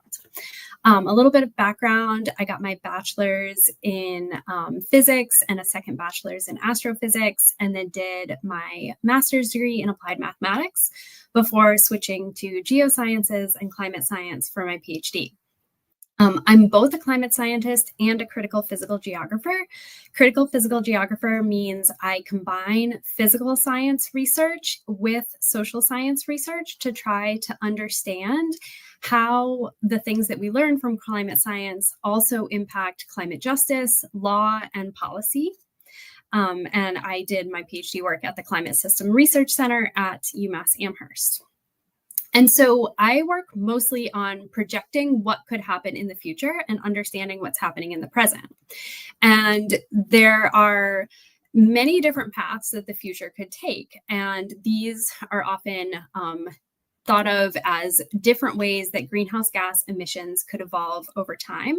And so there are low emissions worlds, which are much safer versions of the future, where fossil fuel production is reined in and emissions are limited. And hopefully we could keep the global average surface temperature rise to less than 1.5 degrees Celsius. But even under a 1.5 degrees Celsius warmed world, there is dangerous climate change impacts that are happening. However, we're not on this pathway right now. We're on a pathway more like this, heading towards maybe more like 3 degrees Celsius of warming by the end of this current century. And so I try to think about, if you run models with different greenhouse gas emissions pathways, what happens and what are the interactions between different parts of the climate system. And so we're going to start with Antarctica. And thankfully, one of my research partners, Meghana Ranganathan, spoke a little bit earlier and gave you a really great introduction to the Antarctic ice sheet. One thing I want to point out here is that we often talk about Antarctica in like sort of two different pieces. The West Antarctic ice sheet, which holds about 17 feet of sea level rise potential if the whole thing were to deglaciate, and the East Antarctic ice sheet, which is much bigger and holds about 171 feet of sea level rise potential if the whole thing were to deglaciate. It's not likely to have the whole thing deglaciate, but this is just to give you a sense of what the impacts could be from either side. And West Antarctica is thought to be a little bit more unstable than East Antarctica. And if we took away the ice sheet, like if the ice wasn't there, what's underneath it is the bedrock that it's resting on. And a lot of that bedrock that it's resting on is actually below sea level. So all of these places are in blue are places where the ice sheet, it meets the bedrock below the level of sea level, which means that the ice sheet, especially the undersides of floating ice shelves, are really susceptible to warm ocean water melting it from below, because the oceans are currently storing 90% of the accumulated heat in the Earth system. So warming oceans is a thing that we should be thinking a lot about. And then I know that Meghana also showed you this image of GRACE data, which shows where Antarctica is currently losing mass, which is concentrated in that West Antarctic ice sheet area. And I know Meghana also pointed out Thwaites Glacier, which is often talked about as the Doomsday Glacier. And so as Antarctica starts to melt, when ice that's grounded above sea level melts away, it contributes to sea level rise. And sea level rise is a very long-term problem. Once sea levels go up, they stay up until a glaciation happens again, which means that the sea level rise that's being experienced now and into the future is going to continue to rise and stay elevated for centuries to millennia to come, which presents a huge issue for island and coastal communities around the world and coastal ecosystems. Sea level rise is also accelerating over time, and it's unevenly distributed. I know you heard in another talk earlier that sea level does not rise like a bathtub. It doesn't rise by the same amount everywhere, and we will return to that thought. So this is present day spatial variation in sea level trends from satellite altimetry data, and this is an image of a climate strike in the island nation of Vanuatu. Antarctica doesn't just contribute to sea level rise, it also has impacts on global climate as a whole, because the ice sheets are a central part of the whole Earth system. The ice sheet is in contact with the ocean, it's in contact with the atmosphere, it's in contact with the bedrock beneath it. And all of these things are evolving together as the climate starts to change. And this is a way of looking at the ice sheet as being central. So if we use a different mapping projection and we put Antarctica in the center of the world and all of the continents and ocean basins spread out around it, these lines are showing ocean circulation and the ways that Antarctica can be thought of as central to the Earth's climate system. Climate models, as you've heard a lot about, are incredible tools and they work really, really well. But there's always room to improve our models. And currently, a lot of global climate models don't have fully dynamic interactive ice sheets within them because it's very hard to model ice sheets. But there's a lot of teams that are working on this, and soon they will all have dynamic ice sheets in them.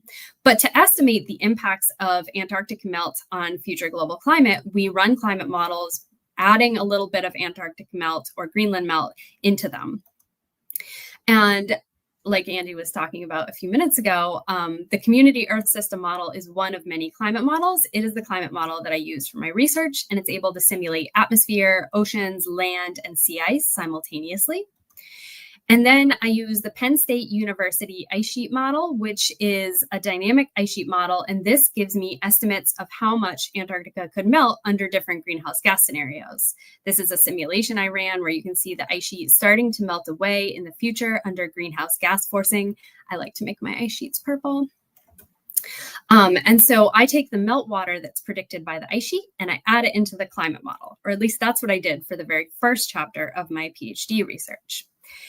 And to run these simulations, they have to be run on a supercomputer because they're really computationally complex. And I used the Cheyenne supercomputer. I wanted to give a shout out to the supercomputer because the supercomputing facility is incredible. It is run by the National Center for Atmospheric Research. They also do the Community Earth System Model Development in addition to maintaining supercomputers. And this is also federally funded. This is an amazing resource that scientists can use that is provided by funding from the National Science Foundation. And so I ran my simulations on the supercomputer and published the first chapter of my PhD work back in 2020. And our modeling results showed the Antarctic meltwater.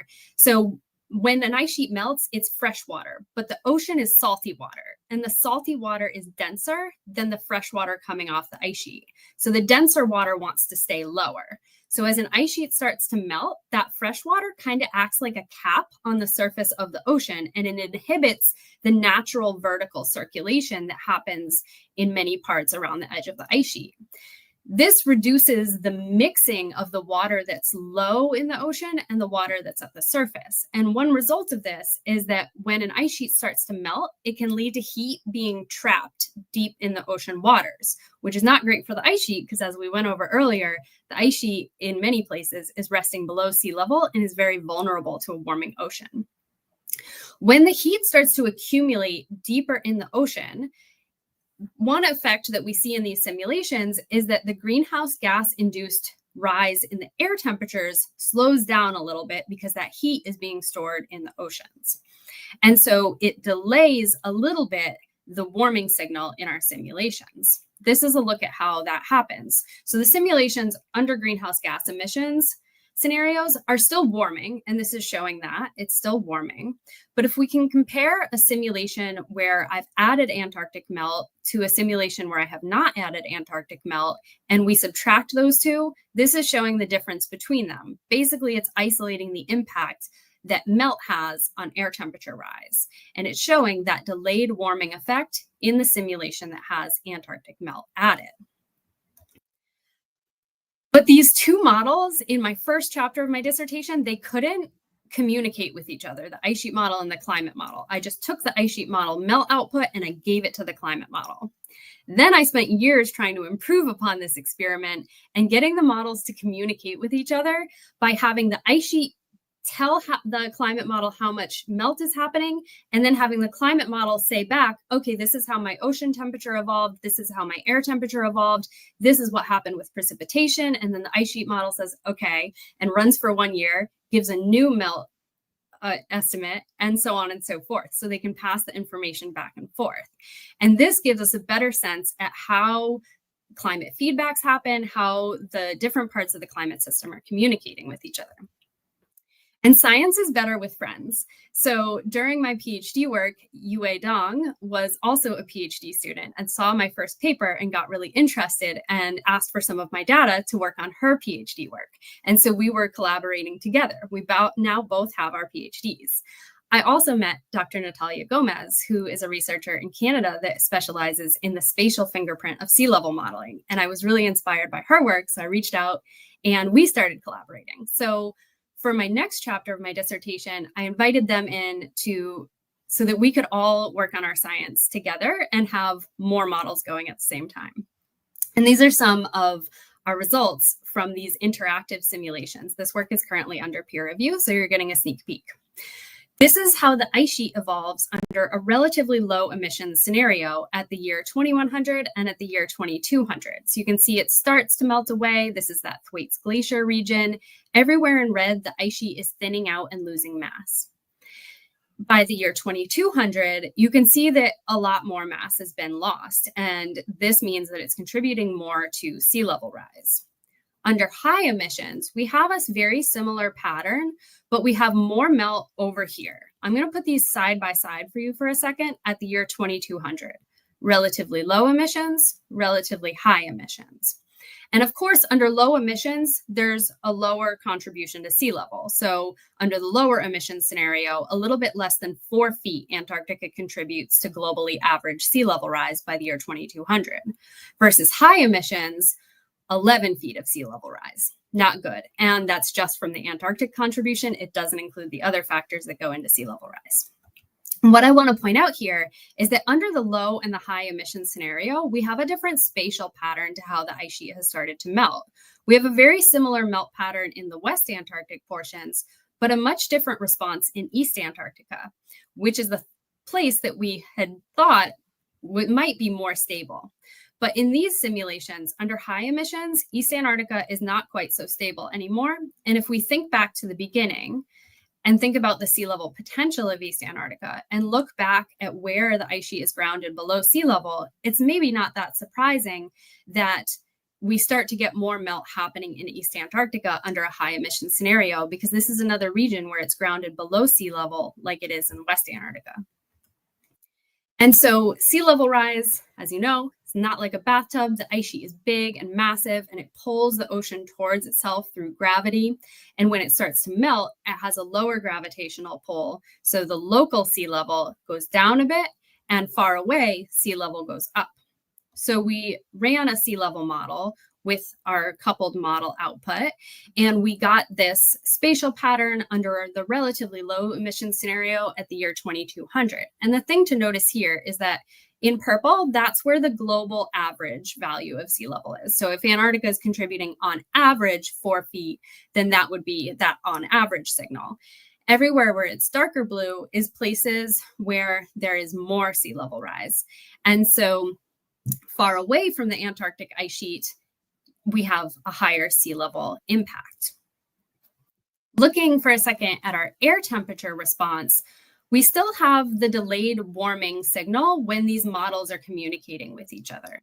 So the air temperature rise on average across the Earth happens a little bit slower, about 0.3 degrees Celsius less warm at the year 2100 under our meltwater simulations. And that is because of that heat storage in the deep ocean, or that's one factor of it that I want to point out. So the climate is still warming. The air temperatures are still warming, but heat storage in the ocean becomes more efficient because of that fresh water melting off the ice sheet and capping that surface of the ocean, which inhibits that vertical mixing. And another thing to think about here is that this is just one set of models. These simulations are really computationally expensive, and there's lots of different types of climate models. There's lots of different ice sheet models.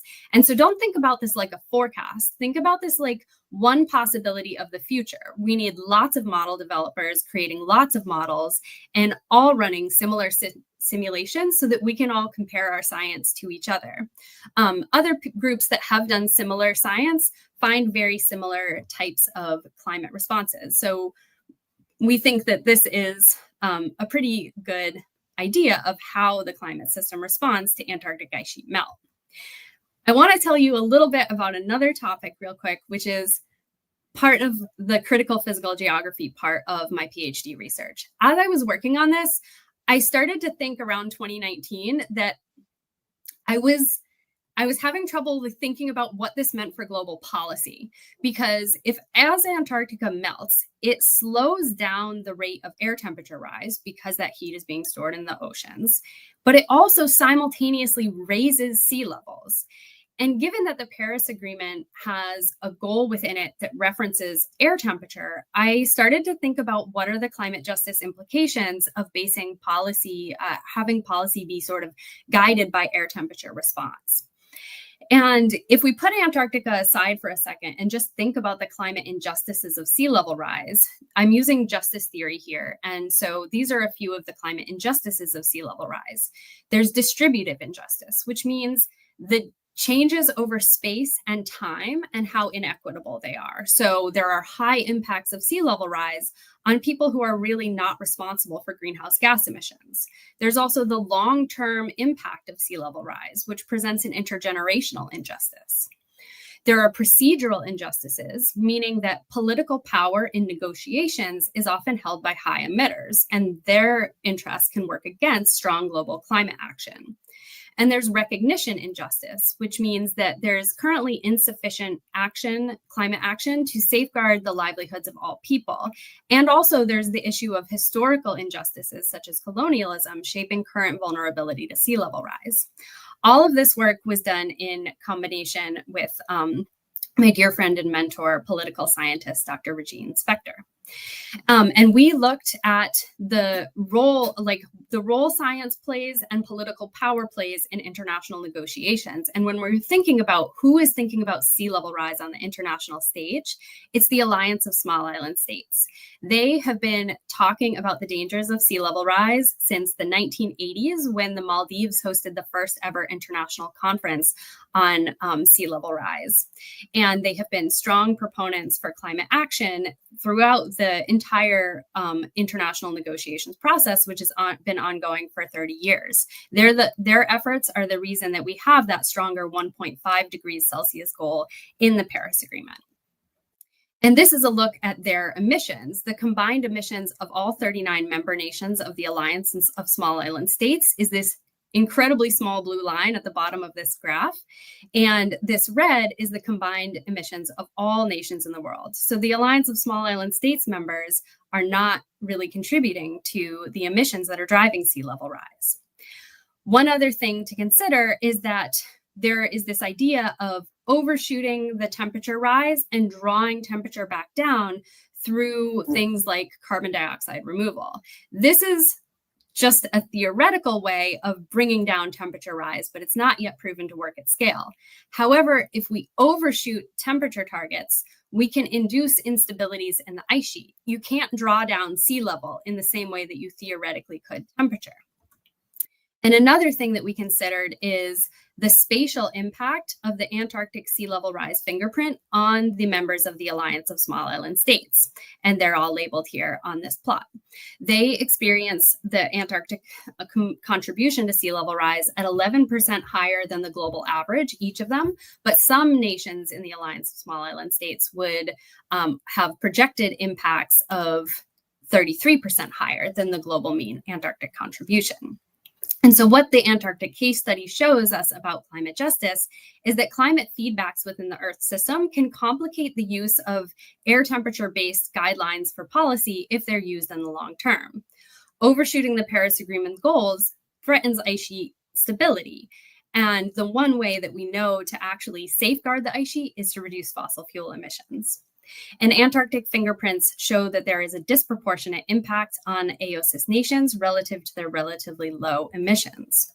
So I just want to close by saying federal funding supported all of my PhD research. The National Science Foundation and NASA grants supported me and all of the resources that I used, like supercomputers.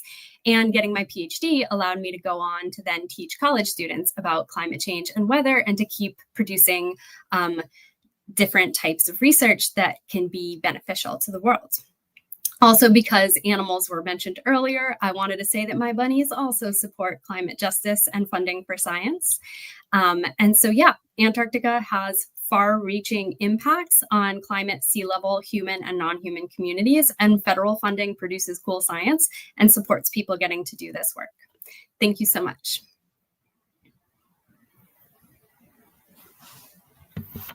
Thank you very much.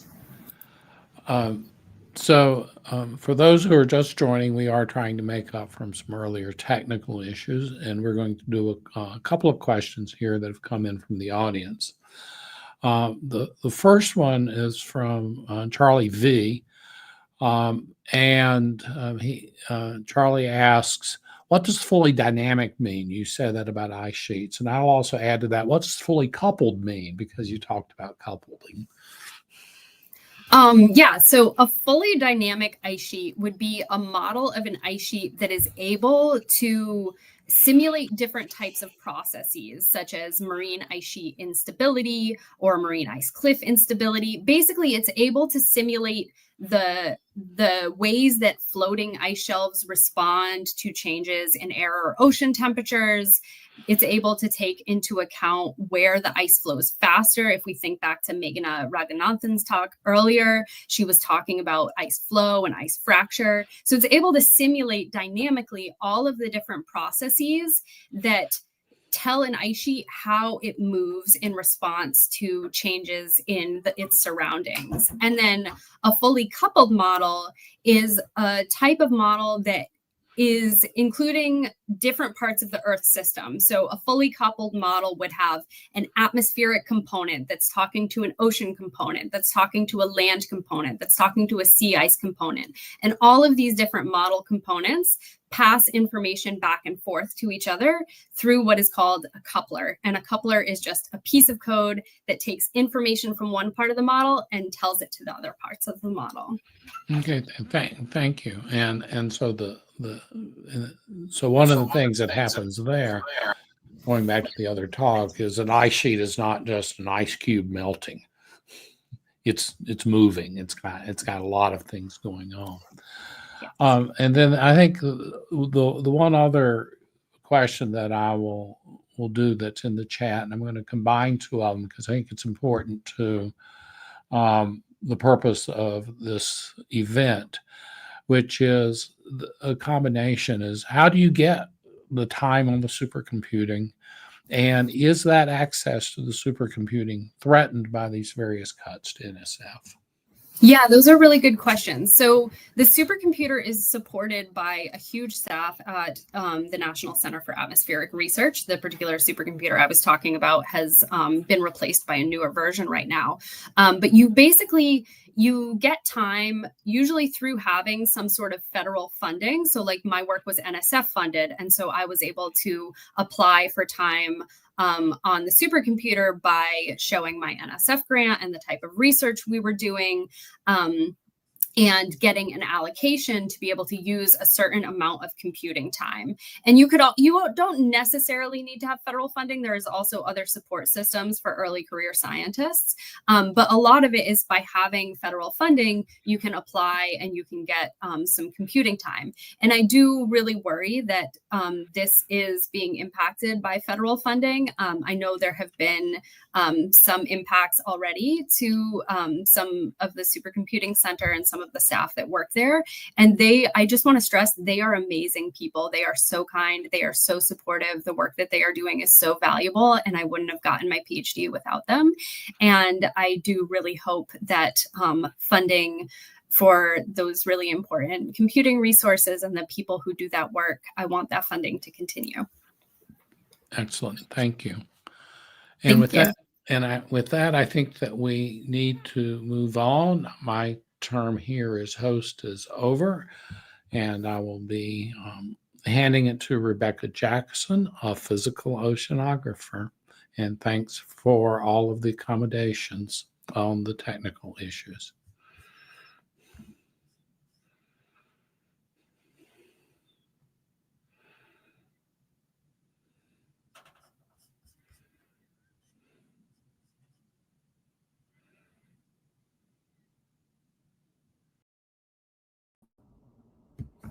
Hi, everyone.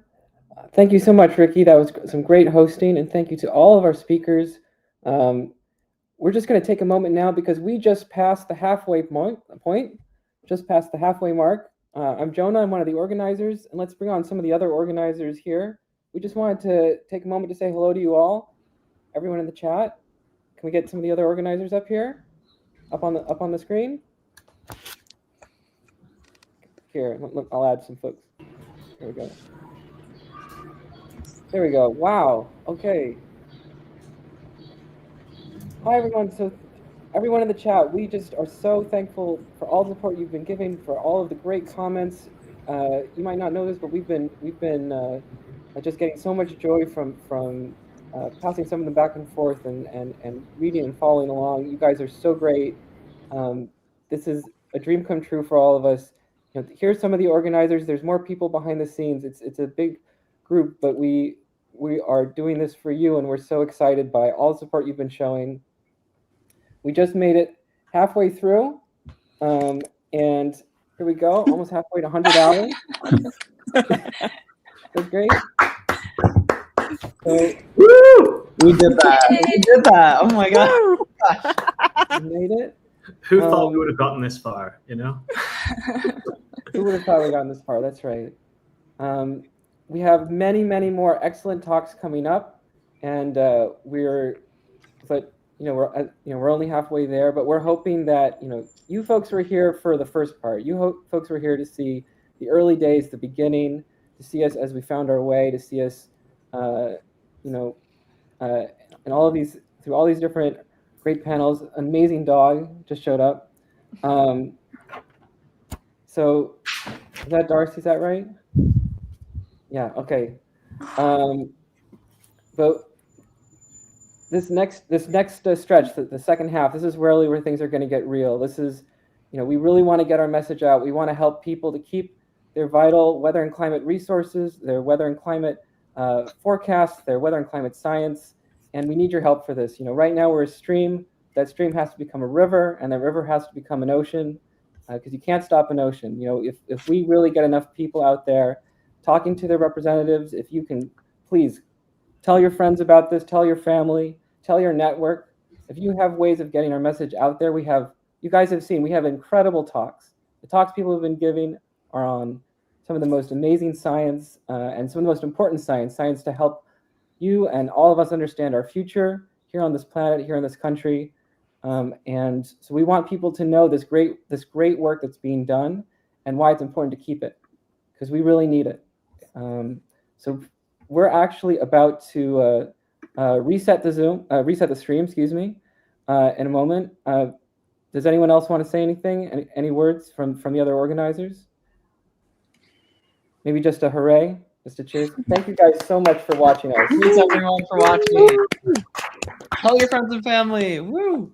Okay, we love you all. We'll see you on the next next stream, on the next side, on the reset. Thank you, folks.